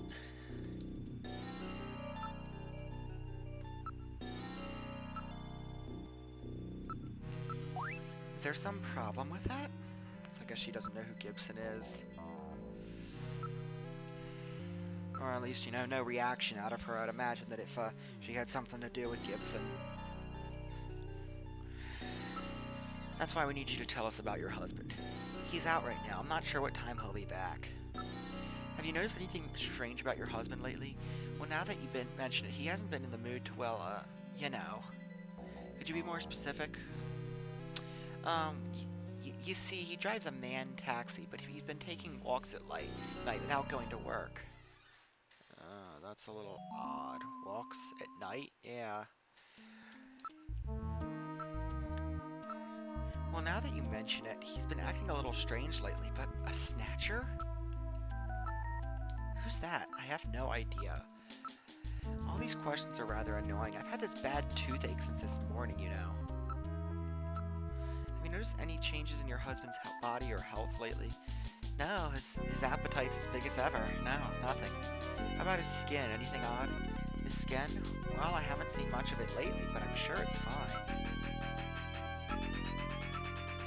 He was sick last year, but he's been as strong as a horse lately. He was sick okay. We've exhausted that option. Occupation. Your husband is a taxi driver, right? Is it one of those underground cabs, a black taxi? Are you trying to frighten me? So it's a black taxi, right? Yes, he drives a black taxi. But what? So what? They'll probably be legalized in April, right? So what's the problem? That's not what we're worried about, ma'am. If your husband is a black taxi driver, then there are no records of his working hours, right? In other words, the only way to establish an alibi for him is to use by the testimony. It is to use by the testimony of others.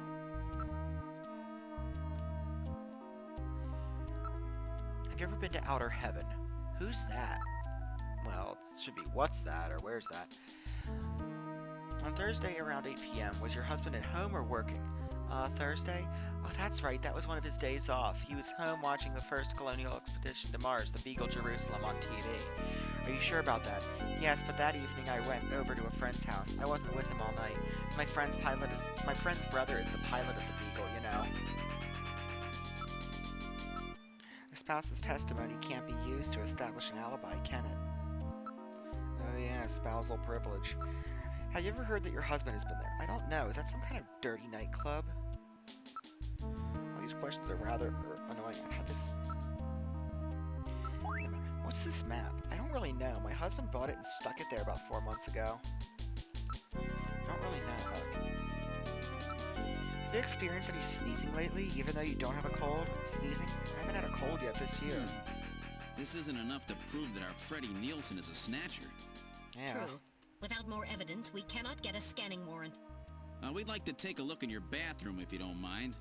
Oh, you need to use the bathroom? No, we'd like to investigate your bathroom. Really? Whatever. Please, go right ahead.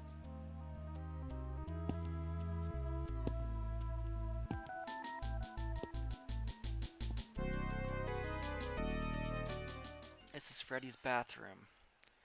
Man, nice place. Can't turn to false choice.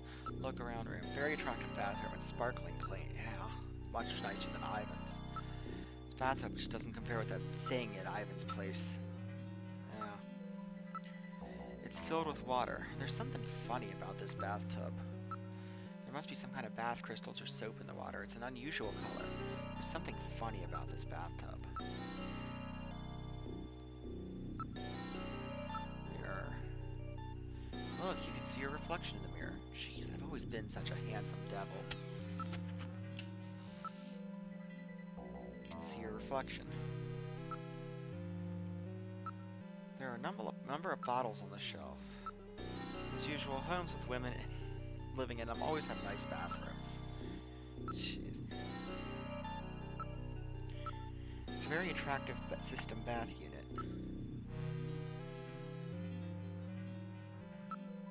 I'd like to try taking a nice hot bath in a place like this. There is no faucet. This is an unusual bathtub. Rather odd for a system bathtub, isn't it? I can detect no residue on the surface of the tub. It's been cleaned very well. The mirror has electrical wires within it which heat up to prevent fogging. Gillian, a secret compartment on the back of the mirror doesn't exist. There is no secret compartment in the mirror on the cabinet. The shelf seems to be completely ordinary. Wait a minute, haven't we seen that bottle someplace before? The Konami logo. That does look like a... Yeah, that is the same container we found at John's. I haven't finished investigating yet. Looks just like the one we found at John's house. Alright, I will analyze the contents of this bottle.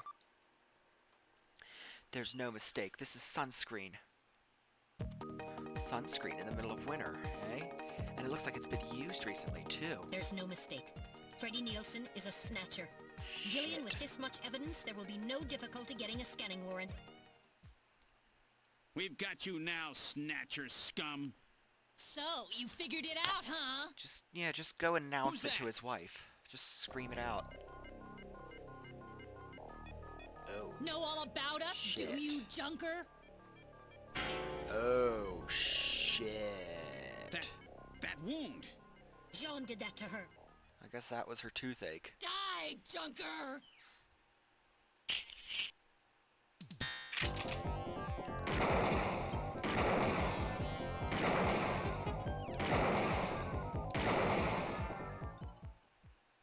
Did I get her?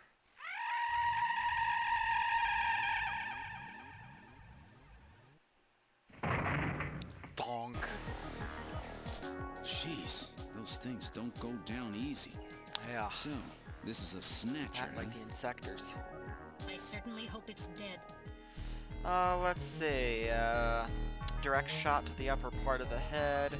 Literally, like, what I'm assuming is its central processing or control systems. Literally shot straight through with the blaster. I'd say the chances of it being dead are pretty high. Appears to be dead. Yeah, those things worked. That thing was tough. 5 shots. Skin tissue came from Lisa, and that's the green hair. So it was Lisa and Freddy who killed Jean. Freddy, that's right. So where's he? We can contact the junk collection team later. Let's get out of this apartment for now. Jeez. Hell of a mess we left. We're outside now. The fuck? What the? A light just came on. There's not supposed to be anybody in there. Perhaps Freddy has returned. There's only one entrance, and we're standing right next to it. How did he get in there? Shall we investigate? Apartment 202.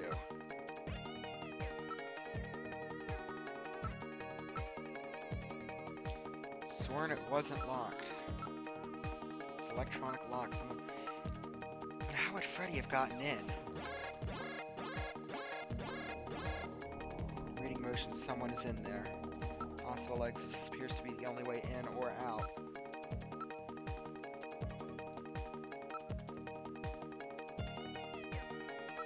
He's moving inside the apartment. Okay, now establishing Alpha 1 link. Link made. Executing search for lock code of apartment 202. Hurry it up! Just a bit longer. I'm in Alpha 1's maintenance records for the MR district. Lock code found. Now opening the door. Lock code. Let's see. Good work! In the living room.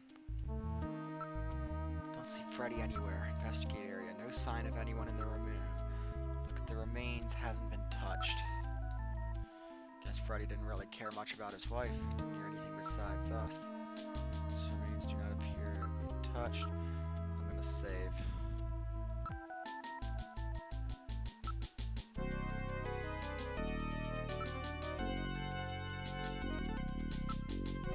Doesn't appear to be in the room. Nothing on his infrared sensors. Motion. I read motion coming from the bathroom. Lisa's remains do not appear to have been touched. Well, guys, this is it. We're about to bag Snatcher number 2. Huh?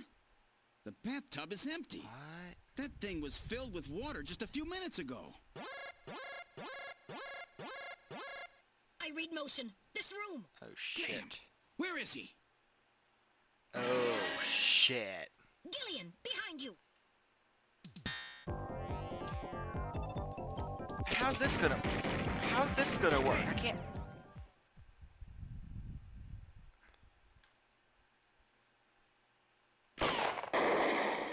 Ooh. Yeah, that's gonna leave a mark. That was close. You're lucky I was here to save your skin. Who are you? Me? Random Hideo, bounty hunter. And the most badass character in this game. Yes, Gillian, a bounty hunter. As the junker profession is so dangerous, their numbers have fallen dramatically over the past few years. As a result, the government decided what to I was put a talking price about on earlier, Snatcher's heads in order to encourage private citizens to cooperate in the effort to track them down. This is CD Red Book Naturally, these audio. bounty hunters must register with the authorities. These voices are You too. said your name's Random, right? What did you do? Follow me here? Yeah, you got it. Investigations aren't my style. You track them down, I take them out. You have the legal obligation to state your bounty hunter registration number. Please do so now, immediately. BH75001, Random Hideo. That's RANDOMHAJILE. BH75001, Random Hideo. That's confirmed. I officially recognize you as a legal bounty hunter. Wow. Gillian, records indicate that he has already disposed of 3 Snatchers just this month. Damn. Counting Freddy, that makes 4. Damn. 4? I've been at this a lot longer than you have. Just relax, rookie. So, Junker Boy, let me give you a little tip. You might already know, but Snatcher's weak point is their artificial skin. If they sit out in the sun too long, they get cancer. That's why they set up a hospital to treat this little problem of theirs. You find it, you can take them out, roots and all. Where did you get all your information? Wait a sec. You stole it from Gibson, didn't you? That's not really important. But now that Gibson's out of the picture, I need you to get busy. I track him down and you junk him. Is that the idea? Anyhow, it seems Gibson found that hospital. He must have left behind some information about it. What do you mean, seems? Don't you know anything about it? Hey, investigations are your job, right? I owe you one, Random. Yeah, I'll get it out of you later. See ya, Junker Boy. A Snatcher-controlled hospital, eh? There's bound to be more than a few of them in there.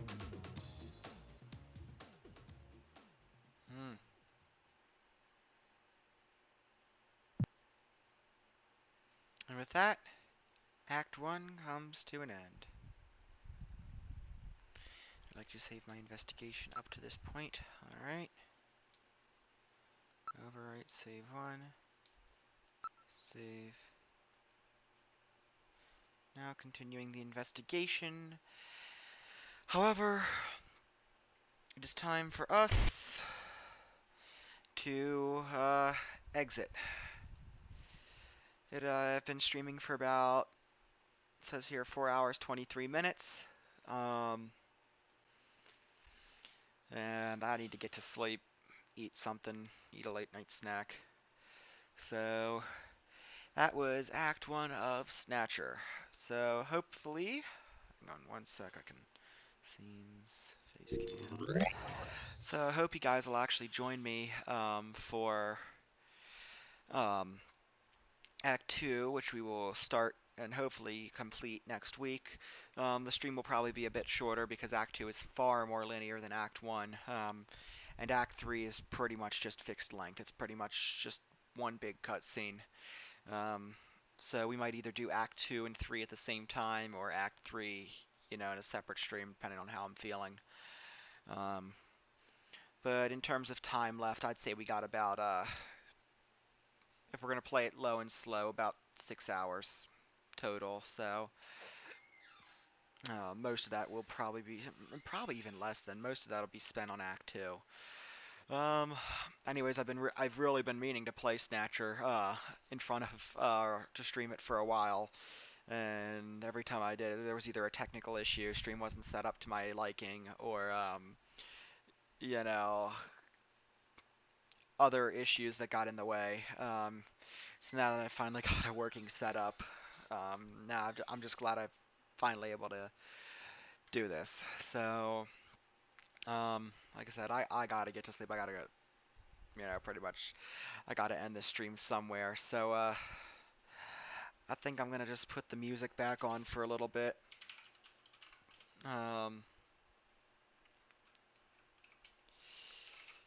So, put some music back on just to end the stream.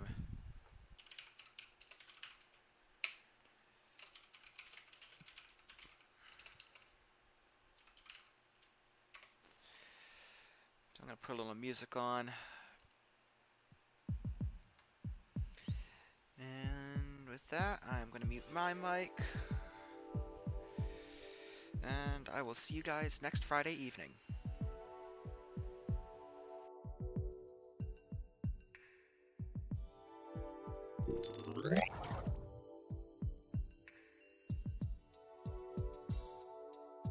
Powering off.